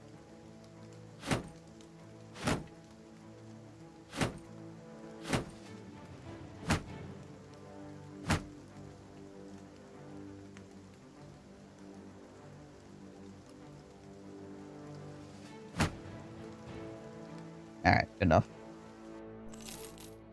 Good enough.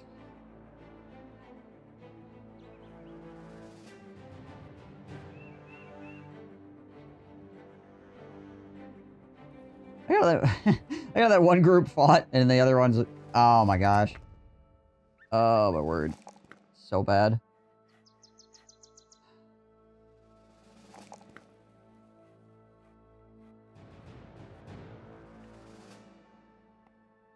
Oh man, these freaking die rolls. I mean, I guess for right now, I'll just turn him into a freaking guy that wears armor and uses this flail, because that's pretty much all he can do.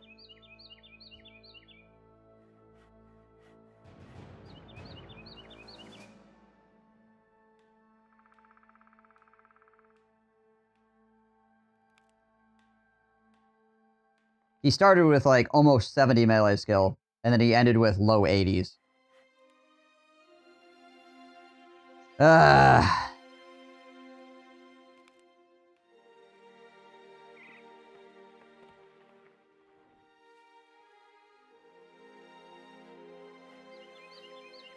Sag. Alright, well, I got 3 more points to spend. No point giving quick hands, really.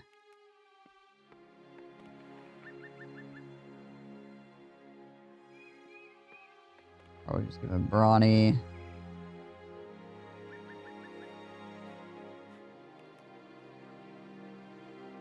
Killing Frenzy.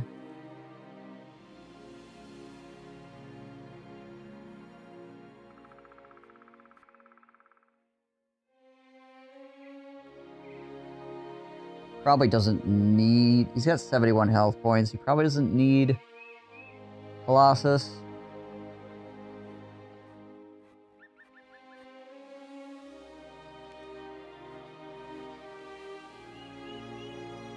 He's just going to be wielding this flail, so he doesn't need quick hands.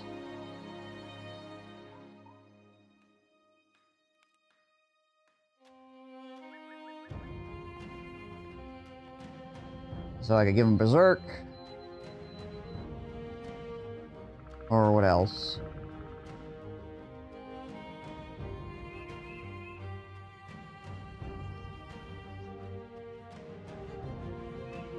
I mean, reach advantage wouldn't be too bad either. Freaking Castigate hits 3 targets. It's freaking stupid amount of freaking melee defense.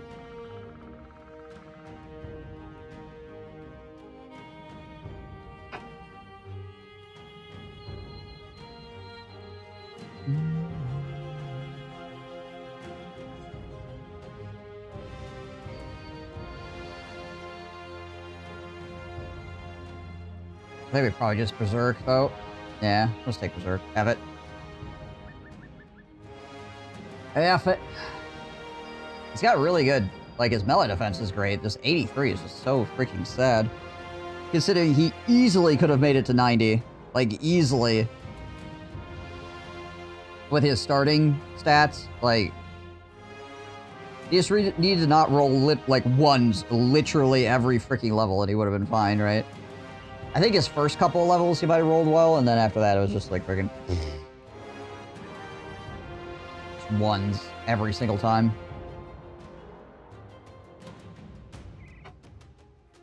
Unfortunate. Are we the business call that?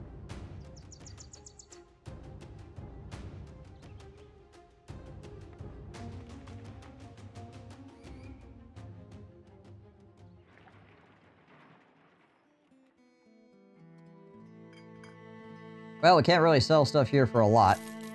But if we don't sell stuff here, we're just gonna end up dropping it on the ground anyways after the next fight, so we might as well.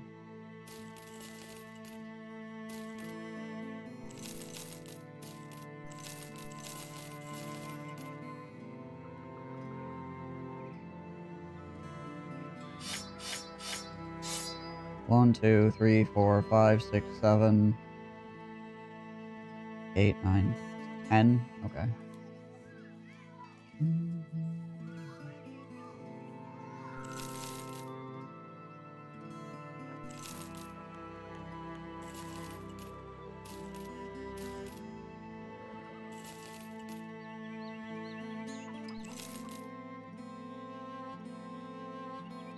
All right. Yeah, once we're done with that freaking witch hut, then we get rid of all these freaking bonk sticks. They're clogging our dang inventory up really hardcore right now. Alright. More brigands. And a hedge knight.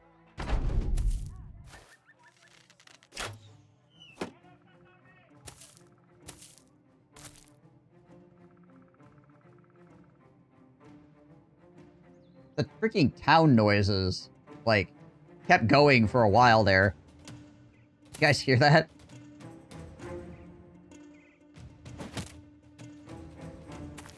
Like, we're in combat, and there were still, like, people chattering like we're in town.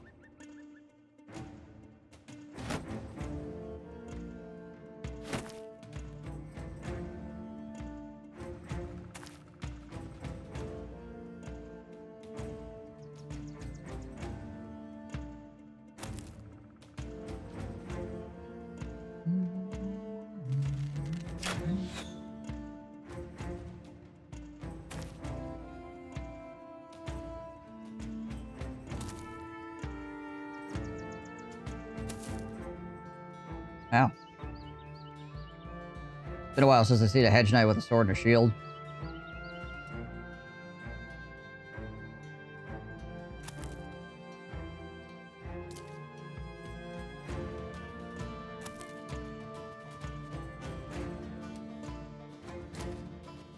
They usually have big two-handed weapons.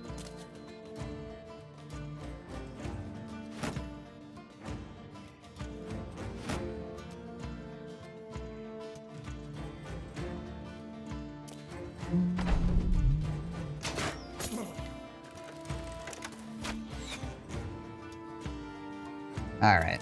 Take this high ground, shall we? Break that mine's entire face and ribs.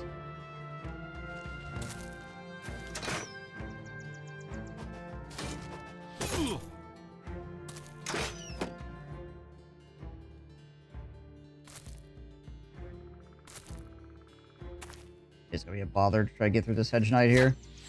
Potentially, I guess we could swing really well with the flail and then problem solved, right?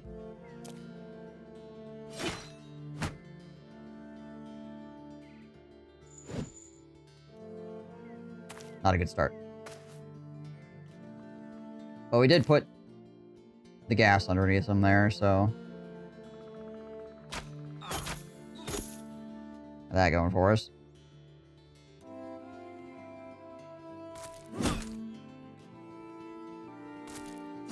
Wrecked.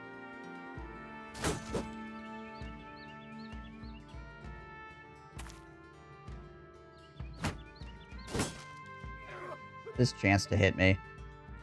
33% from a hedge knight using a sword. I'll take it.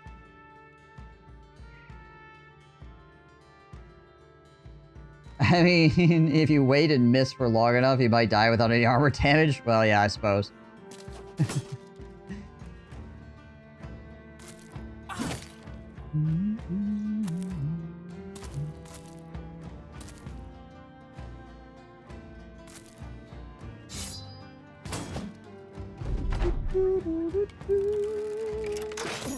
Ow!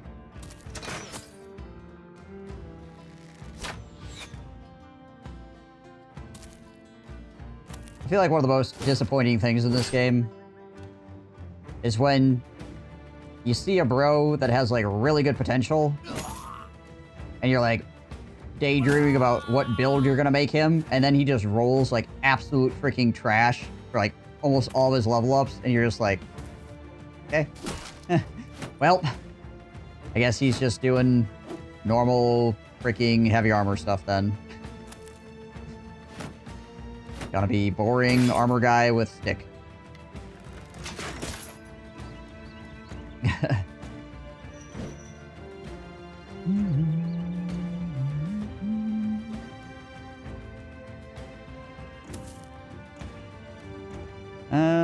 Do we shove this guy off the high ground? I think we do.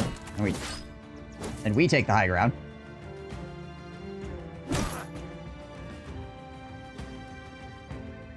Also weird to be the most famed axes have their sprites backwards. Yeah, I was noticing that as well. I guess it's to really make you know that it's a famed axe. There's only so many different ways that you could make an axe look, I guess. I don't know.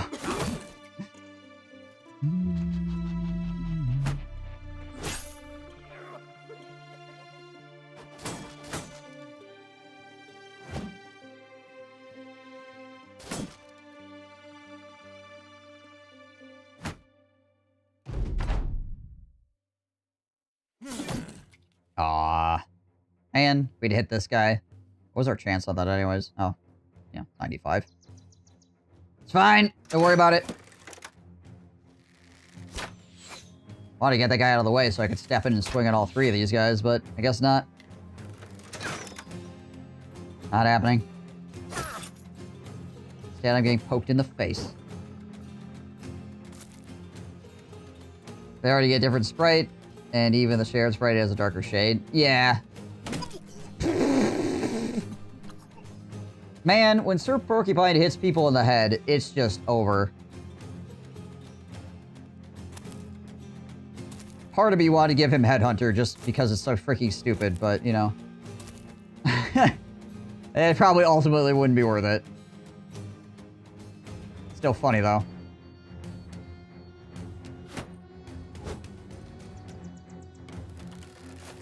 Like, he almost kills people when he hits them in the body.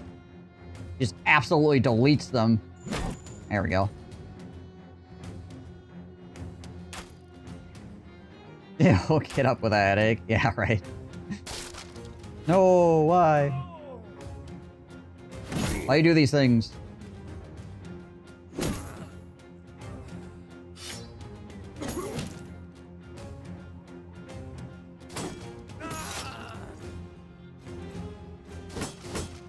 I should probably just shield bash this freaking Hedge Knight, but I don't know. It's kind of fine, honestly, that they're just, you know, locked in Mortal Kombat down there.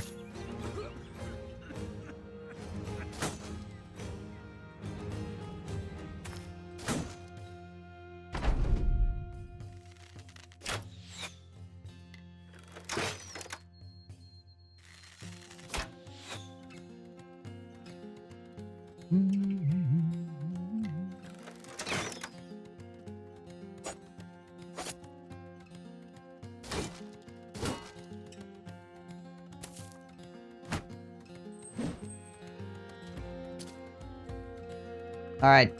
Give him the business. There we go. Give it to him again. Alright. Just one time. Make him stand there and think about his broken elbow for a while. I'm so sad about the way that his stats turned out.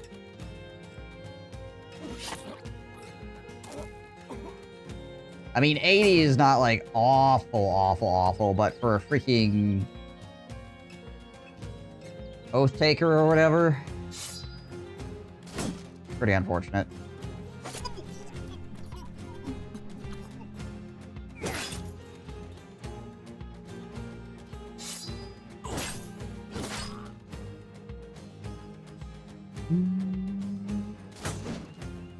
Like, if I had, you know, some freaking peasant background or something, and they end up with 83, I'd be like, you know, that's all right, I guess, you know. But freaking Oath Taker, man, hurt. Do I think about replacing him?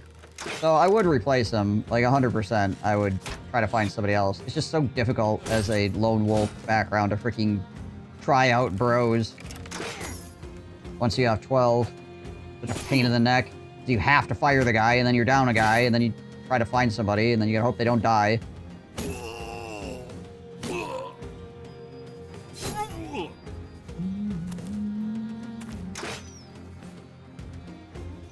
I also want to do more freaking legendary locations. If I keep replacing people, then it obviously kind of takes away my ability to do that. It does make doing legendary locations more dangerous because we're doing it with guys that are not, like, the best. But, eh. Keeps it interesting, I guess.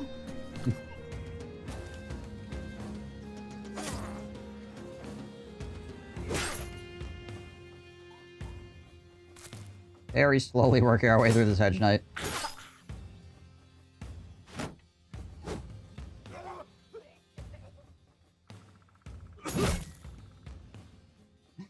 This Hedge Knight's gonna die from the freaking fumigation before he dies from my sword.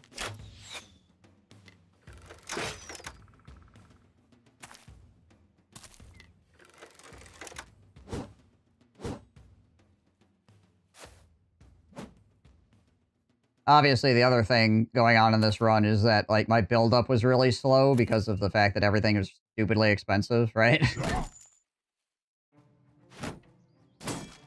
So it's day 340. It took way longer to actually get, like, 12 guys. I think my first time I had 12 guys was over, like, day 100 or something like that.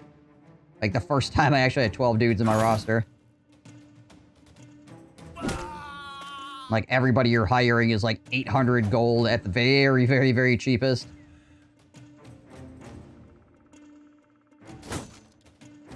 Well, I'm planning on going and doing Witch Hut. Against my better judgment. See how that goes.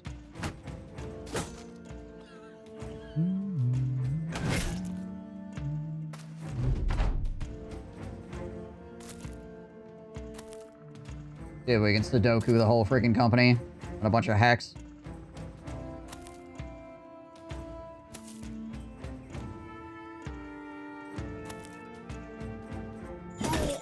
There we go.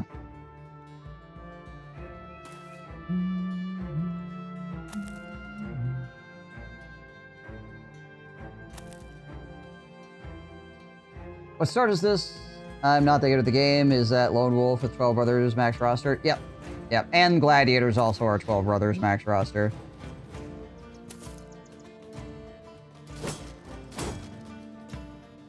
Can't have any reserves.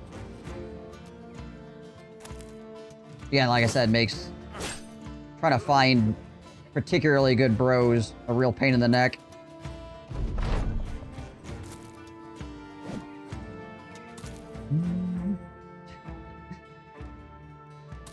Nice forest green.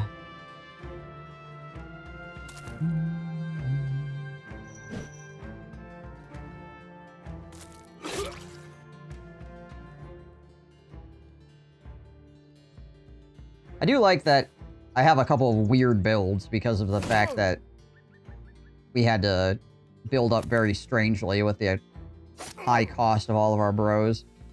Like, I would never intentionally build freaking Shield Cleaver Tom over here. But we just kind of, like, made it happen because we had to, right?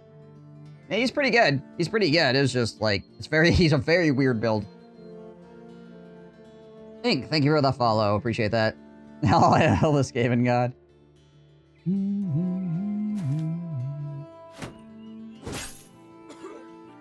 Very slowly beating down my armor.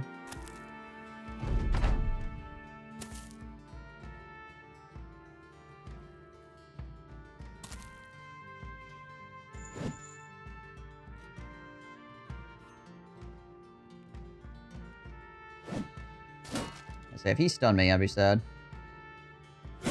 There we go.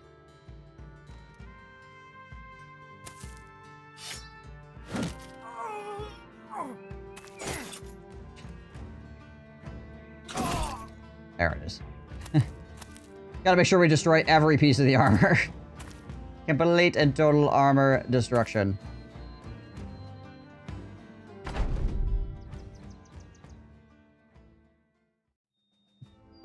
Oh wait, it's mine.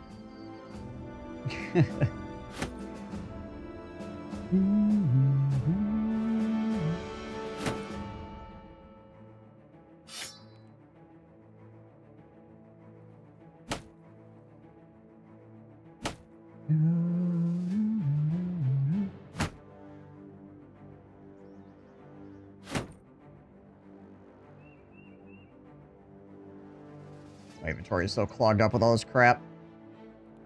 Let's see. 300, 200, 700, 200. I think all the right. Oh, yeah, there's this longsword. That's worth a good amount of money.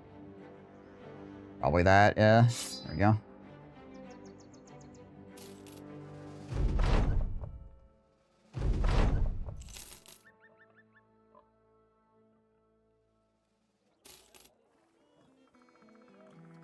I gotta like clear off the raiders and they're still being raided. What the heck? Come on, guys.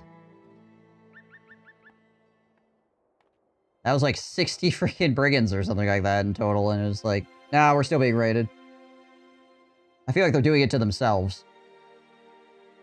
Honestly.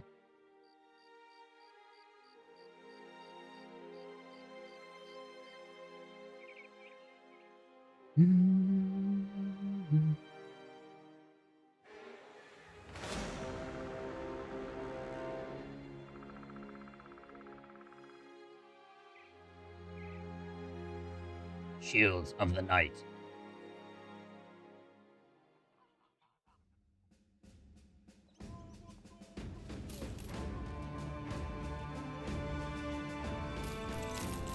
Oh yeah, I need to repair that freaking shield, don't I? Eh. Repair that and give it back.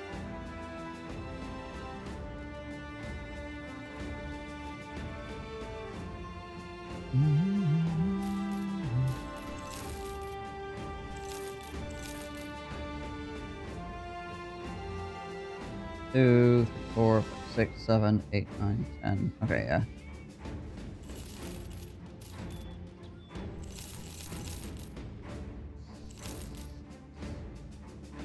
Hang out of this full helm? Probably.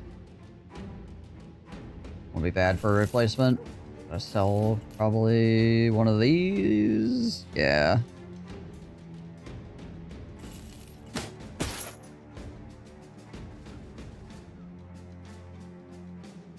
110, 130. Okay.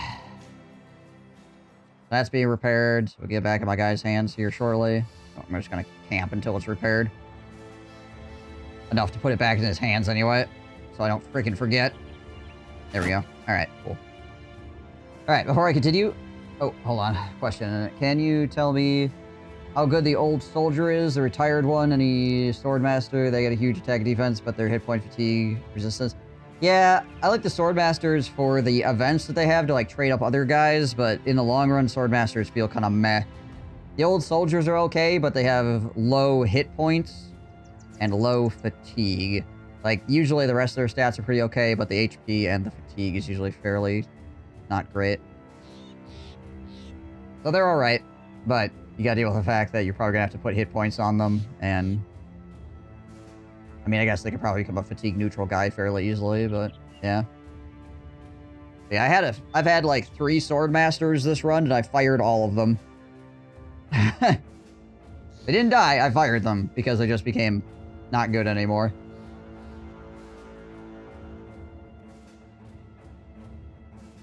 Alright, anyways, like I was saying, I need to take a bio break real quick, and then I guess we'll probably wander over to Witch Hut and see if we can lose the whole run. I'll be right back. That. Try to get out. See what happens. Okay. Our only other heavy is just kind of standing there. Oh my gosh, I surfed it. Oh my gosh.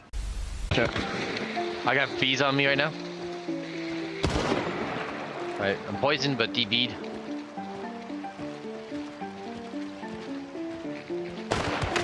Nice shot. Oh my gosh.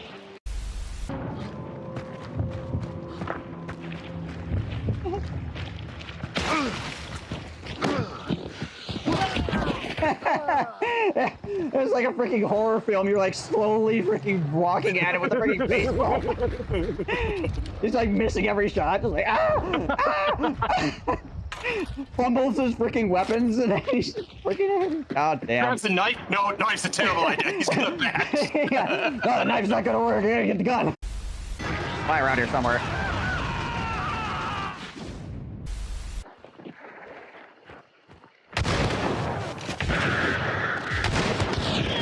Nice.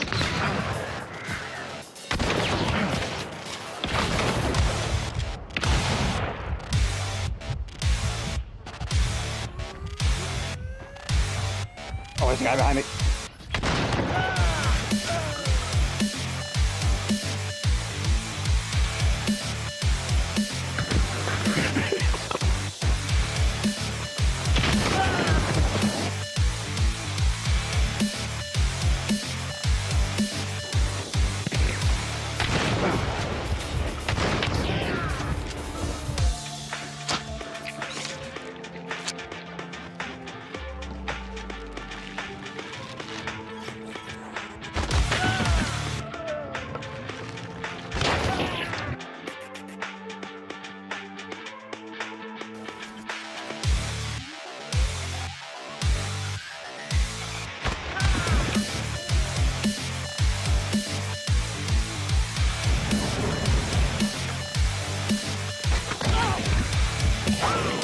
Oh, up high. Okay.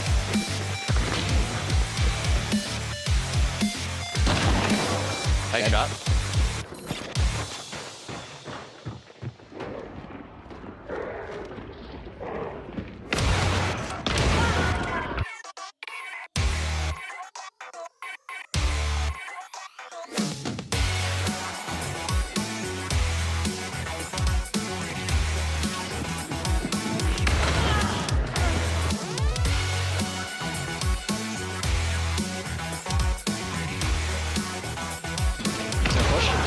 Dead. Nice. That's More? so More? low. They self-res. Dead. There's one more right near me. Right here. Yeah, Bone Doctor's a solo. Oh, he got me through the wall. Corner of that room. Right here. There he is. That's it, I think. Oh my gosh.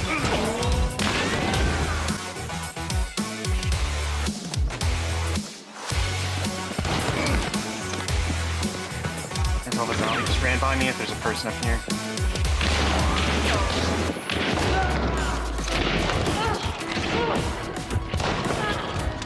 It's a zombie. They're all dead.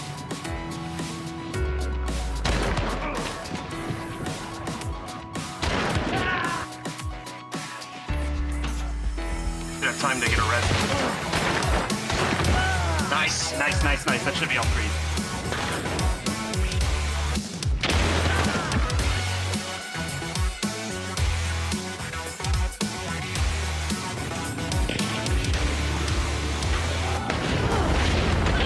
Nice. Stuff out here. Pat. Really? That still hit me. Killed I one. didn't know that got hit. Oh, on me. In the windows. Springfield just jumped up.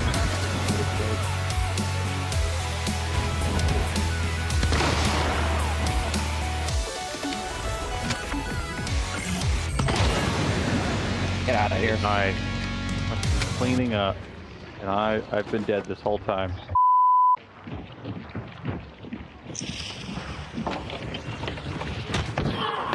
Oh.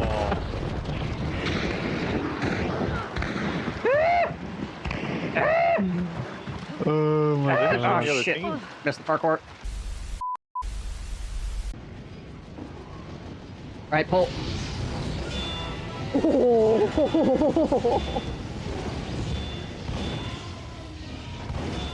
Well, that was effective. There we go. If there's anybody in the lighthouse ready to shoot us.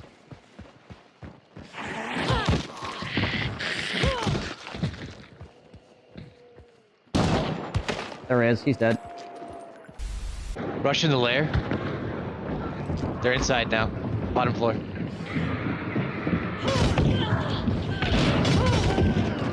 You're dead.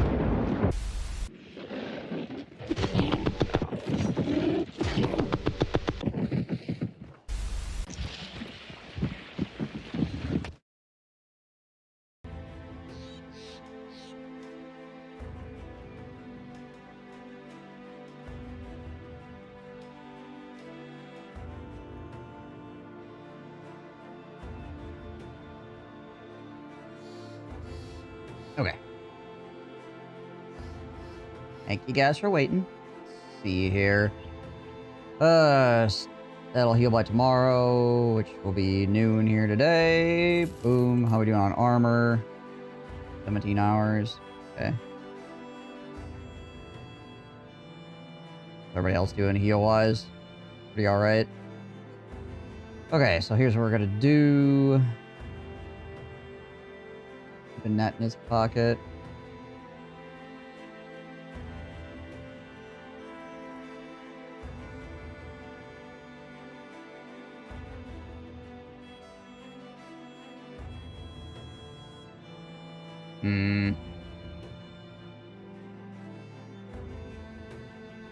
Bonk stick. Bonk stick.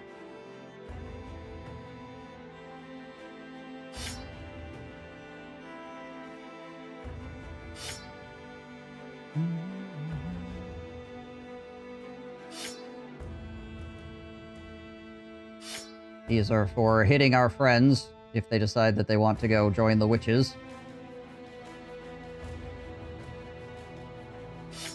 I just make his main weapon a bonk stick.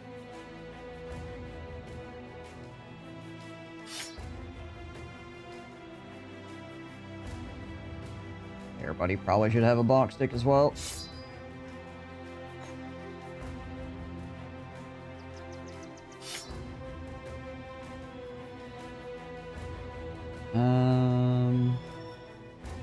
I'm not gonna need the daggers, so let's put some nets out here as well, just in case.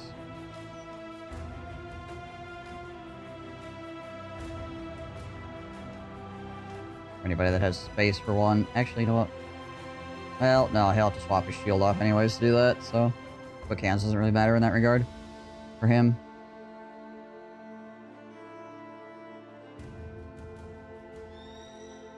Take the... Let's do this. Let's give him a... big bag of arrows and a net. There we go.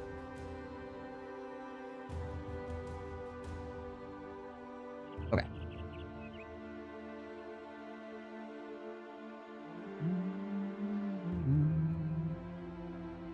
Here we go to hopefully not die.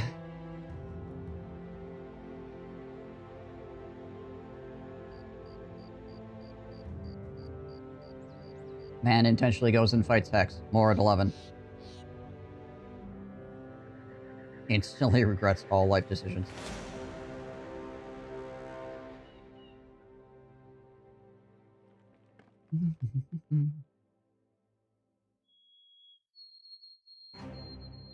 Yeah, right, basically.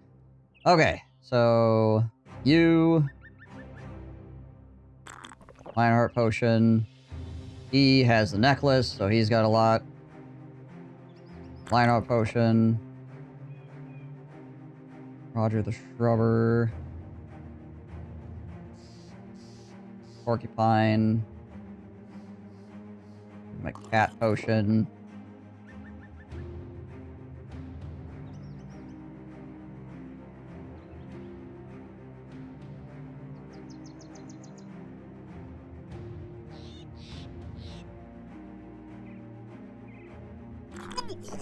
Ah, gosh dang it all. So we gotta wait on that now. Ook. Oh, wait, heals off. Get lucky. Getting lucky. Nice. Okay, cool. Well, getting unlucky and then getting lucky. It reaches well, sharp rocks. Just everybody knows. Yeah, right. Guys, sharp rocks. I would have liked to add more resolve potions for this, but You only do with what you got. So, which hut it is. We got all the bonk sticks in our inventory, ready to go in case things get stupid. Which they are. There's no way we're getting out of this without things getting stupid.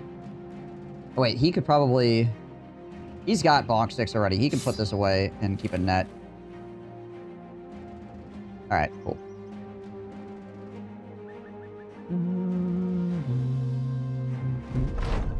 You pause at the forest clearing. The hut before you stands like a mere crumb. So quaint and easily forgotten, you wondered how it could survive, but perhaps its total banality and unassuming nature itself a sort of armor. But you've been around this world long enough to know to trust your instincts, and right now your instinct is to wait. Soon enough, the hut's door pops open, an elderly woman hobbles out. She immediately waves your direction. You, and only you. Confused, you ask, why just yourself? And more particularly, why would you ever trust her to begin with? She smiles, because I know what the false king dreams of at night. The mercenaries around you turn about and ask what she said. Put a hand up and tell them to stay their ground while you have a talk with the mysterious woman. Stay here, stay on guard. Come in with your sword drawn just to find the woman offering you a bowl of stew. She suggests it is only rabbit and potatoes, and more the former than the latter. Sheathing your sword, you take the bowl and have a seat at her table with her opposite you. A couple of candles burn nearby, and there are glyphs painted on the walls in white and similar shapes hanging from the ceiling as dream catchers. The woman puts her elbows on the table. There are trinkets wound into her hair, clips of bird bones and feathers. She carries a weathered face, though her eyes are starkly young like pearls glimmering in the depths of a swamp. I knew you'd come in, a phantom of a friend, like a moth to the flames, seeking truth which cannot be tamed. Pushing the bowl back across the table, you ask if she is a witch. She nods affirmatively and stares at you before nodding again. Good. You haven't killed me, which means you're thinking now, I am indeed a so-called witch, but I am alone, entirely alone, and hounded by the others. You might call them my sisters, but these others know who you are, just as I do, and they want your blood. They can smell it, and it's all... and that is why I want to talk. What is it that you want? The woman draws a long object wrapped in a tablecloth and sets it on the table. She throws back its linens and reveals a jagged obsidian blade with a leather strips for a grip. Cut your flesh and bleed upon the black. The hexen and their lowly craft shall come, and then you shall kill them all. After that, we can talk, Sellsword. Sellsword and the witch. Witch and Sellsword. You ask, what is in it for you? The witch cackles. Oh, Sellsword, you are not in the business of allegiance, but in the business of gold.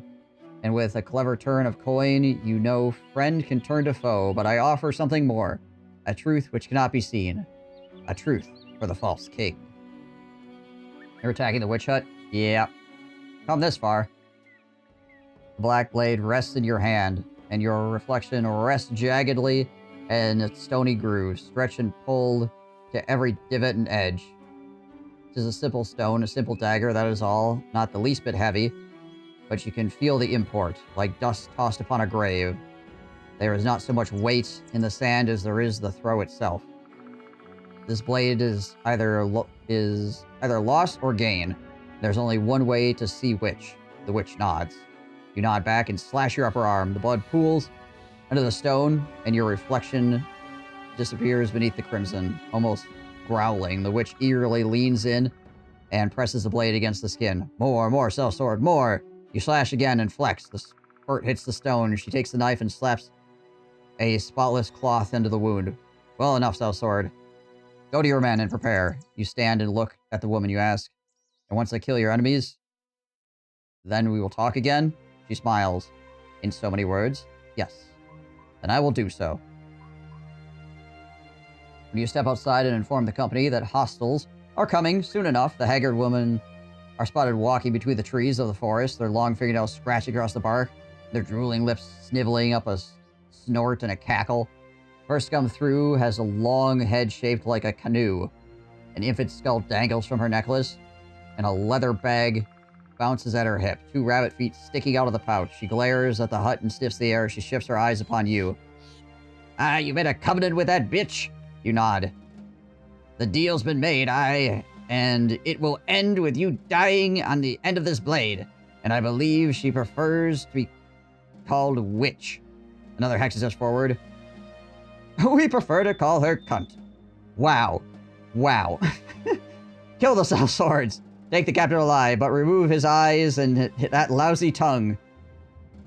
The throng of witches rush forward, some already shifting into licentious-looking younglings, while others revolve their arms in ritual rites. So rude. Right? Rude. To battle! A few nachos, many direwolves, and unhold, a few webnecks, some hexen. Engage.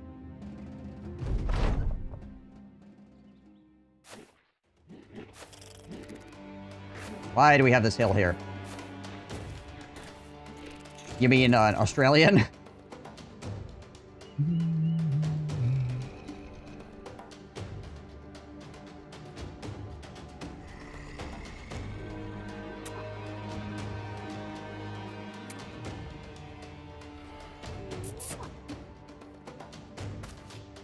Well, good job, Echidna. Australia doesn't exist at this time. What time period is this exactly?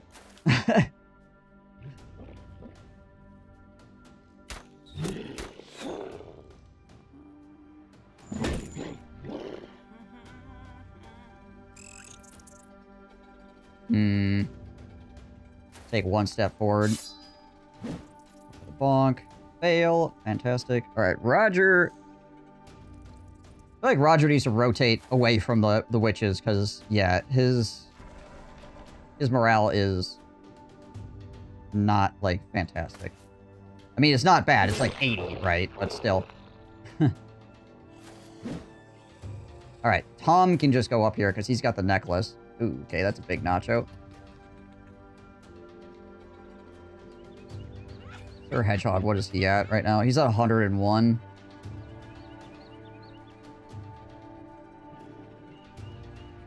Probably stuff up here as well.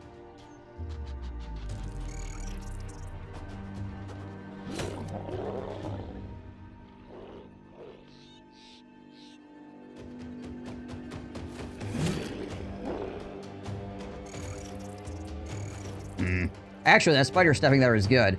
Because now we can slice through onto the hex immediately here.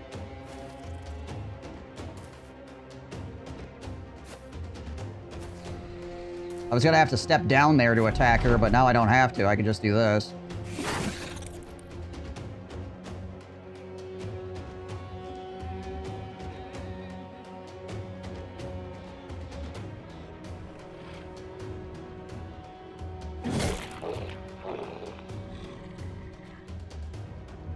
Hit adrenaline again.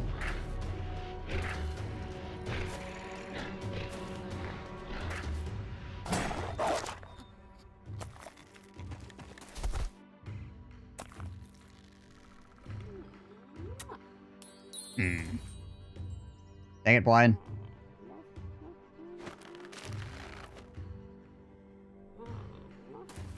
Buy that guy down, I guess.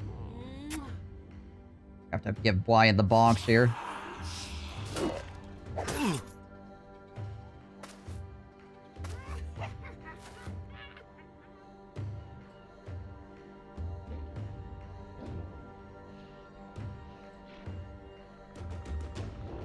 Step him away from people. Should have sold Brian.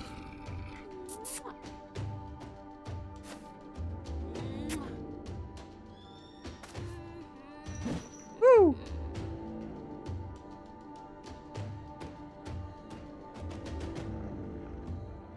Might throw a net on this freaking unhold here.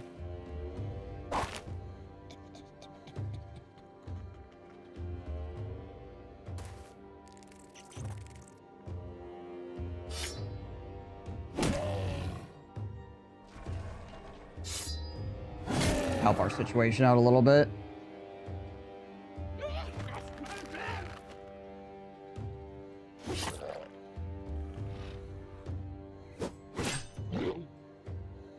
Alright, you get the bonk out.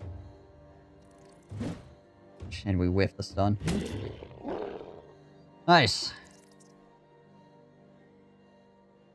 Oh, wow. Yeah, I mean, his melee defense, I guess, is higher than I give him credit for.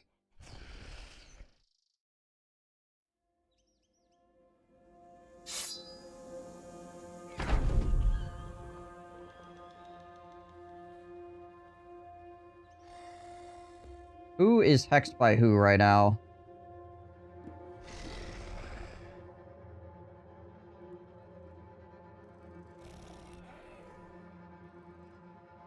Okay, she is protected by the hex. I don't have enough to slice through. God dang it. That would also be very useful in this particular situation.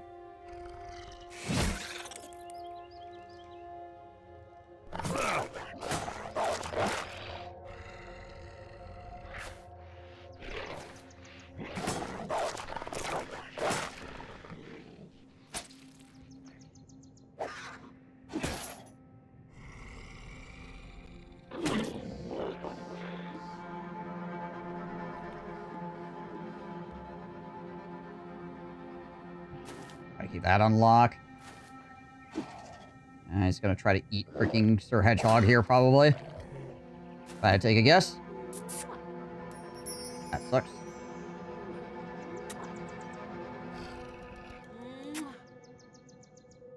Really trying to get Lucius here. Like, really bad.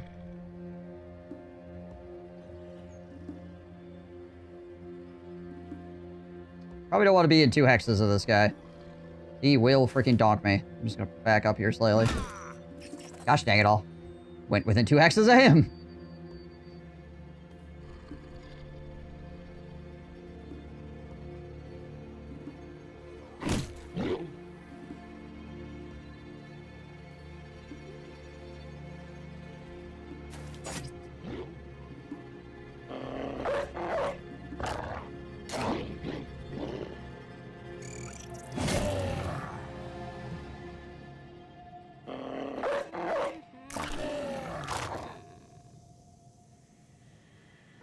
Alright, back to the bow. Can we get shots on any of these gals? She's not protected by a hex, but there is a guy in the way here. I think we just try to kill wolves and stuff as best we can here.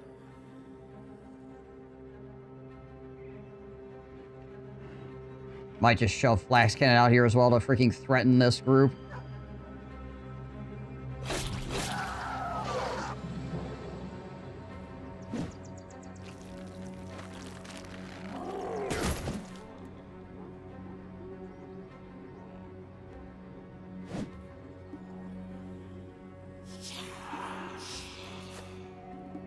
Who did she just hex? She hexed somebody, I'm not sure who it was.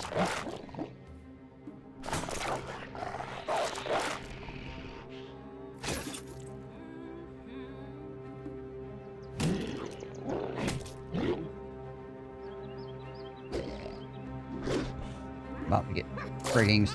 Her hedgehog here is about to get eaten by this guy. Yep, there it is. Oh, yeah. On the freaking banner man again.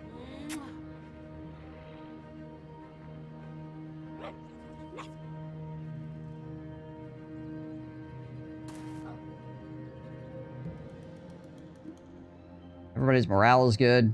Yeah.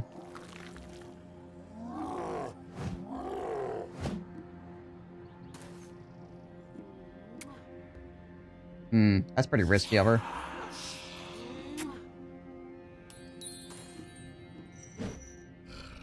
Jeez Liz. She does not protected by a hex, right? Yeah. Break her shoulder real quick.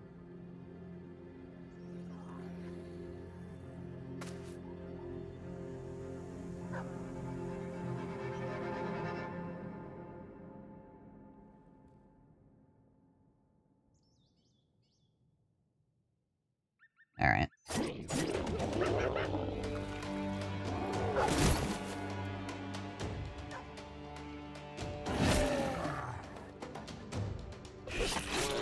Deal with this stupid nacho here.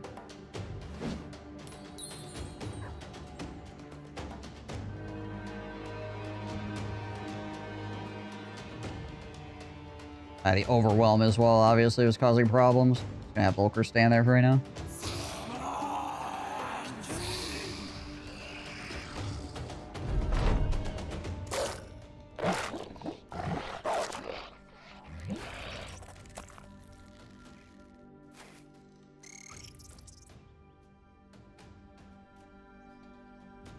She is not currently protected by a hex. I could just try to step out of the zone of control of this frenzied wolf and freaking bonk her.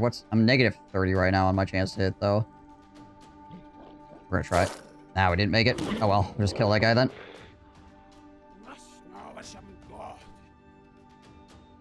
Oh yeah, he's got potions on him right now. He's got a resolve potion and he's got a initiative potion.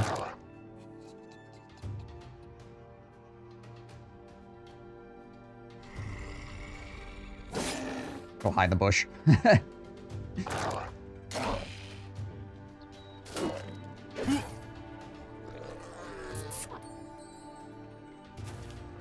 Okay, that's fine. That's less fine. That is really not good. A series of really bad morale checks right there.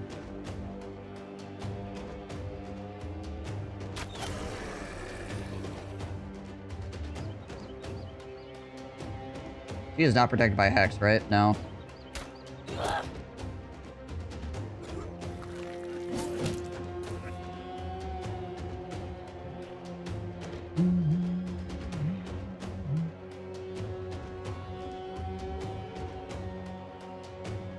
You use the shrubbery, yeah, right?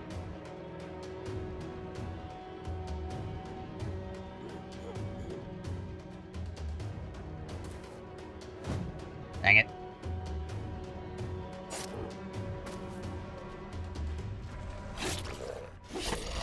Work on getting freaking, Sir Hedgehog back here. If Sir Hedgehog pops out of this nacho, he's gonna be, like, right next to all the Hex.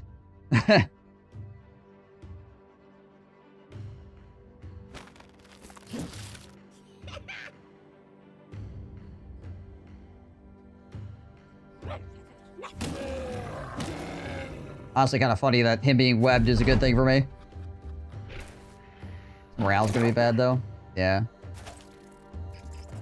Biggest thing I'm concerned about here is Sir Echidna beating the Everling Schnot out of Bear Buddy right at the moment. That's what I'm worried about.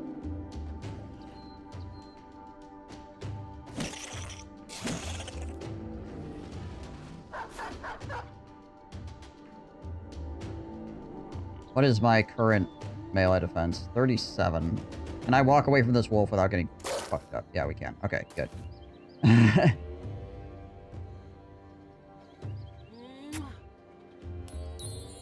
Cripe's sake. Okay, that's fine, I guess.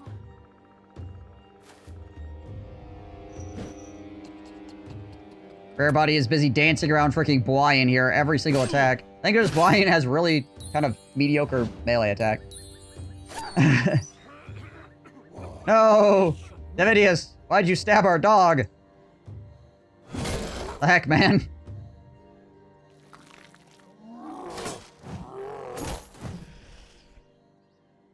Did they take damage for being inside the nacho? No.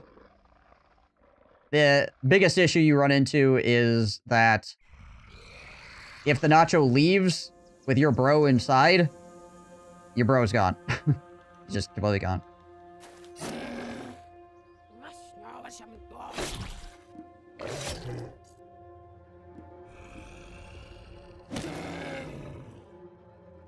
Talk stiff the wrong spot. Ow.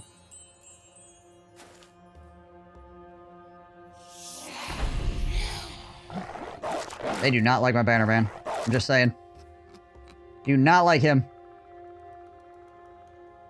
Freaking hexing him up. Just rotate here.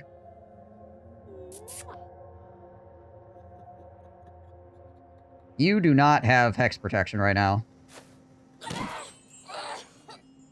Come back to me, Divinius. Come back. Return. Yeah, just keep him locked up.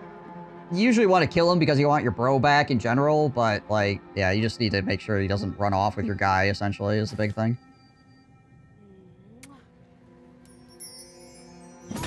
Ow. Lion, please.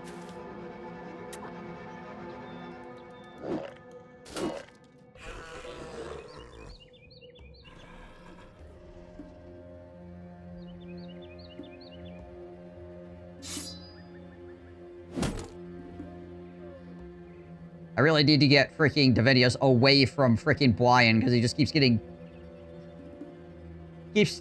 charmed, and then he keeps hitting Davidius over the head. Alright, you go over here, okay?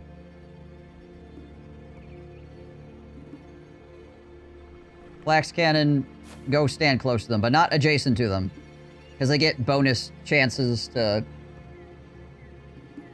take you over if you're standing, like, directly next to them. Okay.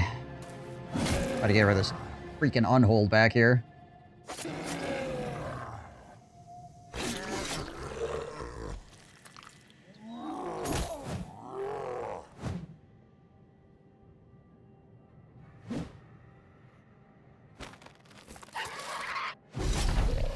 That's why I wasn't concerned about getting Hypergig back this turn, is because I knew he was probably going to just try to free himself from the spider web anyway, so... kind of whatever, right?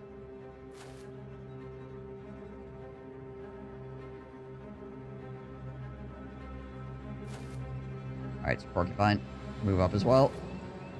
We're forcing him back pretty aggressively now. Yay, Bwyan finally gets to swing on somebody that's not his ally.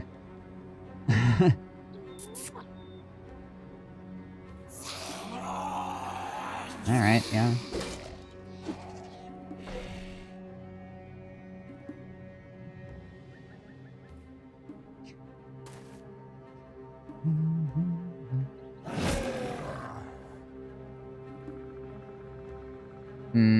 She's got a hex protecting her. I could throw a dog at her. She does not have a hex protecting her. Could just potentially eat her.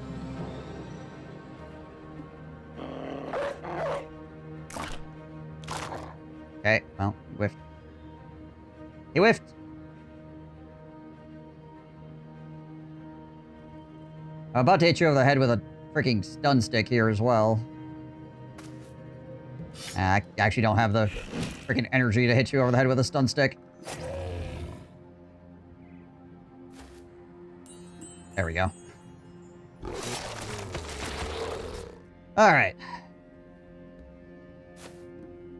So, Sir Hedgehog's back.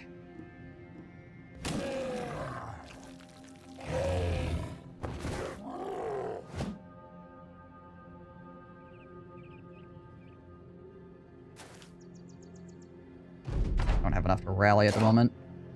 There we go. Beautiful. Yeah, you can just keep coming around this way and spooking these gals.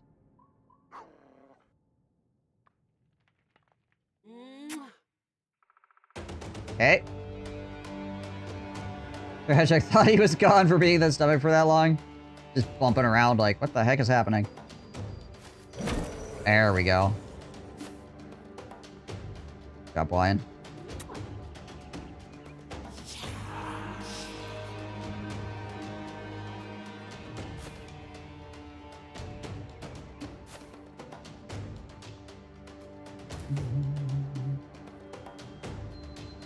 I feel like I run up next to her. See what happens.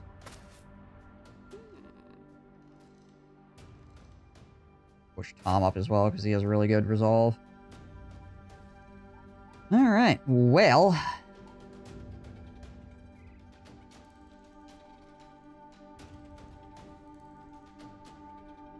you know what? I'm actually going to leave Sir Hedgehog next to Roger the Shrubber for the moment. That way, at least if he gets... there we go, nice. We're gonna walk over here, we're gonna try to bonk. Go, stunned her. She can't cast spells this round, so that should be GG. Not protected by Hex, right? Yep. Well, that went way better than I thought it was going to, honestly. We had one round there where things got kind of scary, but overall, not bad. Lashisus, like, got a charm attempt on him like 7 times and it failed. He freaking just did not want to get charmed. Thank goodness. I don't think he ever got charmed, and he was a target quite a lot. That dog was on a mission, right?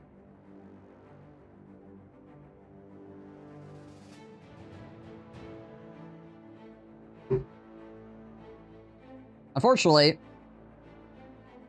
Lion got charmed like 5 times in a row, and we couldn't bonk him because I had a wolf right next to the guy that had the bonk stick for Lion, who kept getting overwhelmed and couldn't friggin' hit him. He just had no one left, right?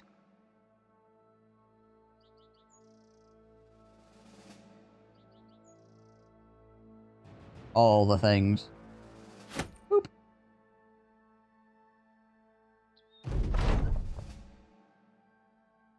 The last of the witches are slain. You have their corpses mutilated for good measure. Ears, lips, noses, toes, all of them cut off. Their bags are emptied out and the items crushed into powder and covered in dust. Fleshy bits of or animal parts are dumped into a pile and promptly burned. As the fire rises, the Hexen from the hut seemingly appears out of nowhere and takes you by the arm. Your men draw their swords, but you hold your hand up. You tell them to keep salting the earth, so to speak. And as you enter the hut, take a look back to see a few of the men pissing on the embers of the fire. Inside the hut, you sit where you had before. On the table, you find something rolled up in the handkerchief. The witch pinches its corner and rolls it between her fingers and thumb. She looks up and tips her chin forward and turns her hand's palm up. Who are you? How do you know who I am? Who are the ancients? What is Davcool?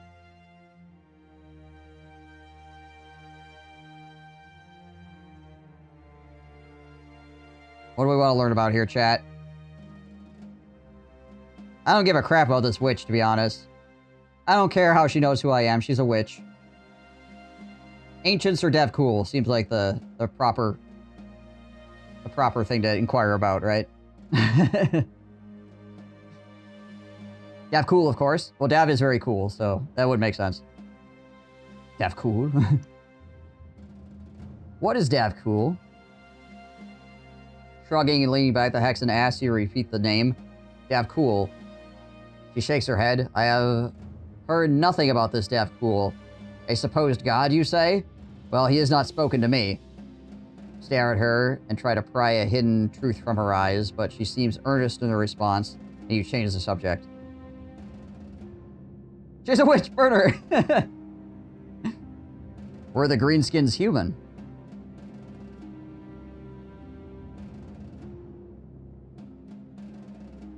The Hexen cackles. I wish. Have you seen what orcs got between their legs? Wouldn't mind a ride on that if I knew it were going to tear me in half. Fark one end while wearing the other for a glove. You raise your eyebrow and nod as though to say, of course.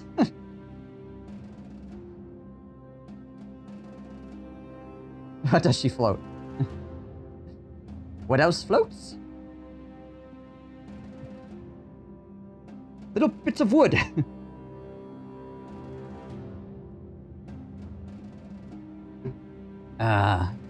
Why did you call me the false king? A duck! For the first time, there's a crack in the witch's facade. She purses her lips. When did I call you that? You point to the door, and then to the table. You answer, I walked in here, and you said I'd seek the truth. That you know what the false king dreams of. The Hexen taps her handkerchief. Rather mindlessly, she looks up. Then you have my apologies, Hellsword. I remember no such thing. I am but a fragile and old woman, older than I look. And I'm not being cheeky about that. You press her on the matter, but she only stonewalls you further. You thought they just multiply? This isn't 40k. They're not freaking mushrooms.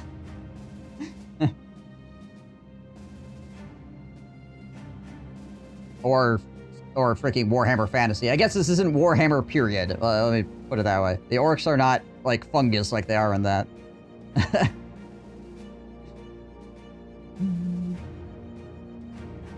Who were the ancients?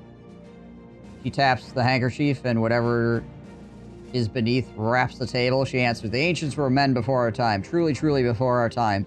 Imagine a kingdom. Now imagine a kingdom that ruled kingdoms, an empire. That's correct. Now imagine an empire that ruled empires. Unfathomable power, such as that leaves the world with a great vengeance and will spend its dying days ruining those that have ruined it. You ask if the empire is dead. The witch smiles. I suspect not. But I do not truly know.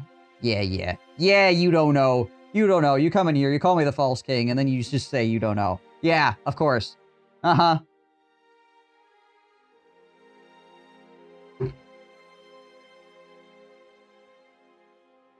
How do you know who I am?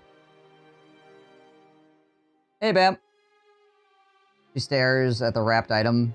I don't even know your name, Sellsword, and I haven't the slightest inclination to begin to care.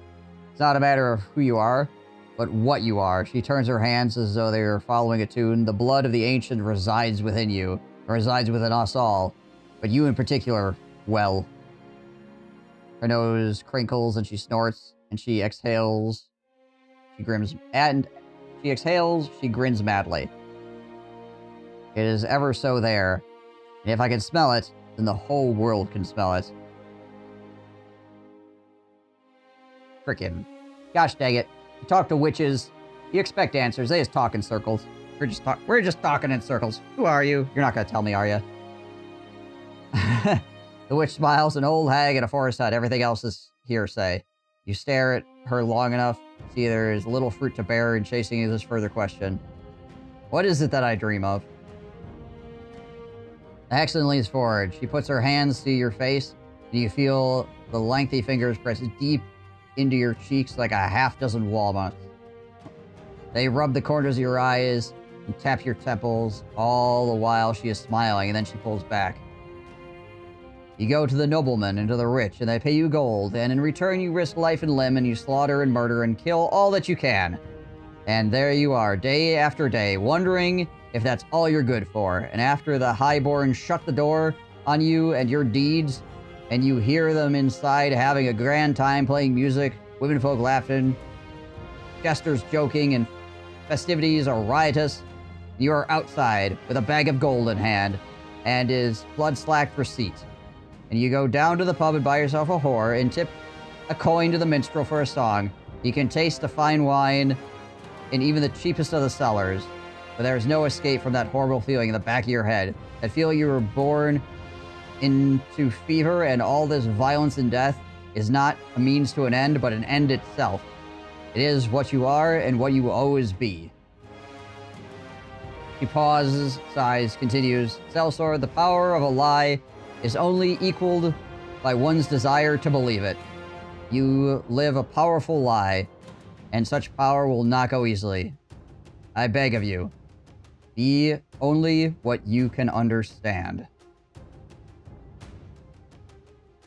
It was not yourself, or your weaponry, or the presence of the company whole which brought her fear, but only the drawing of some unknown realization as she speaks to you now.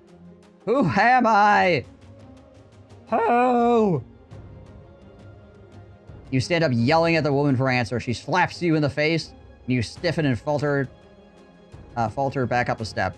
A drop of blood slips down your cheek, and you catch it on your cuff. The witch grabs the handkerchief and throws it off, revealing the obsidian blade beneath. It is sharper than you remember. A vivid sliver of yourself running down the edge as though you cracked a door towards a mirror. Daxton sits back, down, and pushes the weapon across the table. No more questions, Sellsword. There's only so much I know, and so much you need to know. We've made a deal, and this is the end of it. You take the dagger and ask what she did to it, but she refuses to answer. You then ask if there are more out there like her. She grins playfully. I pray there are not. You gain Obsidian Dagger. We're done. I shall take my leave. You bid the witch adieu, and she says nothing more. Outside, the men ask what she said. Others make reference to sexual escapades. You think you're smirking, but you really don't know. The conversation has left you in a fog from which the mist you only depend upon... hold on a second. Left you in a fog from within.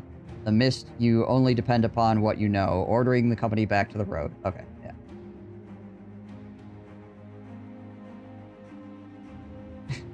It's just your Old Spice. Time to go. Alright, so we learned nothing. Fantastic. Go us.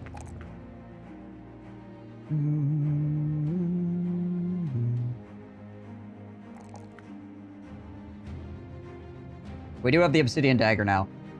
A hermit witch gave you the stone dagger after tempting it with your blood, or tempering it with your blood.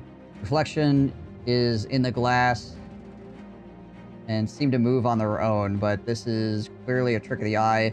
Very curiously, however, blood never seems to dry if it rests upon the obsidian.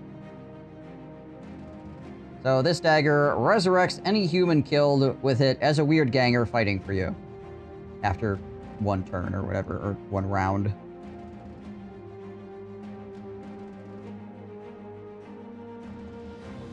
The 25 to 45.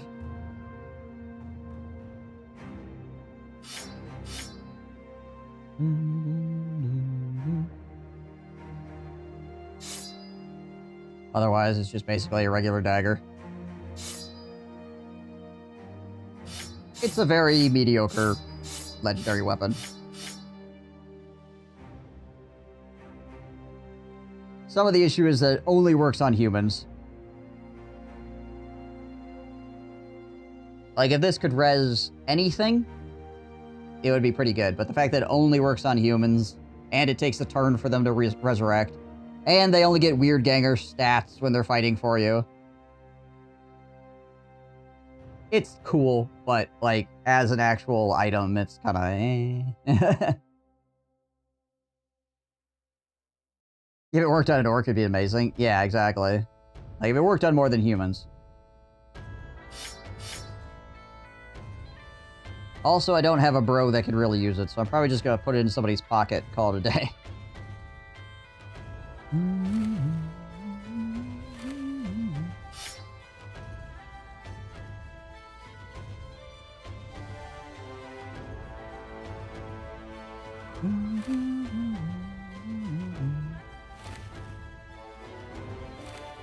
Wait, you get a dagger. Gotta go. Good luck. Catch you next time. All right, everyone. Thanks for coming through. Hope you a good time.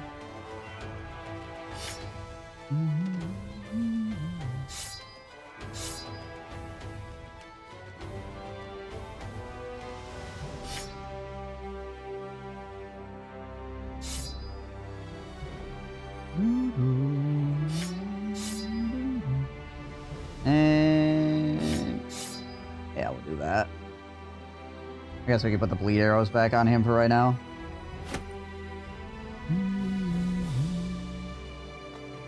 Smoke pot back. And he can keep the reinforced throwing net. Alright, who do I give the obsidian dagger to?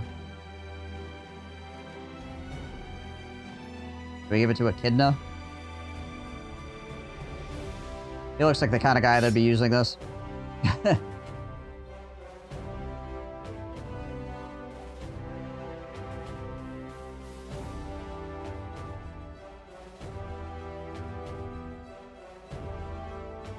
Echidna actually has quick hands too, whereas like Sir Hedgehog doesn't have quick hands, so he wouldn't be able to swap to it super easily.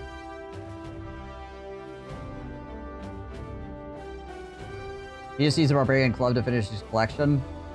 Yeah, well, he needs a freaking helmet too. That's not just a regular helmet. Sir Echidna and Tom the Shrubber are like walking named item depositories at the moment.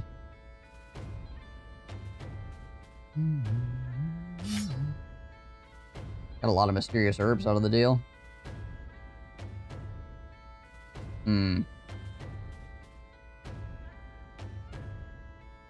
Alright, now we can finally go sell these freaking clubs. Alright. Well, that witch hut actually wasn't too bad. It's kind of looks super scary for a teammate. Yeah, right?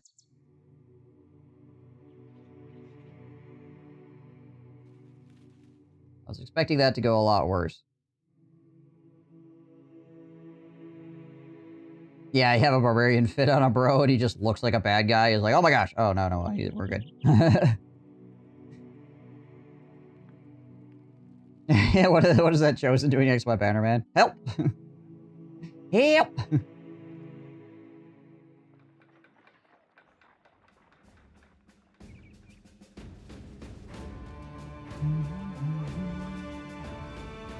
I suppose we could hang on to, like, these saber tooth and stuff and sell them for more someplace else.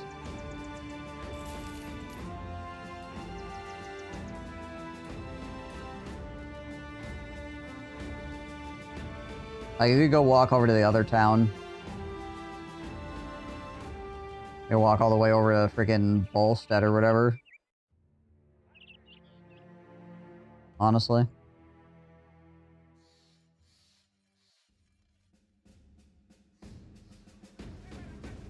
What is this? Eh. Yeah, let's take a walk up to Bolstead and sell stuff up there. Heck. Oh, undead. Okay, I'm like, what did we just spot? Right. 15 undead walking around.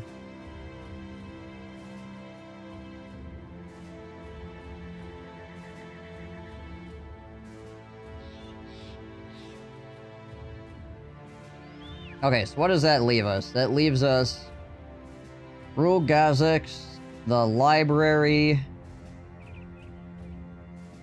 Monolith, and Kraken, and the watermill. I have not found the Kraken yet.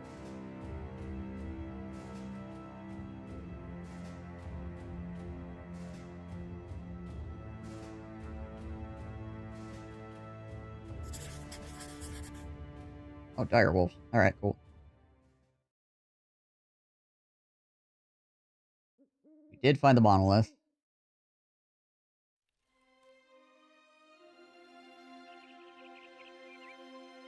Holy crap, these dire wolves are freaking booking it.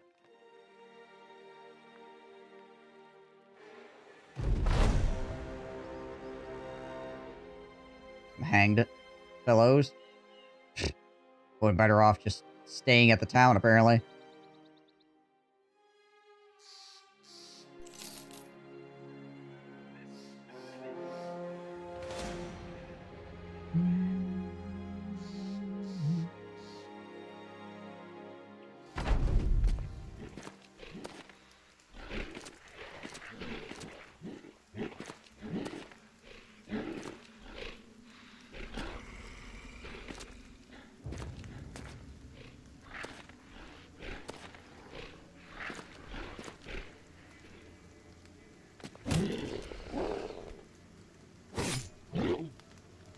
So, seeing as how we are reaching the point where we're, like, doing the legendary locations and stuff in this run, I'm trying to think about what I want to do for...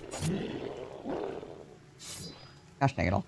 For my next run. I mean, I guess that's fine, honestly.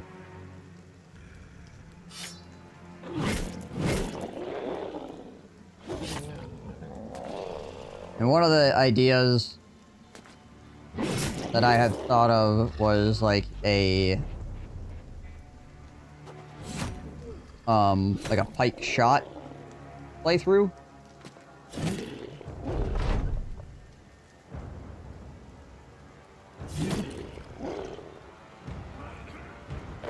It'd be very expensive to get running, obviously. But it could be very weird.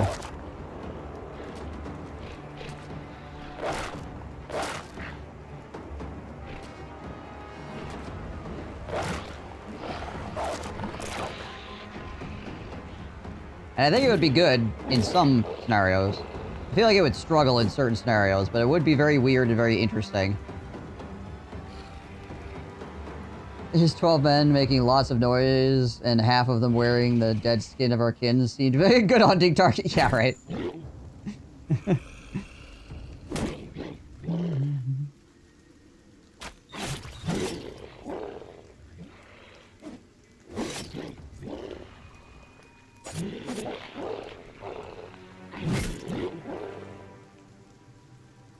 Yeah. One of the things I was thinking about. You really like the direwolf attachment? Makes your guys look scary. Yeah. Next run, hire only eunuchs. That way they can't say you are messing with the horse. I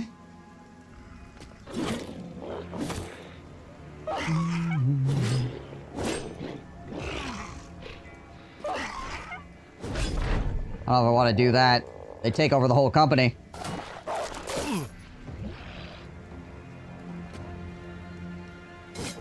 Eunuchs are historically known for their conniving.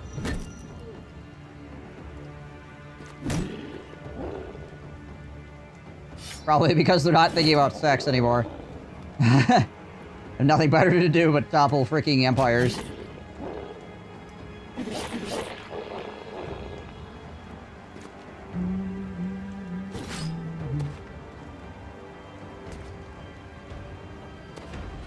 I think we're catching this wolf.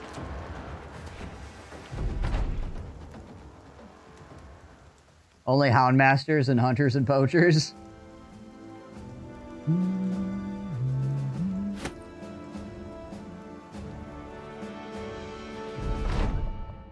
The unfortunate thing is, like, some of the things I would like to do, like, this one I was able to do, like, right out of the gate, starting with a hedge knight, right? I was able to be like, okay, I'm on brand with what I'm trying to do, right? The stuff that is where you don't start with those characters makes it a little bit more fuzzy, obviously, because you have to, like, start with something to get to the other thing, right? Just immediately turn them into clothes? Yeah, basically. Oh, hey, I can make a second wind potion. Yeah, let's do that. Boom. Boom, I can make 2 of them, actually. That's actually quite good.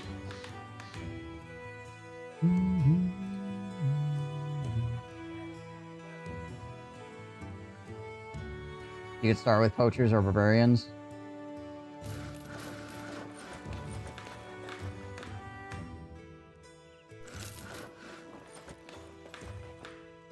How much unhold skin do I have? Just the 1? Okay.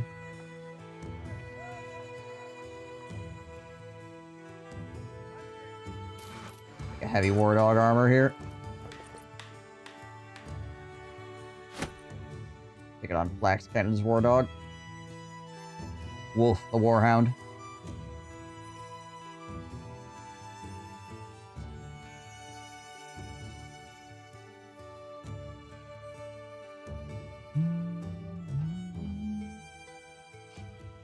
Yeah, I like doing themes as well. I think it's fun. Because it is a challenge to stay on theme, right? But it's also interesting because you're playing with some stuff that you normally wouldn't. Like, I would never build a company the way I'm building a company right now. Like, normally. It's too expensive. And you don't even get that much more out of it, right?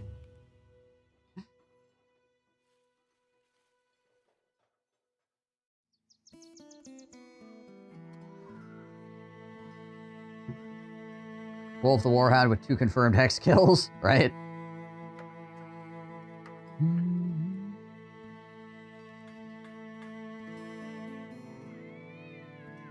More tech bros than nimble bros.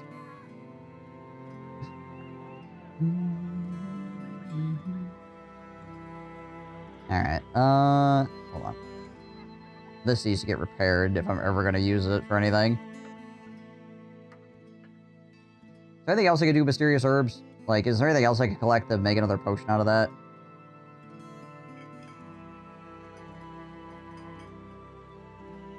I mean, I think it's... The mysterious herbs, I think, are part of the Oblivion potion. I think you need, like, an apple as well.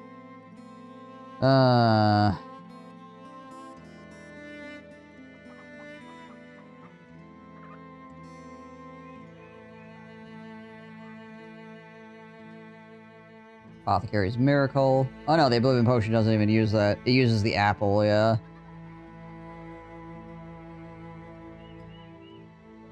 Okay, so yeah. Second Wind Potion, the Adrenaline Gland, and the herbs. So it's probably worth keeping the herbs for when I fight more direwolves and get more adrenal glands, and then I can make more Second Wind Potions, because Second Wind Potions are really good. Like, really strong.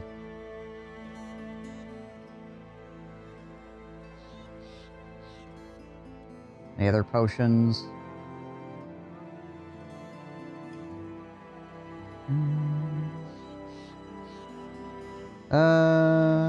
Cat potion is Alp skin and adrenal gland as well. Actually not too bad. Alright, well. Neat.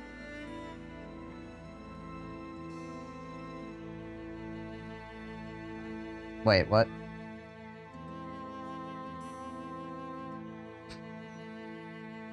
So because I was on my browser, obviously, looking at the crafting thing, right?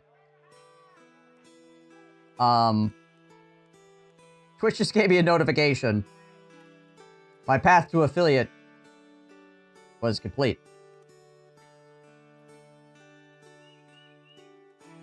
Yeah, it happened like 7 years ago. The crap.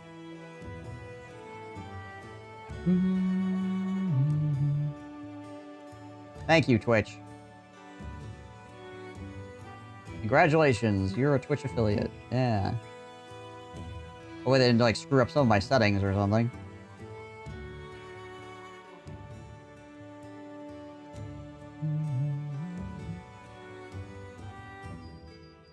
Yeah, legitimately the only thing that holds me off a freaking partner is the 75 average viewers.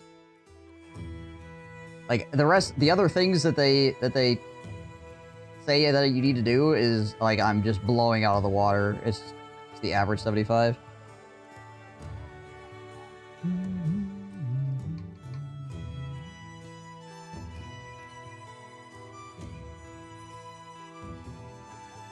But using themes as fun in games, like when you play no dwarf over 40 armor in Total War and stuff like that. Yeah.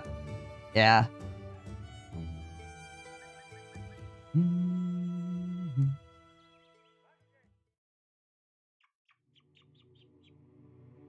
Getting an average of 75 is not easy. No, it is not. It means you basically have to be over 100 viewers consistently to have an average of 75. You probably need to be like around 110 to 120 consistently. Because it has to be average across your entire stream. And then you need to be able to maintain it, which is also, you know, its own thing. Yeah, a lot of luck, a lot of hard work. I had to multiply myself 10 times. Spacegoon stream harder.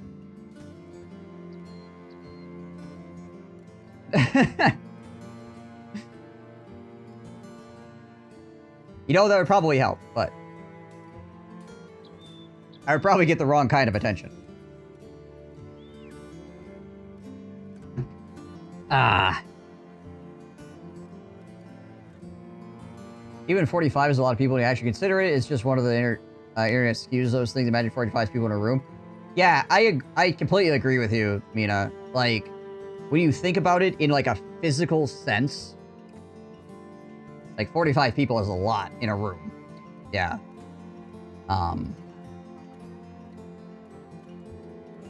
75 is a lot. Thousands is like, oh my gosh, right?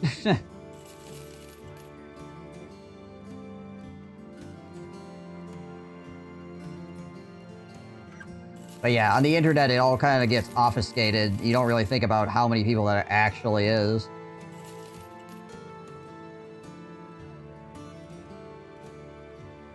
I tried to get some IRL people to watch, but they are fools. Well, I do appreciate anybody that suggests my stream to other people, or anybody that has shown up because either you just clicked on the stream, or somebody else was like, yo, the Spacegoon guy, he's alright, maybe you should take a look at him, and then you hung around. Like, means a lot to me. Getting people to watch your stream is, like, the hardest thing that you are going to do. As an entertainer. Getting eyes on you is very difficult. You could be doing the coolest thing in the universe. Like, I could literally be collapsing a dying star right here, and it would not guarantee that I get any viewership. Yeah, that's the way it is, right? They're easy on the eyes. Hey. Hey, I appreciate that, Divinius. You and me, we're going places. I don't know if that's any place good, but we're places. Let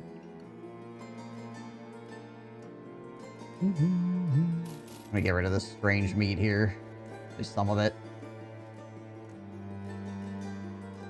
Still love the game and want to watch something, but YouTube is giving me nothing, so I came to your Twitch and found you. Love your content so far, even though it's only been like 2 hours. Hey. Well, I appreciate the kind words. Honestly, yeah. Like, just having people, like, click on the channel and be like, yeah, you're kind of neat. You know, like, that means a lot to me.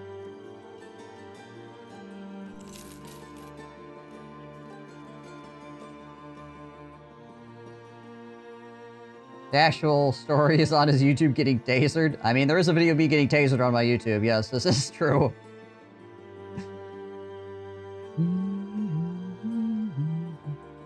For, educational purposes.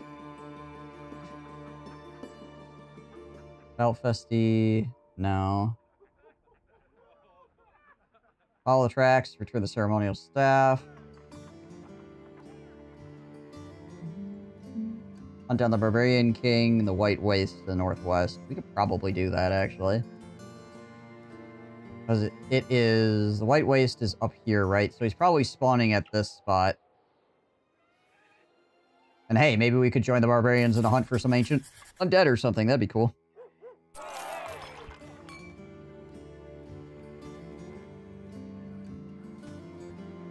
Educational purposes. I mean, it literally was.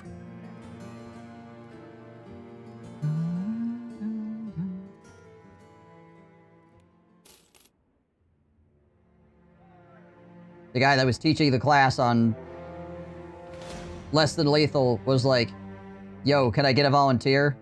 And I was like, yeah, sure.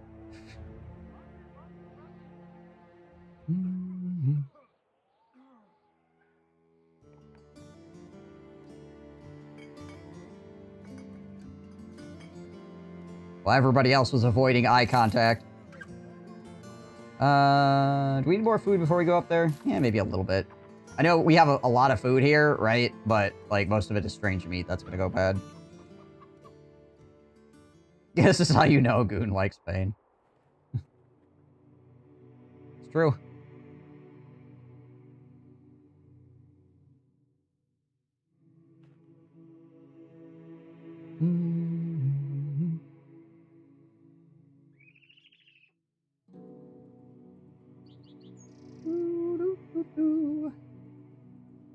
Alright, Mr. Barbarian King, where you at? Where is you?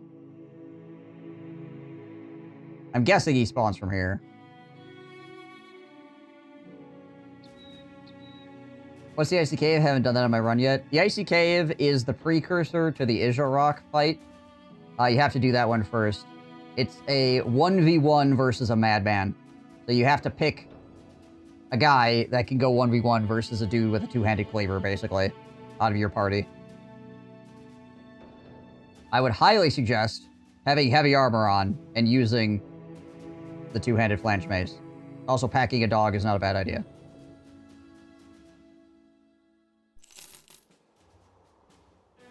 And then hope that you don't roll, like, absolute freaking dog water.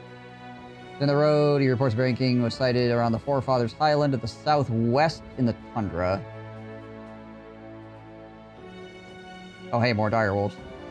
21 freaking direwolves. Jeez Liz.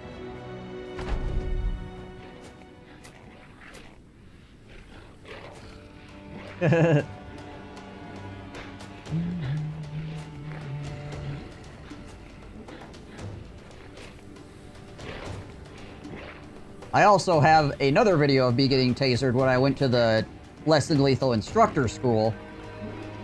But that one, because it's for the actual schoolhouse, I can't show that one to people because it's part of, like, testing material, technically. Can we keep them? In a bag, maybe.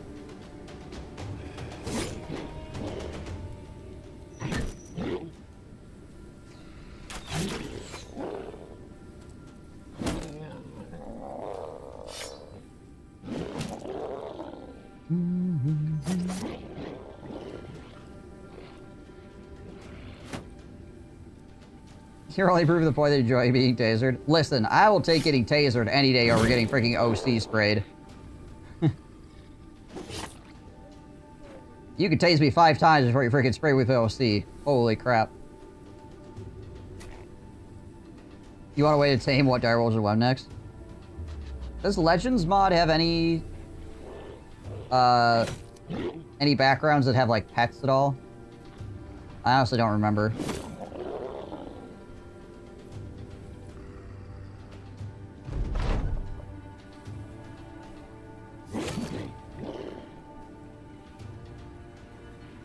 Just build a fence around the entire tundra and suddenly you have direwolves. True.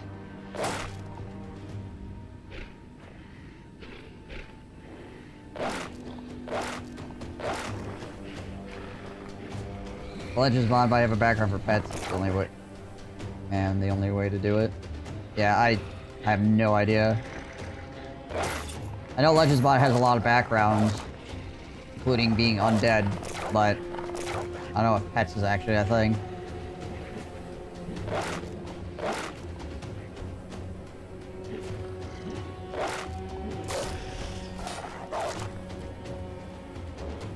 What is my chance to hit? 42%? Alright, apparently Sir Porcupine just wants to hit wolves. What he does with his life, I guess. Everybody's dodging like it's the Matrix. Wow! Nice.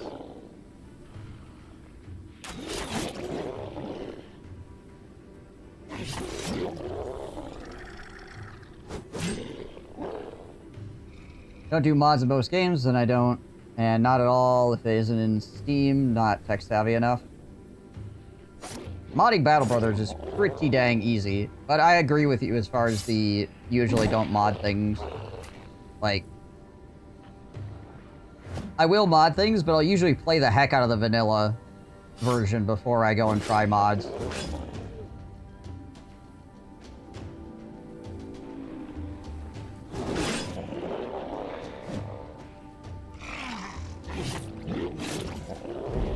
More games use the Steam Workshop for mods.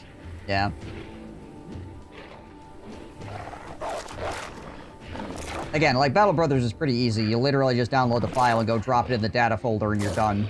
You don't gotta worry about freaking load orders or anything. You just freaking put it in the data folder. You don't even unzip it. Just freaking take the zip file and put it in there. You're all good.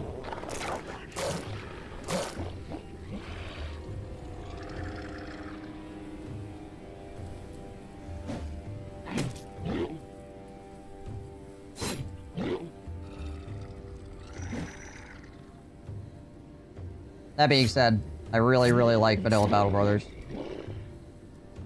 I've done some mods for it. And honestly, like, I just keep coming back to Vanilla. And for those outside, they're usually sensible enough. There's just instructions. Yeah, it's a lot easier than it used to be, that's for certain.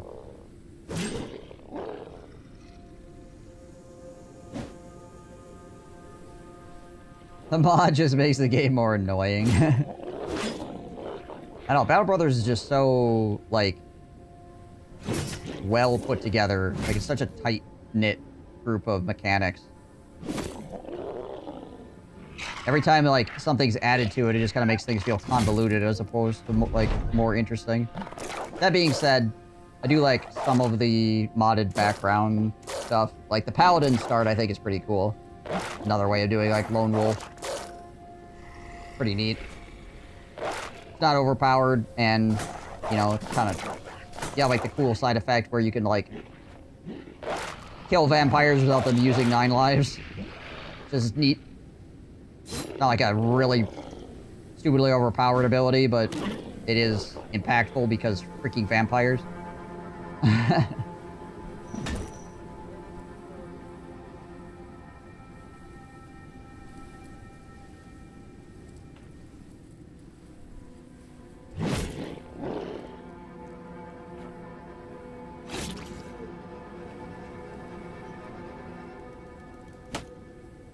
Point, point. Nice. Get out of here, Mr. Wolf.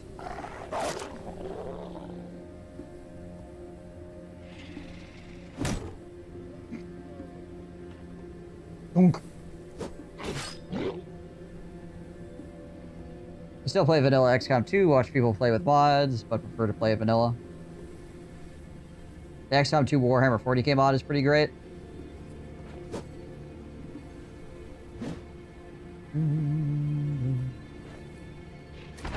Oh hey, the wolf's coming back.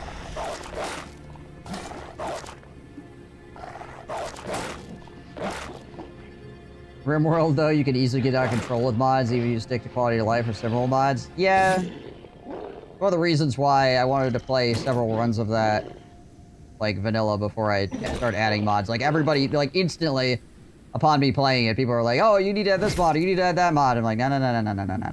We need to chill out. Just gotta play RimWorld vanilla, and let it stand on its own two legs. Which it does. Vanilla RimWorld is still quite good. There's a couple of things that are a bit annoying, but, you know, like, overall.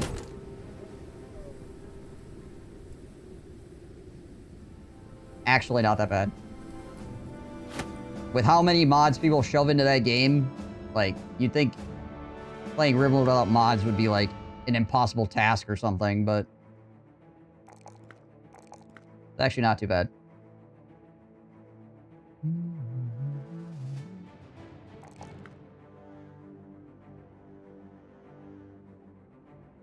Always need at least 100 hours in the game for modding, in my opinion. You get the basic understanding before you monkey with it. Yeah. I mean, different strokes for different folks, obviously. You're playing a single-player game. Like, do whatever you think is going to make it fun for you, right? But Ronnie. Yeah, I do like to explore the game.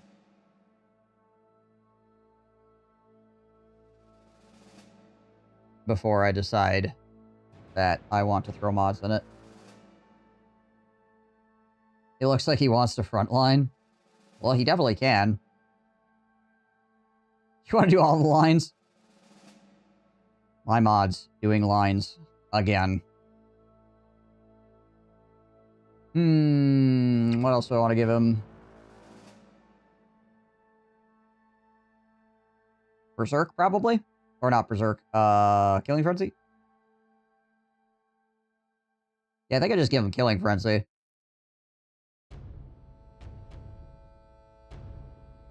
Because this Southern Crescent weapon is good enough to just have him use that.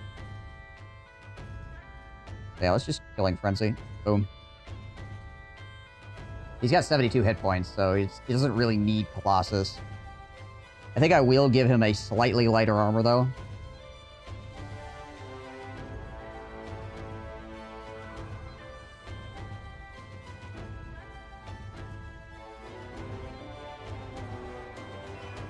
$42 versus $38.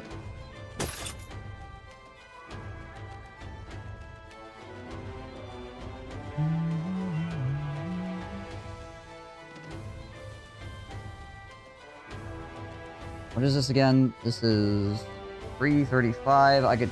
Yeah, we'll just tack one of these on there. We got a million of them. $315 for 38. Pretty good. And he's got 65 fatigue, so he should be able to swang this a few times. Plus Polar Mastery. The absolute best forum posts are those who complain about a thing and it turns out it's from a mod they downloaded just because. You know one of the funny things about that? If you've ever played Total War Warhammer 3, if you look at the bottom left-hand corner, the very bottom left-hand corner, if you have mods installed, there's a little white pixel. Just one white pixel in the bottom left-hand corner. That was put there by the developers so that when people complained about things being broken, they'd see the screenshot and go, oh, you have mods installed. What did you break? Because people kept complaining about stuff, and it turned out it was their freaking mods. So they added a pixel in the bottom left-hand corner to let you know when people were had mods installed. Yeah, Total Warhammer 2 added as well.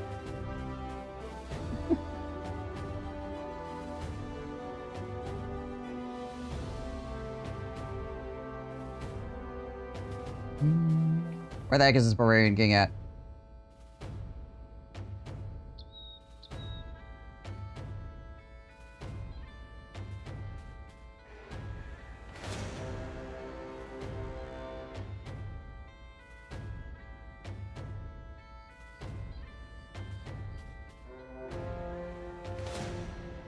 A good addition, that pixel. Yeah, probably saved them a lot of headaches. Like, overall. Where in the name of freaking Criminy is this stupid guy? Gosh dang it all. My guys beat each other up while I'm looking for this Barbarian King. I'm gonna spend as much money in freaking crowns searching for this guy. Long way to the northwest. Up here somewhere now. Yeah, by the time I find this guy, I will have spent way more in my, upkeep than I'm actually getting for this. Blind the Messiah is in good spirits.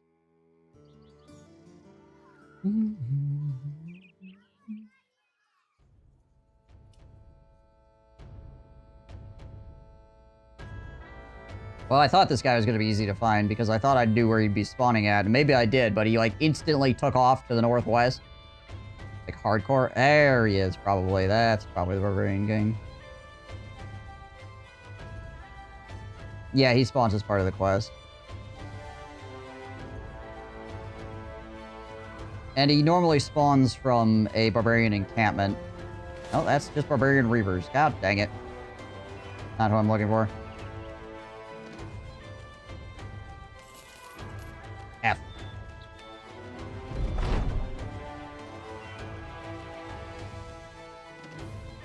Jeez, he's really booking it to the northwest, isn't he? Holy crap.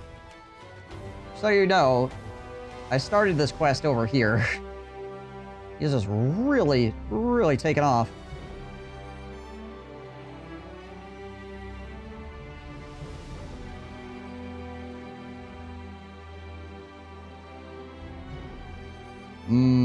I think I see the problem. Barbarian King's not that scary, though. Yeah, he's not that bad. Plethora of Chosen.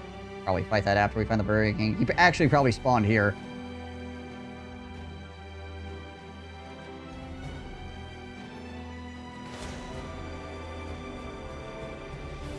Do camps respawn over time? Yeah, they do.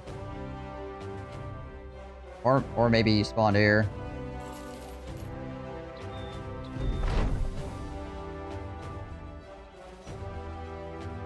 Heading east of here, down snow.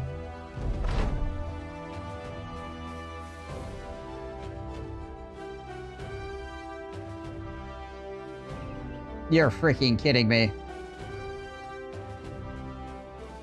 Jeez Louise. This guy.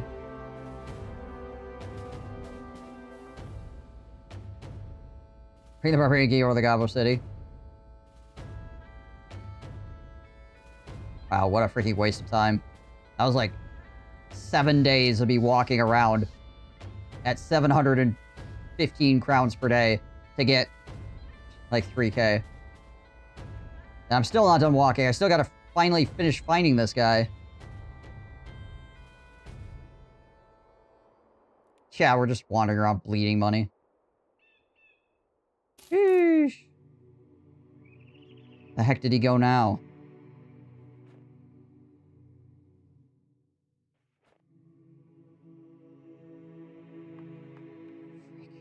God dang it. This is probably the most trouble I've ever had finding this guy.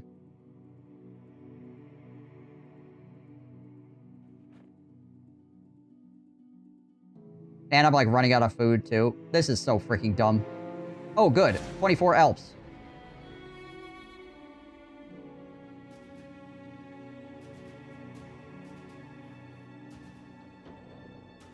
Hit save and reload the trigger location.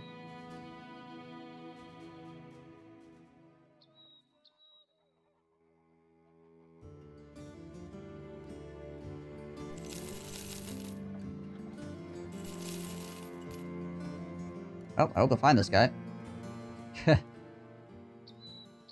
Where did you go, Mr. Barbarian King?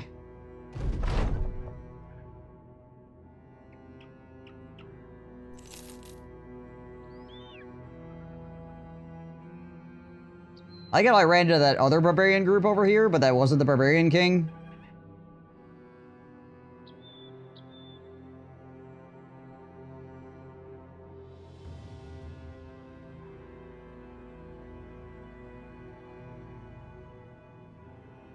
Are you freaking kidding me? Oh, this is freaking dumb.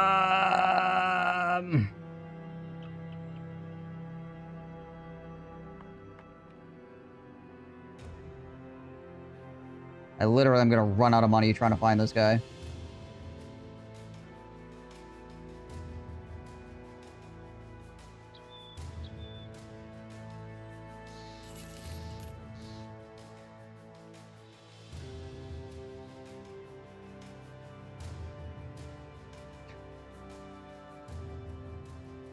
Where in the frick are you?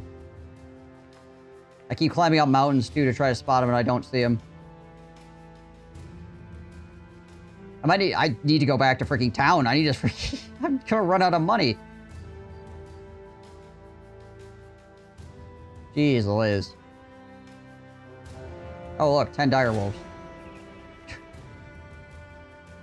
Find dire wolves all day long, apparently. There's 12 barbarians, but it's not him. The barbarian ninja, no kidding.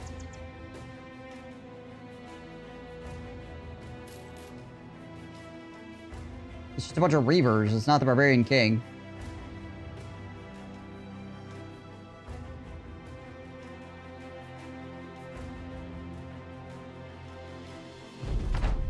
Wow, what a waste of freaking time. Usually, it's pretty easy to find.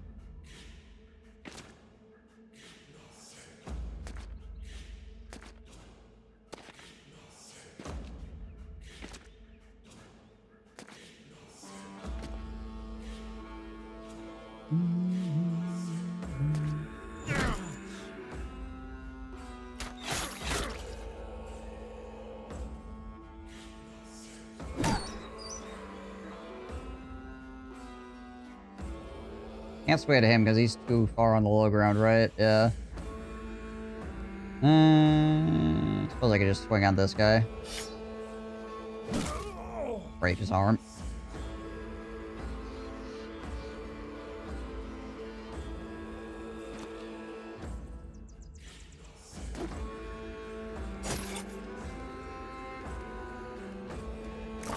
Step around the dog.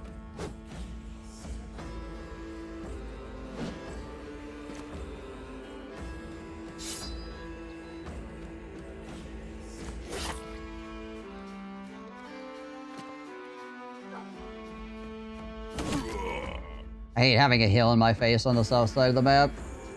Makes playing the game annoying. The only time I wish I could rotate the camera.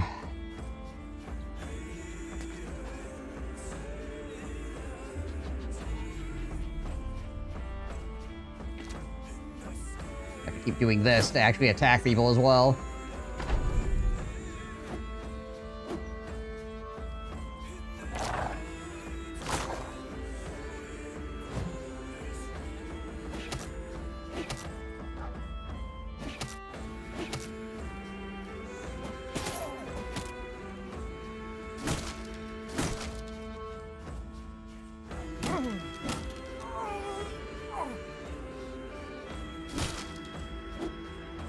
Do not like my shields.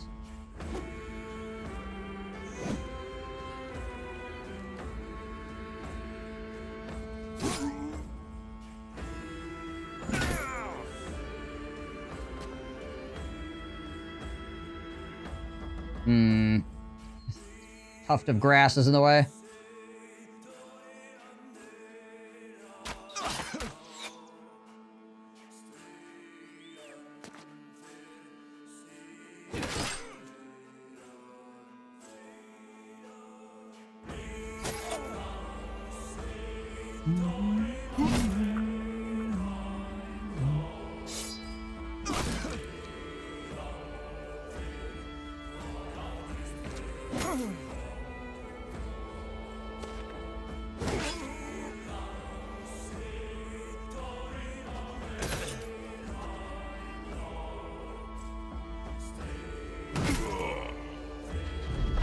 Kill this guy.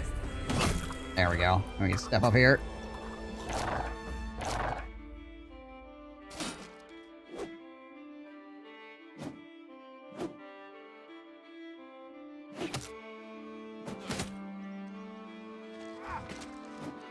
Rah!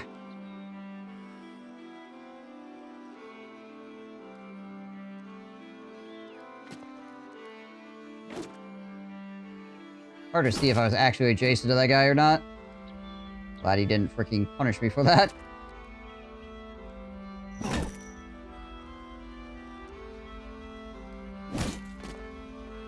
Climb up on the high ground here.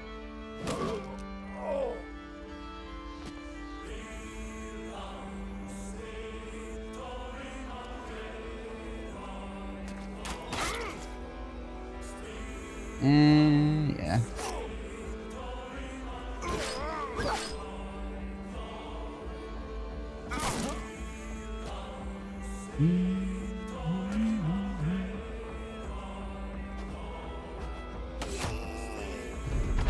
I think throwing axes do a good amount of damage. Is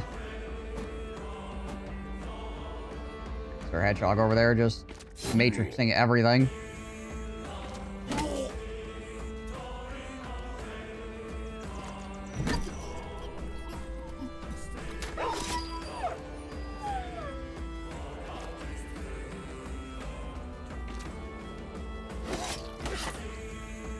Alright, he's retreating. It's over. Provided we can actually hit him.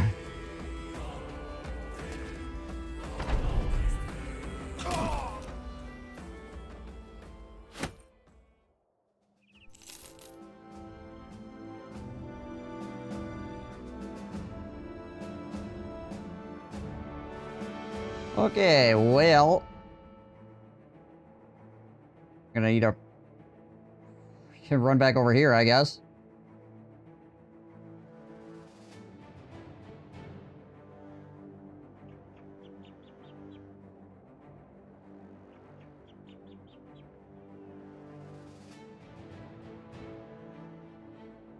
Because I only have 2 days worth of crowns left. I need to sell some stuff. Alright, well. How to burn 7,000 crowns and accomplish absolutely nothing. Hope everybody was taking notes.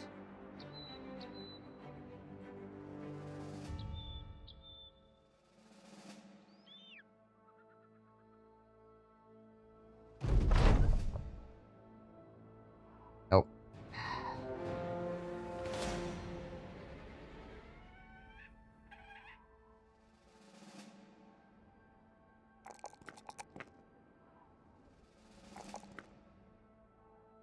I was not. Would this be on the test?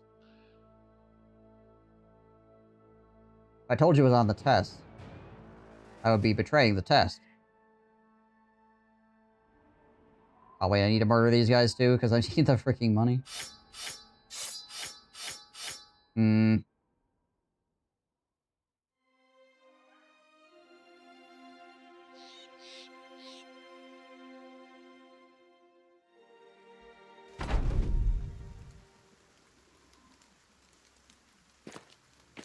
Gonna have to murk these fools. For the cash that I burnt. Literally just lit all my money on fire. So, one of the main issues that I have realized, now that I've actually uncovered the location, is that... Davis.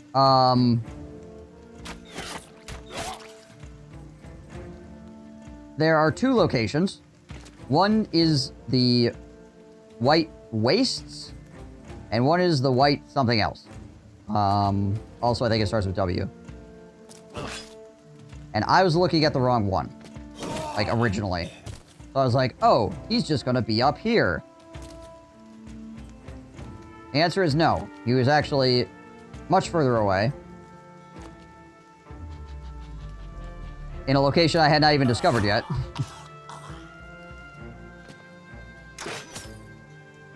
But both of these things are named almost the same thing, but not actually the same thing.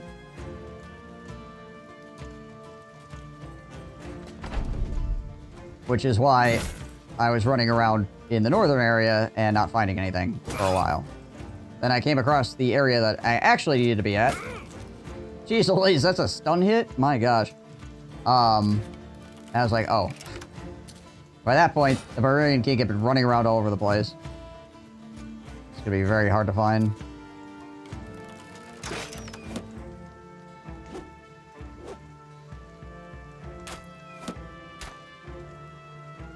It also doesn't help that he's in the freaking snow.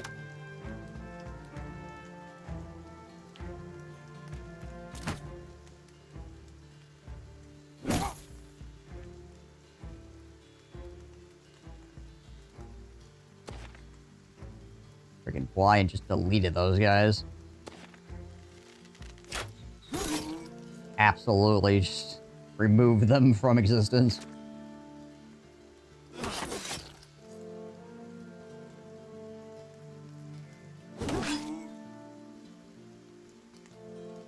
But I sign this as free donuts and they'll come to you. Are barbarians particularly susceptible to donuts? I was unaware.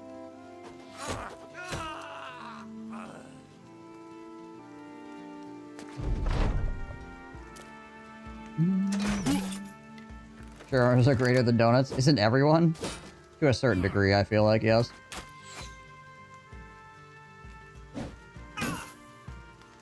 As a human being, having a giant pile of sugar and butter placed before you, I feel like is going to tempt pretty much anybody.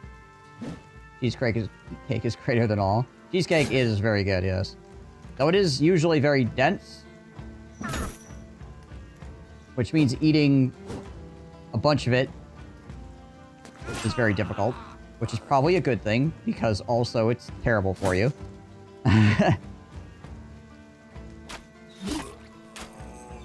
Harder to like, gorge yourself on cheesecake. Again, it's probably a good thing, but, you know. I can eat like 1,000,000 cookies in a sitting. That's what I'm trying to say. Cheesecake where?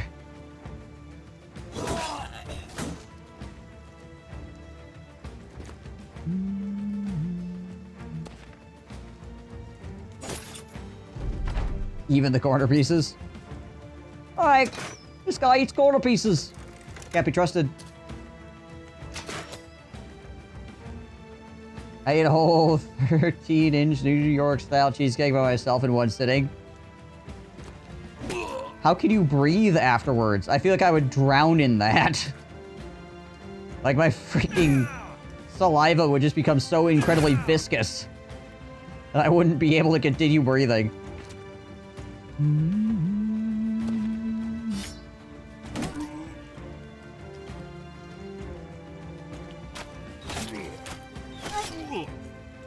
I am both scared and impressed. Yeah, me too a bit. Yeah, jeez Liz.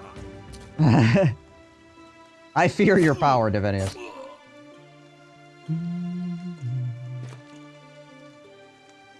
You're hyperactive.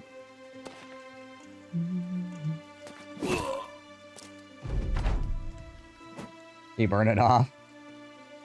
I mean, I could, like, eat it and burn it off. My metabolism is pretty wild, but yeah, again, I just feel like I would not be able to breathe after eating that much cheesecake.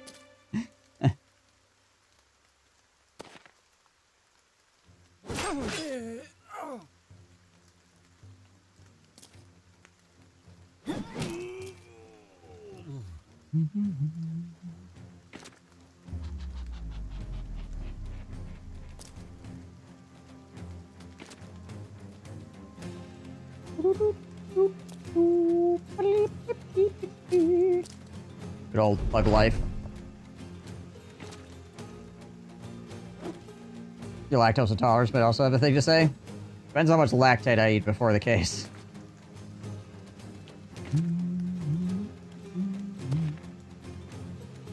But yes, also a problem. There's an ice cream truck in the parking lot. Why would you say something like that? Now all of Twitch chat is going to be sad because they can't have ice cream.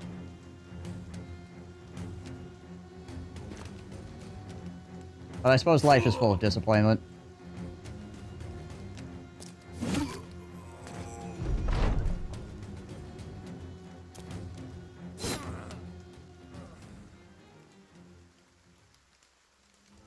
A crack truck? A what?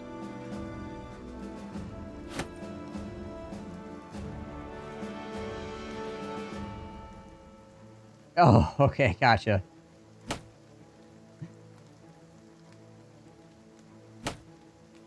Not a big fan of ice cream. I like ice cream. My teeth are a little bit cold sensitive, which makes it difficult to eat in some cases, but I do enjoy ice cream. Is there rain coming in the window? No, we're good. Okay. Thought I felt rain coming in through the freaking window. I'm just like, hold on a sec. Area in your digestive system craves carbs, and I hate the fact that my agency and free will is being tested by microbes on a daily basis. I already struggle making bad choices on my own. I don't need any outside help or inside in this case. Where I live, I can see them getting smart and selling crack out of an ice cream truck smart delivery system. People probably wouldn't think about it. I wouldn't see an ice cream truck and think, yep, that's cocaine. Not personally, anyways.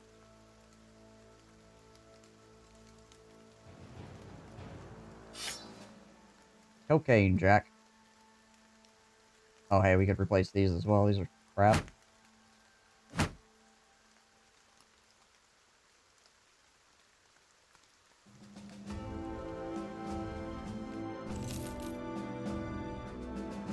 It has been raining. Hopefully it hasn't been raining on the inside of the house. And I've just been leaving windows open, and it's all over. Not on that windowsill. Should probably check.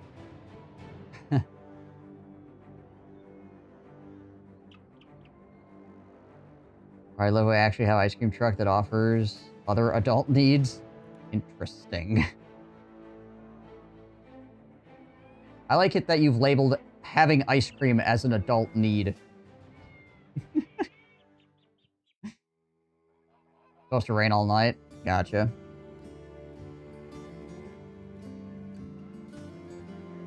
Oh, yeah. Yeah, I've heard of that, Nimlin.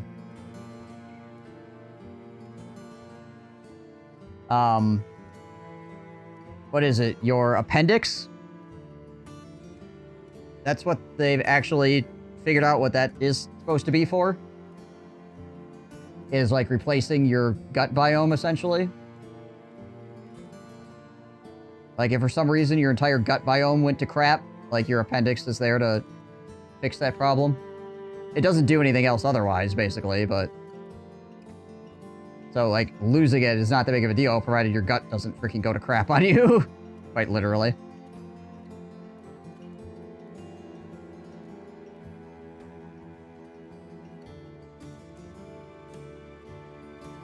In the realm of eternal rain.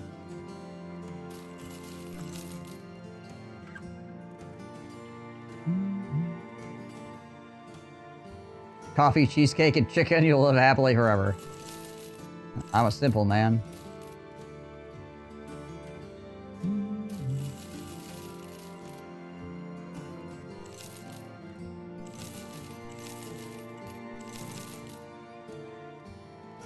Hang on to this hammer like I'm gonna use it. I'm also hanging out to the second longsword like I'm gonna use it. Oh, man.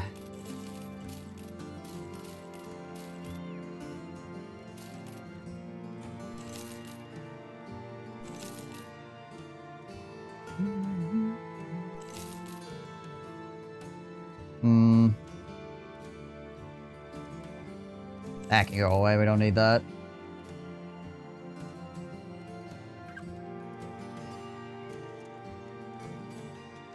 I don't have an appendix anymore. It tried to kill me. It's a noble estate of bacteria to rob you the lands after famine.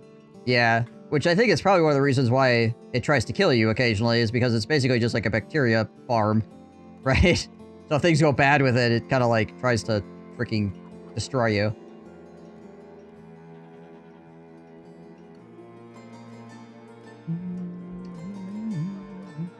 I'm not a doctor. I might look like a doctor. I'm not one.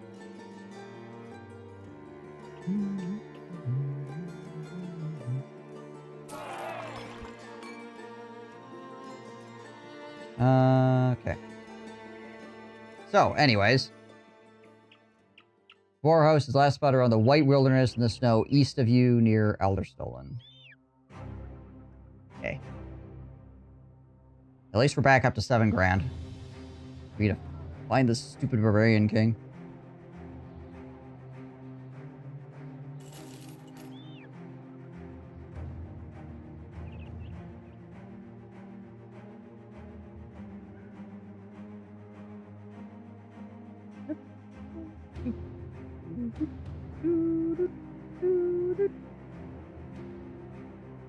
I like the fact that we've been chasing this guy and we've murdered, like, more people that are not him.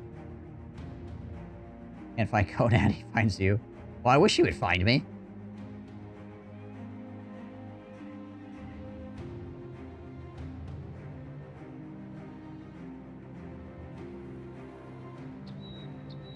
Gosh, dang it.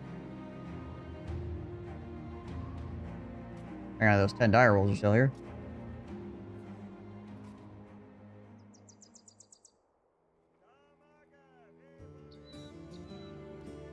The offender says weed to the driver in large amounts and has been offered sexual favors and harder drugs before his payment. Well then. What I have to say about that?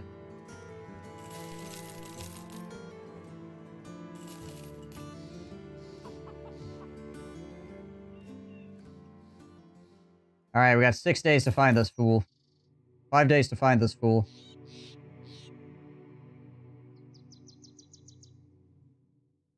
Fool! Where are you at?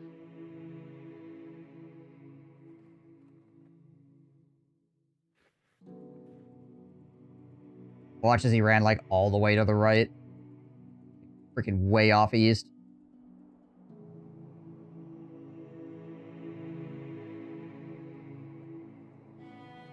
I haven't even found his freaking footprints.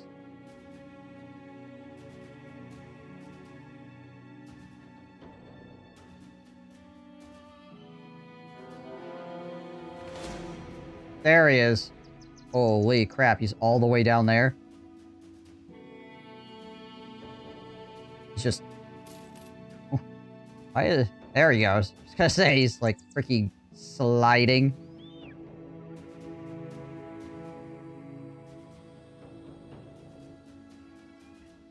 A few armored unholes. Well, that's freaking crap, ain't it?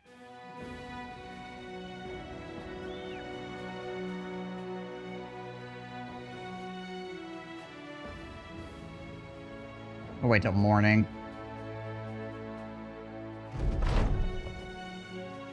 Oh, never mind. I'm not going to wait till morning.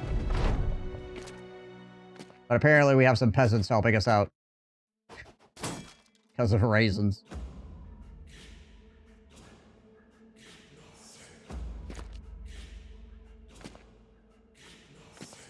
Run the tanks up at the freaking unholds. Oh my gosh, the peasants. Why are the peasants so brave?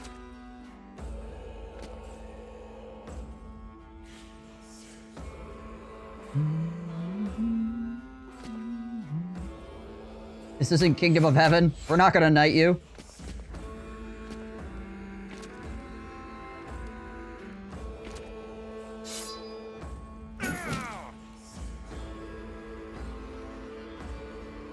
Just looking for a fight. What else are you gonna do if you're a freaking drug-addled, gun-toting redneck?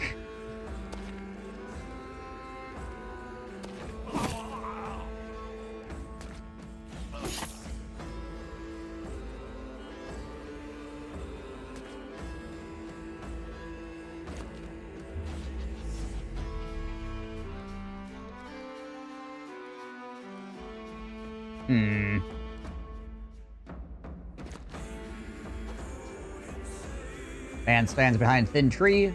Can't throw crap at him.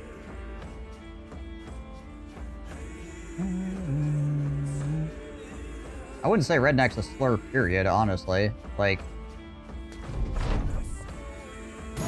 Honestly, redneck used to be kind of a positive thing. Like, I know it's kind of used as...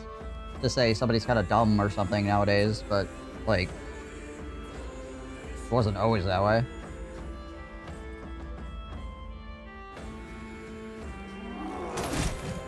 Well, that peasant's dead.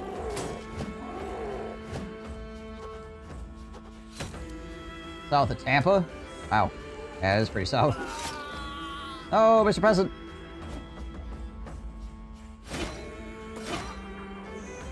God in Himmel.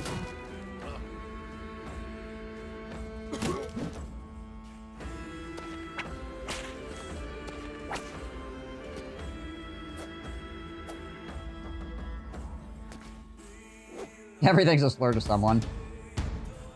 Modern society does kind of have this problem a bit. Not saying that there are not slurs, because there certainly are. But yeah, I don't disagree that there's a lot of people getting worked up about stuff that doesn't really matter, ultimately.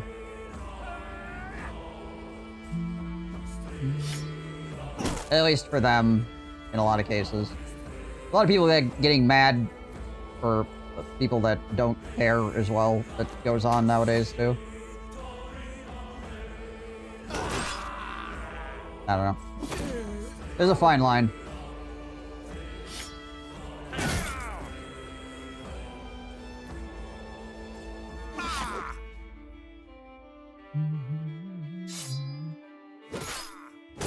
I feel like a lot of the line resides in how well you know a person. If you walk into a room full of people you don't know, maybe you shouldn't say some shit. If you walk into a room full of people you know, maybe you can say some shit, and it's fine, right? With the internet, people just kind of assume that everybody in the room is somebody that they know, and that they can say whatever they want, which is not the correct answer. But also, yeah, like you said, some people get like offended at really innocuous stuff.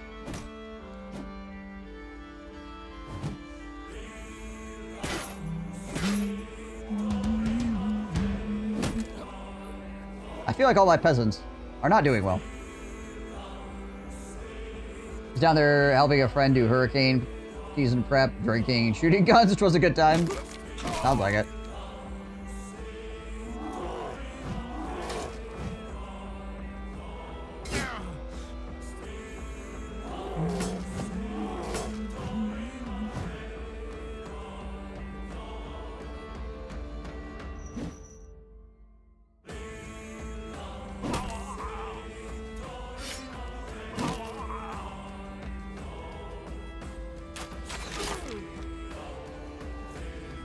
Be an asshole, people will like you.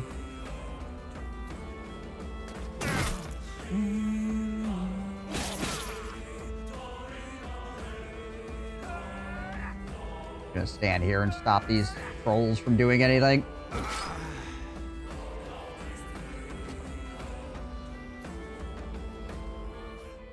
Yeah, they are brave, but perhaps not very clever. True.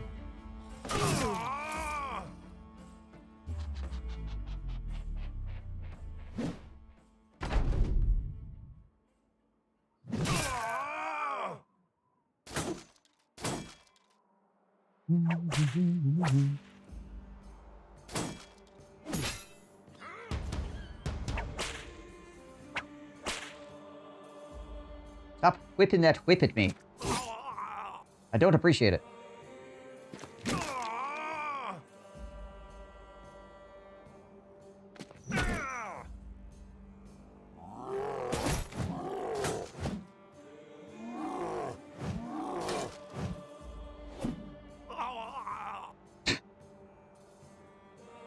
I don't think it's really what I wanted, but you know, hey, we got. But, yeah, sure, I suppose. Barbarian King swings at me, misses, bleeds to death.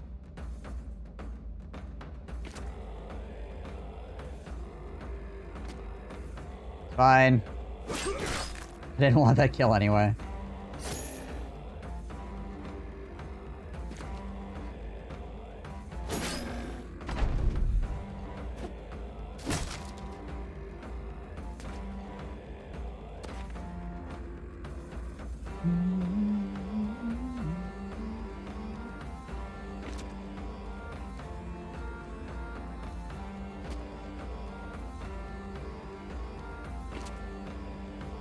I mean, honestly, what it all comes, like, a lot of what any of this stuff comes down to, is I feel like people would probably be in a lot better position just in general. We spend more time listening to each other.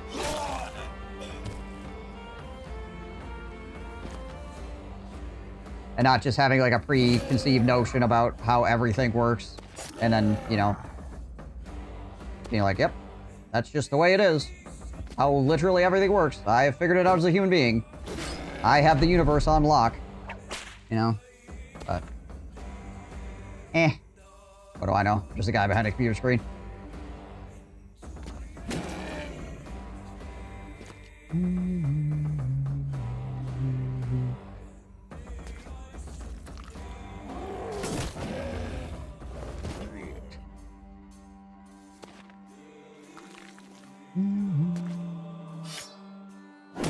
I'm ready to take 8 million points of damage from the friggin' on hold throwing my guys around.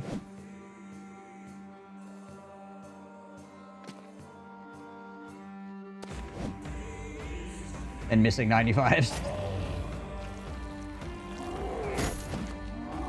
I think we're having a better time with the unhold where you only got 3 guys attacking it than we are with the unhold where we got like freaking 7 dudes trying to jump him.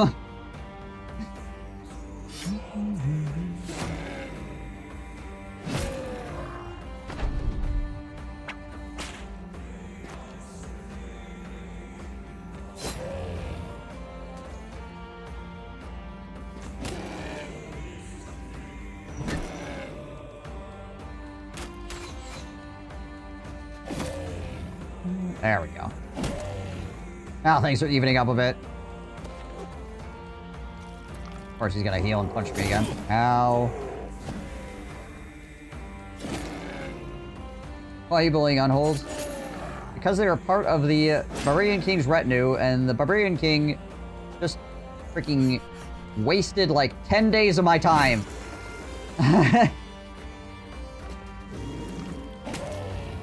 Don't feel bad.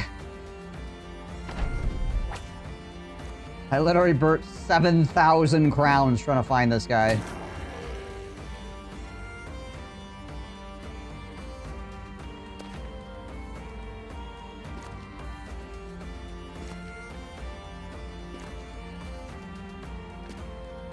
And the reward is only like 3 grand.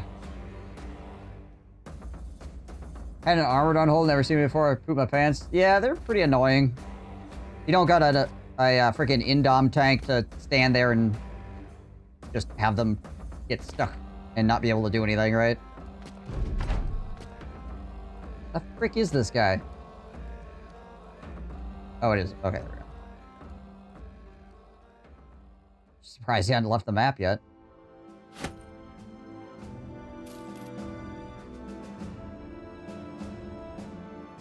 Vegetarian was okay, but I got a bit fucky. Yeah. I hear ya.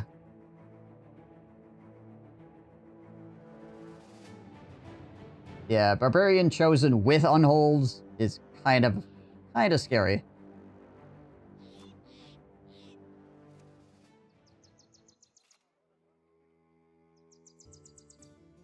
How much inventory space do I have right now? I've got an okay amount. Might run up here to this Yurts of the Ancestors place before I go back. Have a good stream? Yeah. Yeah, it's been fairly good. We cleared out the witch hut today.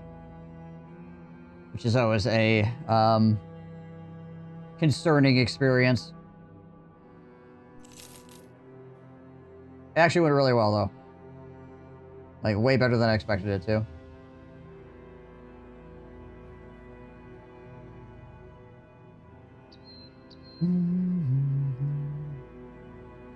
Just waiting for RNG to absolutely freaking destroy my life, basically.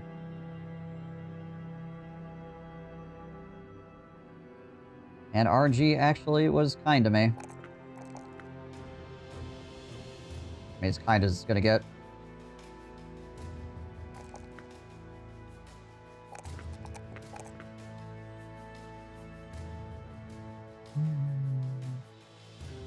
I'm gonna wait until morning.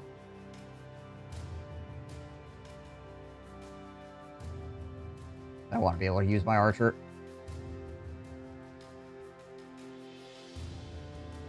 How have your streams been recently, Winnie? Have you used... I know you're still been playing Battle Brothers. You were saying before that you were going to play some other stuff too. Have you actually gotten into that at all? Or are you still just Battle Brother focused?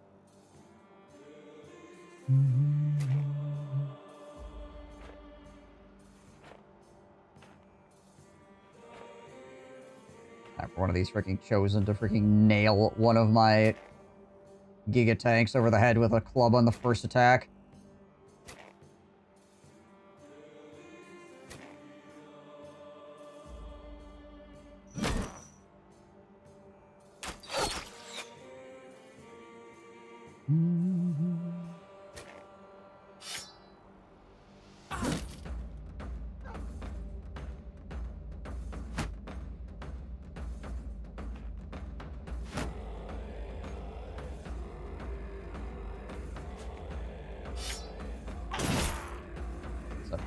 Good axe swang right there to start off.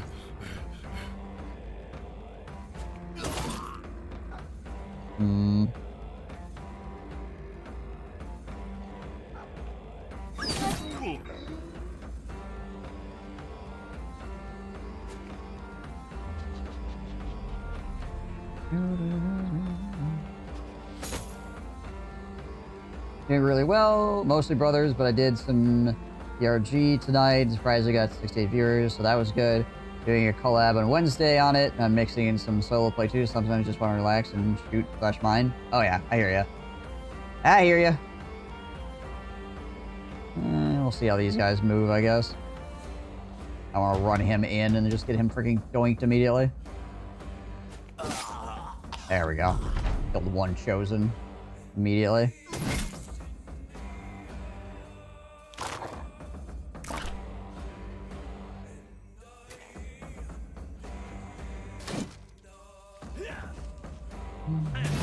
Ow. Wow, that actually did very little damage.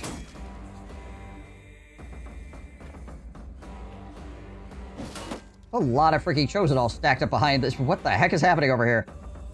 They're all stacked up behind that one guy. Okay.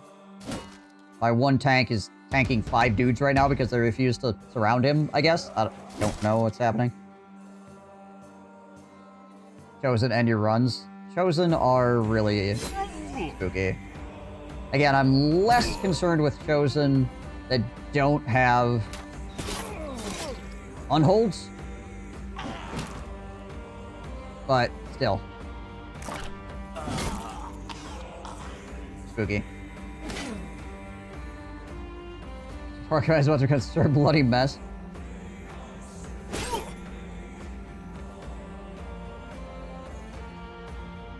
I'm gonna indom this round, I think.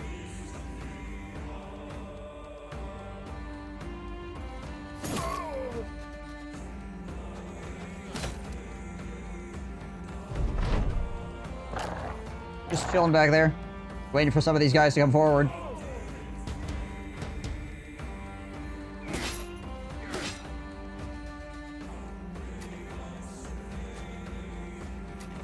Okay, there we go. Alright, well, they're gonna go around that way, so I'm gonna go around this way. And I'm gonna miss. God dang it.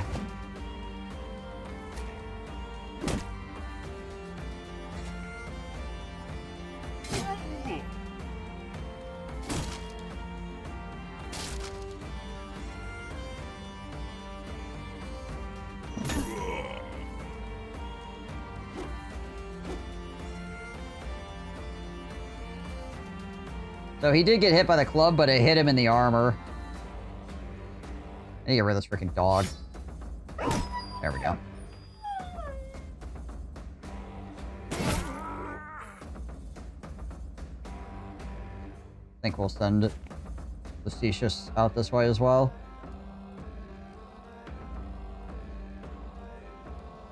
Tom back over there. Guess I could shoot at him. Basically free shots.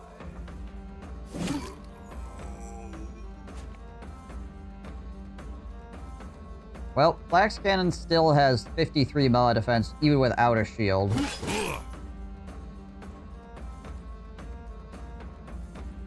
Tempted to take a step down here. I'm gonna hold my shield up.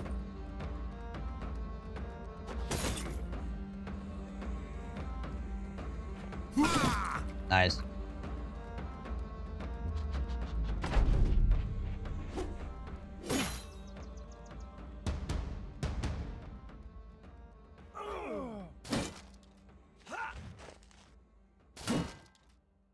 The chance to hit must be like 5% or something. Yeah, it is.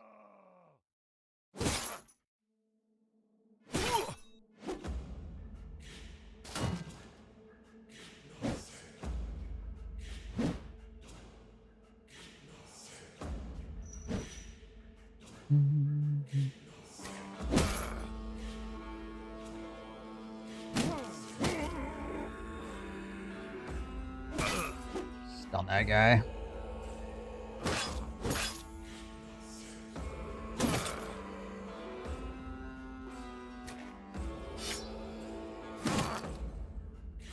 Still a lot of freaking chosen down here. Yeah. Shank that dude, I guess.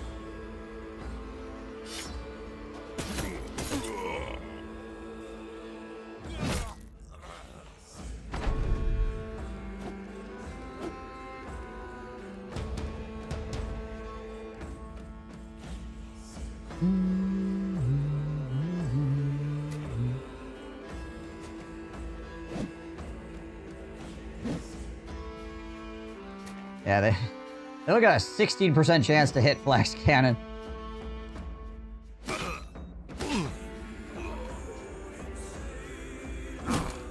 Break that guy's nose. Cause as many injuries as we can here.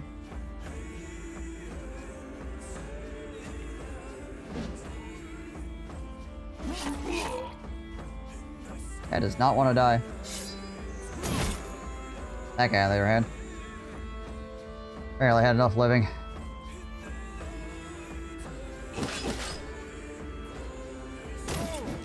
There we go.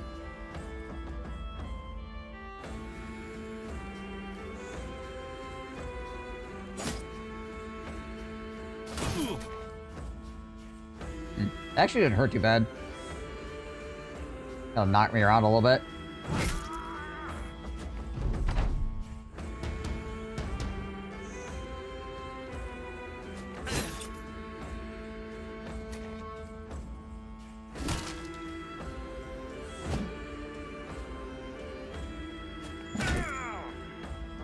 I feel like these are the reject Reavers. Or not Reavers, chosen.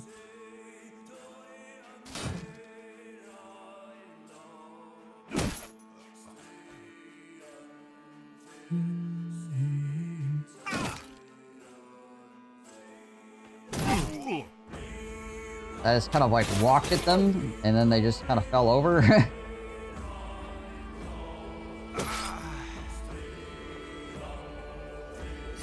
It's not normal.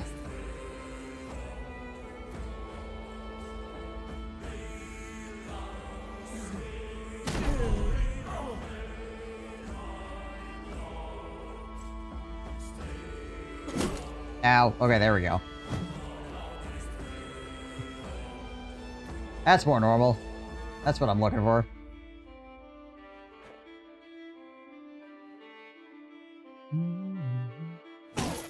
He did. Actually broke his hand.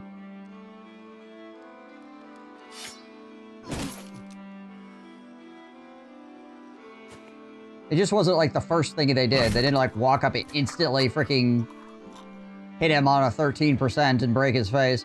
I mean, honestly, actually, they did hit him immediately in the body, but he had the unhold armor on, so it didn't actually really do anything. Just dazed him.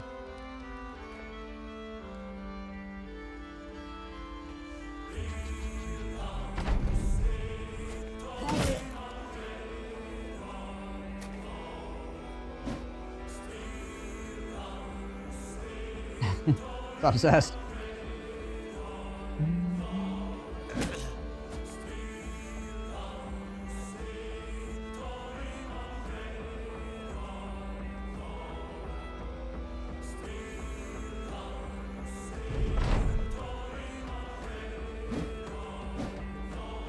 I gotta say, if he stuns me with his split hand, I'm gonna be so sad.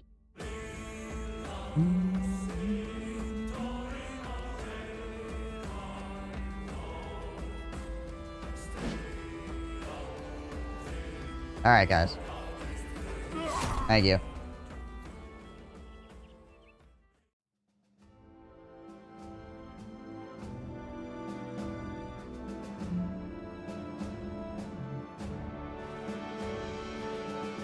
No famed items, except for my shield, if you count my own shield as a famed item.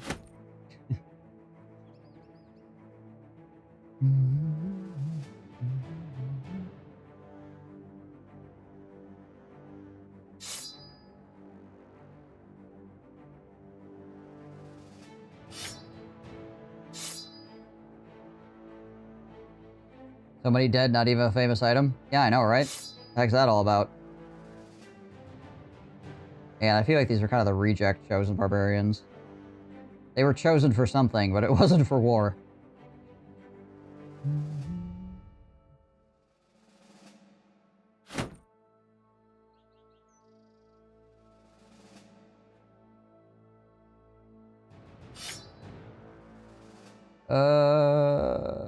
Yeah.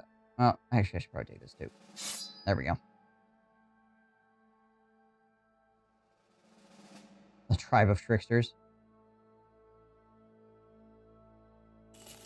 Probably where that freaking barbarian king came from. Freaking chasing him around with God's green country.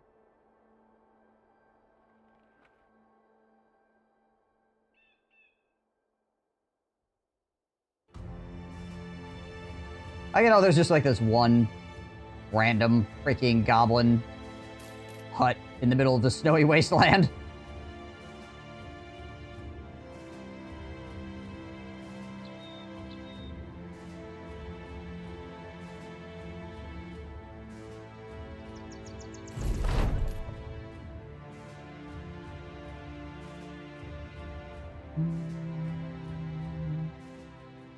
How long on this? 1 to 3 days. Alright, that should be fine, actually. We'll be traveling for most of that time anyways.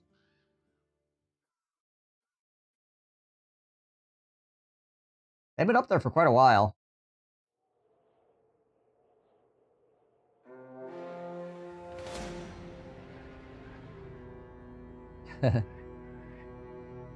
Excuse me, pardon me, excuse me.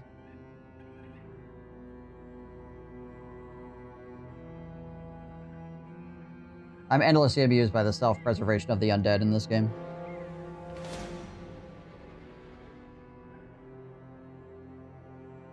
I was gonna say, please do not attack me. I don't have room in my inventory right now. Sleeping all day. It's 2 a.m. now. It's 2 a.m. You stepping into the Twilight Zone? Is the fear gone?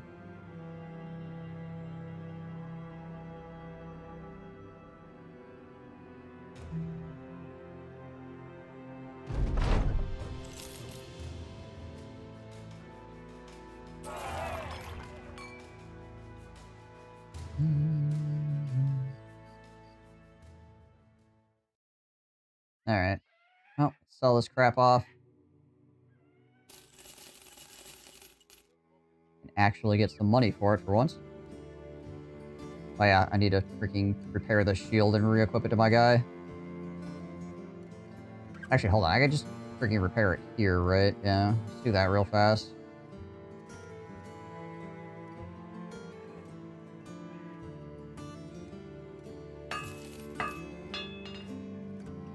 Equip it immediately.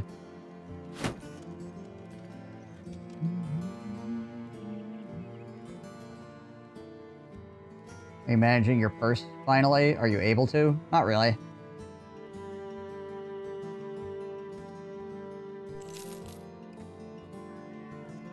We're in a pretty much constant state of trying not to go broke at the moment.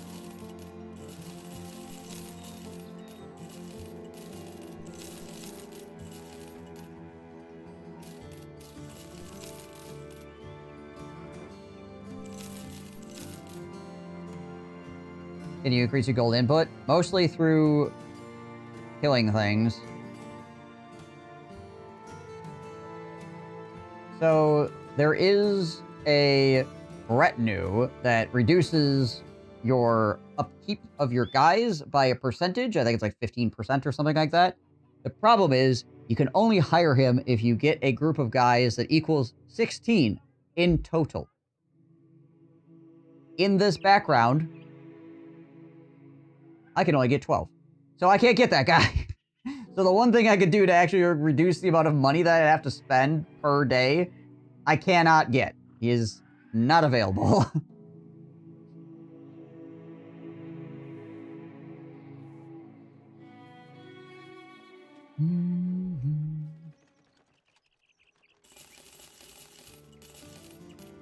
Is a bit of a problem.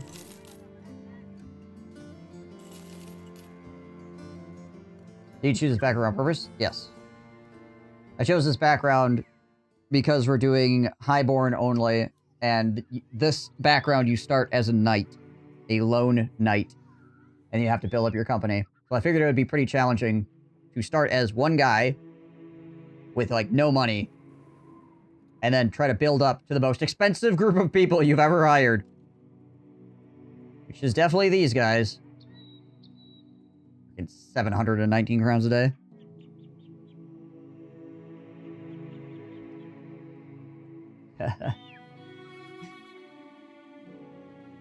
A low night? Do you need to return it at some point? I'm working on it. I've just been paying on the interest, like, this entire time. Okay, let's see here. We're up to 8K again.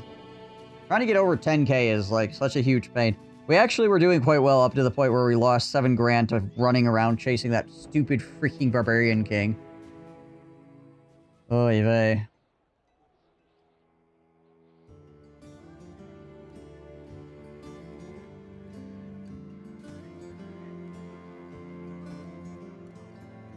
No, we're not doing that.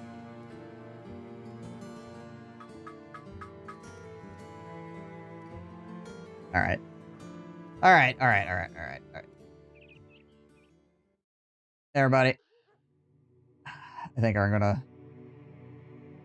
gonna call it here for the day. Not bad. We completed the witch hut, which is what I set out to do today, essentially. We didn't get set back by having to chase money. We could have gotten more things done today as far as legendary locations go. But we did also find the monolith, so we know where that is. So that's good. What else are we missing? What else are we... The Kraken. We need to find the Kraken. We do know where there are a couple of covens. So when we do find the Kraken, at least we'll be able to go to the covens and get the dust easily. Of course, I'm not really sure where there's unholds, but I keep running into, like, groups of 7, so... The crack den. You know, funny enough, you can make happy powder out of vampire remains. So you joke, but you literally can just, like, turn vampires into cocaine and snort them. So yeah, basically a crack den.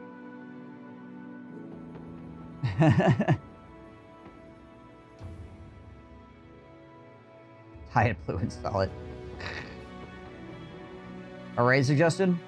Sure, provided it's still, like, you know, kind of relevant to Battle Brothers. I don't mind. I mean, it doesn't have to be Battle Brothers itself, but, like, at least a strategy game of some description, right?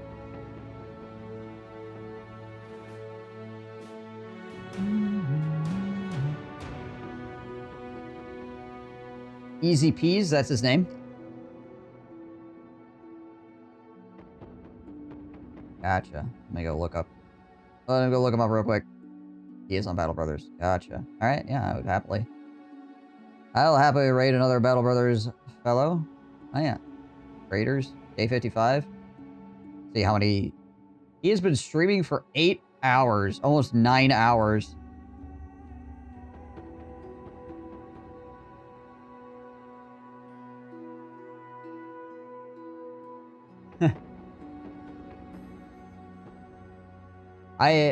So my only hesitation is been streaming for almost 9 hours, and I'm not sure if he wants to end soon, and I don't want to be like, here's a bunch of people, as he wants to try to end stream.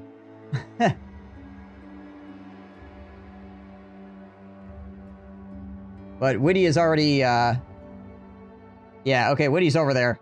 He's doing PR. Whitty's over there doing PR. Hold on. Hold, brothers. Hold.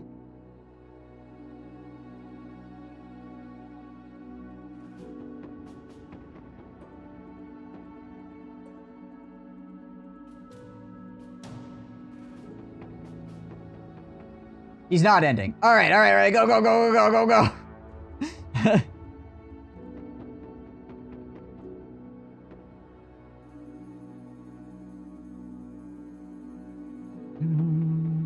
All right, everybody, join on up.